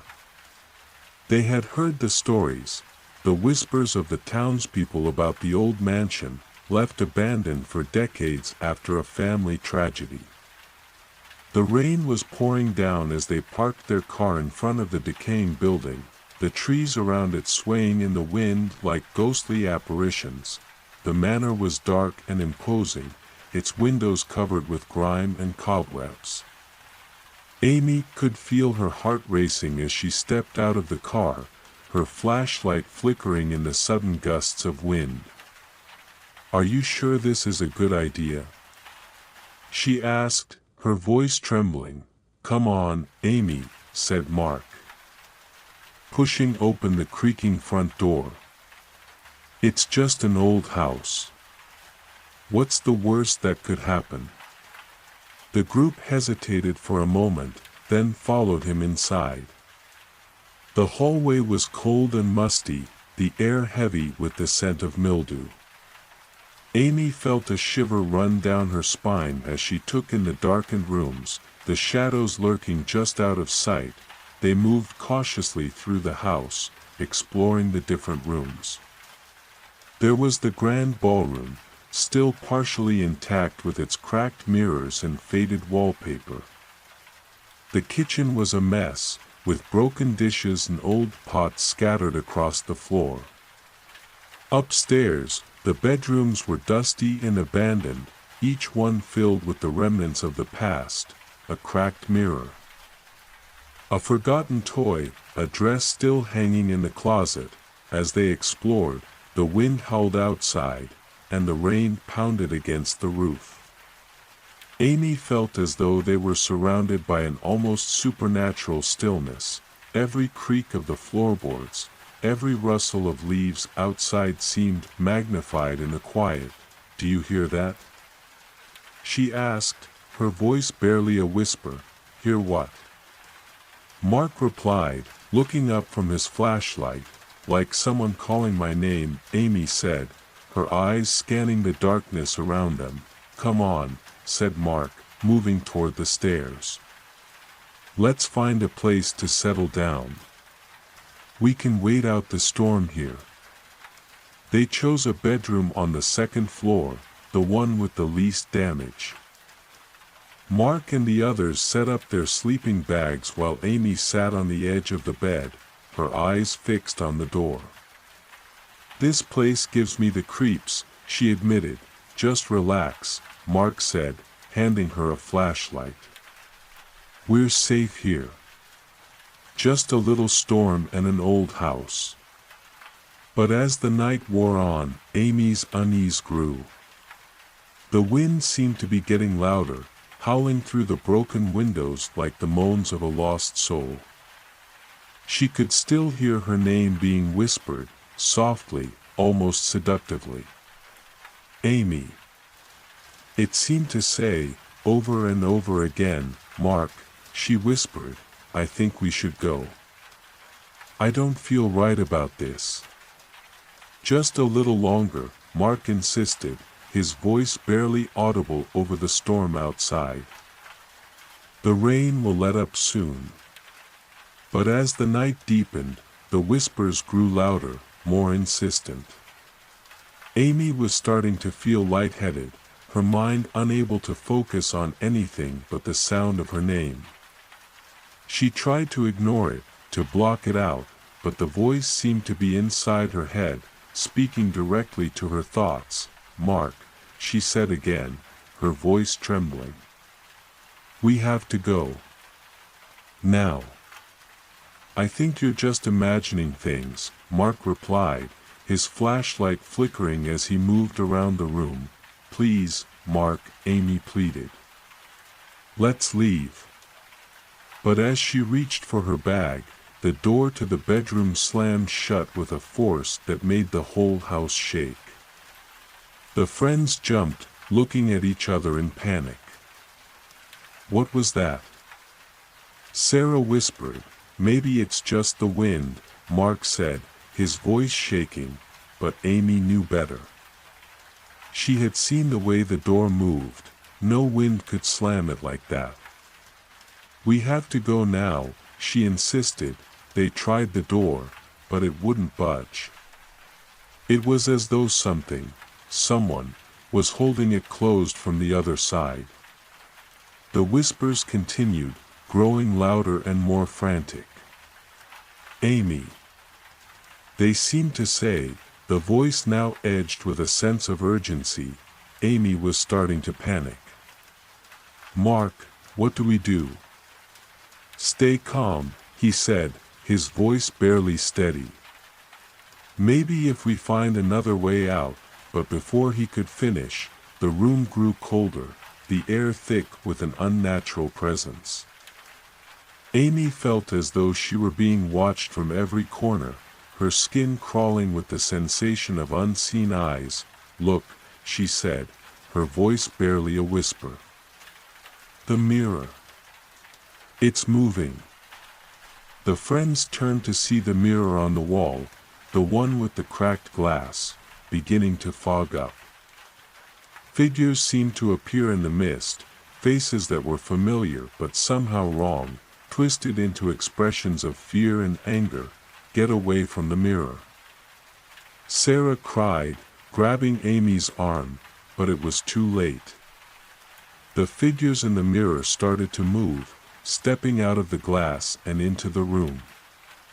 The friends could see them now, hear their whispers. "Amy. Mark. Sarah. Run." Amy screamed. Her voice breaking, they tore through the house, the figures in the mirrors always just behind them, their whispers growing louder and more insistent. The friends didn't stop until they were outside, panting and drenched from the rain. The old mansion loomed behind them, its windows dark and silent. "Do you think?" Mark began, looking back at the house. "We need to leave," Amy said, her voice trembling. "This place isn't safe." As they drove away, the figures in the mirrors seemed to watch them, their whispers fading into the storm. Maria could still hear them, the sound of shadows following her in the rain, the echoes of a haunting that would never let go. Maybe it was just the storm. Mark said finally, breaking the silence, but Amy knew better. The haunting of Hillcrest Manor had left its mark on them all, a reminder that some stories are better left untold, some places better left unexplored, and as they drove into the night, the rain continued to fall, a constant reminder of the whispers they could never escape. The sound of shadows.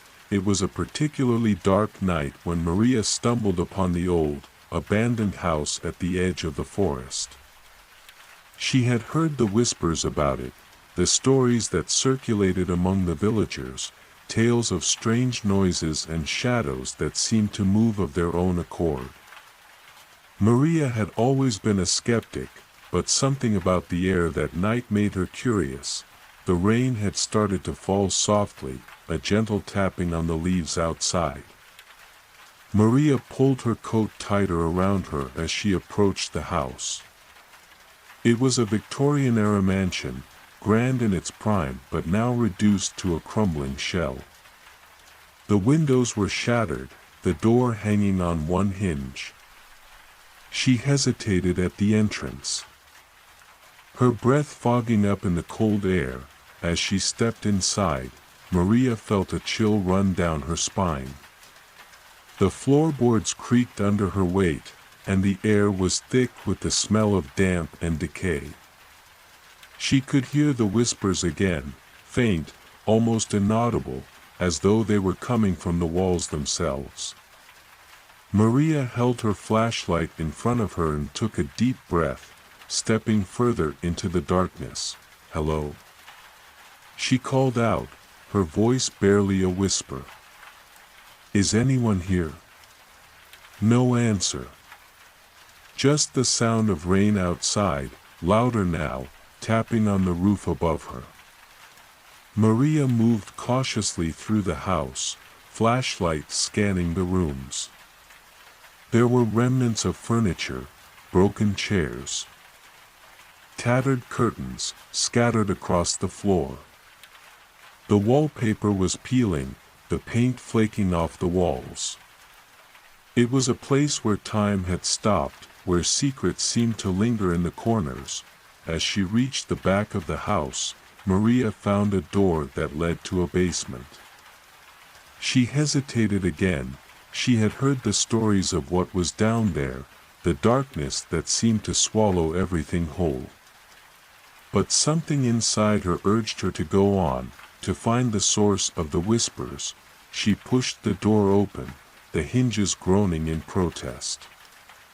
The steps were steep and narrow, the air growing colder with each one she took. At the bottom, Maria found herself in a small, windowless room. The walls were lined with shelves, covered in old jars and bottles filled with strange liquids and powders. There were books, too, ancient volumes with titles that didn't make sense, their pages crumbling to dust as she touched them. "Is this what you were looking for, Maria?" Came a voice from behind her. Maria spun around, her heart pounding. There was no one there, but she could hear the whisper more clearly now, a voice, low and gravelly, almost like it was inside her head. "Who are you?" she demanded, her voice steady despite the fear that rose in her throat. "We've been waiting for you," the voice replied, the words echoing off the walls. Maria took a step back, her flashlight shaking in her hand. "What do you want from me?" "Only to listen," the voice said. "To hear the secrets you've hidden away." The room began to grow colder, the shadows shifting and moving as though they had a life of their own. Maria felt her skin prickle with the sensation of being watched, the whispers growing louder, more insistent. "Why me?" she asked, her voice almost a whisper. "Because you're not like the others," the voice said. "You see, we're always watching, always listening. And tonight, we want to share our stories with you." The air grew thicker, the shadows pressing closer. Maria took another step back, her back against the wall. "I don't want to hear your stories," she shouted. "Then leave," the voice said, almost kindly. "But know this, once you've heard us, you can never forget." Maria hesitated, then turned and ran. She didn't stop until she was outside, the rain pouring down on her as she stumbled back through the forest. She could still hear the whispers, but they were growing fainter, as though the farther she got, the weaker they became. When Maria reached her car, she locked the door and sank into the driver's seat, her breath coming in short, sharp gasps. She didn't know what had just happened, whether it had been a trick of the mind or something more. But one thing was clear, she would never forget the sound of shadows, the voice that had reached out from the darkness and called her name. As she drove away, Maria looked in the rearview mirror one last time. The old house was gone, swallowed by the night and the rain, leaving only silence in its place. But the whispers, she knew they would follow her forever, a reminder that some secrets are never meant to be heard. The Whispering Willow. Imagine a small village nestled deep within a thick forest. The trees here were tall and ancient, their branches interwoven to form a canopy that blocked out the light of day. But at night, when the moon was full, the forest seemed to come alive with whispers, a gentle, almost musical sound carried by the wind. This was the Whispering Willow, an ancient tree that had stood at the heart of the village for centuries.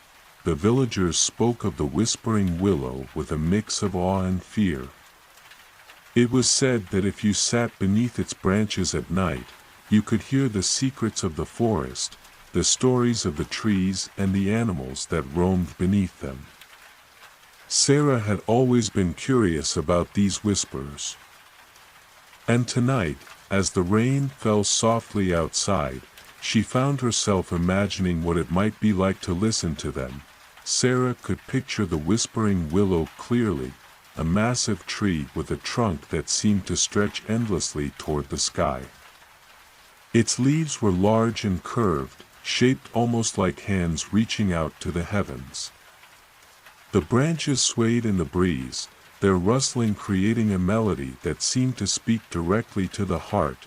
As the narrator continued, Sarah could almost feel the weight of the world lift from her shoulders.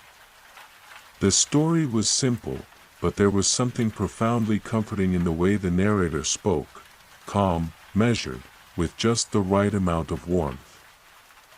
It was as if the voice was wrapping around her, creating a safe space where she could let go of her thoughts and worries. The whispering willow is not just a tree, the narrator explained. It's a guardian of the secrets of the forest, a place where stories are kept safe and shared only with those who are willing to listen. Tonight, as the rain falls, let the whispers guide you to a place of peace. Sarah felt herself relax further, her breathing slow and steady. The narrator's voice was so gentle, so soothing, that it felt as though each word was carefully chosen to create a sense of calm. She could almost see the villagers, their faces lifted to the branches of the tree, their eyes closed as they listened to the stories of old. "Close your eyes now," the narrator suggested, his voice growing even softer. "Feel the rain outside your window. The sound of each raindrop is like a whisper of the whispering willow. Let it wash over you, calming your mind, letting go of the day's worries." As the rain outside grew heavier, Sarah allowed herself to drift further into the story. The narrator's voice was a lullaby, guiding her into a state of half-sleep where dreams and reality blurred. She could imagine the tree's branches swaying more gently now, almost as though they were speaking directly to her. "The whispers of the whispering willow are like the stories we keep hidden in our hearts," the narrator continued. "They remind us of who we are and where we come from. Let the rain carry them away, and find peace in the silence." As the story ended, Sarah felt herself finally slip into a deep sleep. The rain continued to fall outside, its rhythmic tapping against the window a comforting reminder of the whispering willow's presence. She dreamed of a place where secrets were safe and stories were shared under the cover of the night, a place where nothing could disturb the peace. In the morning, when she woke, the rain had stopped, but the memory of the whispering willow lingered with her, a reminder that sometimes, the most comforting stories are the ones that help us let go and find peace in the silence. Sarah smiled, her mind clear and calm. She knew that the whispering willow would be there whenever she needed it, on rainy nights, when the world seemed too loud and the whispers of her own thoughts were too much to bear. And as she drifted back to sleep, the gentle rhythm of the rain returned, soothing her into a dreamless rest. The next time you find yourself lying in bed, unable to sleep, remember the whispering willow and the stories it holds. Perhaps they'll help you find the peace you need to drift off into the quiet embrace of the night.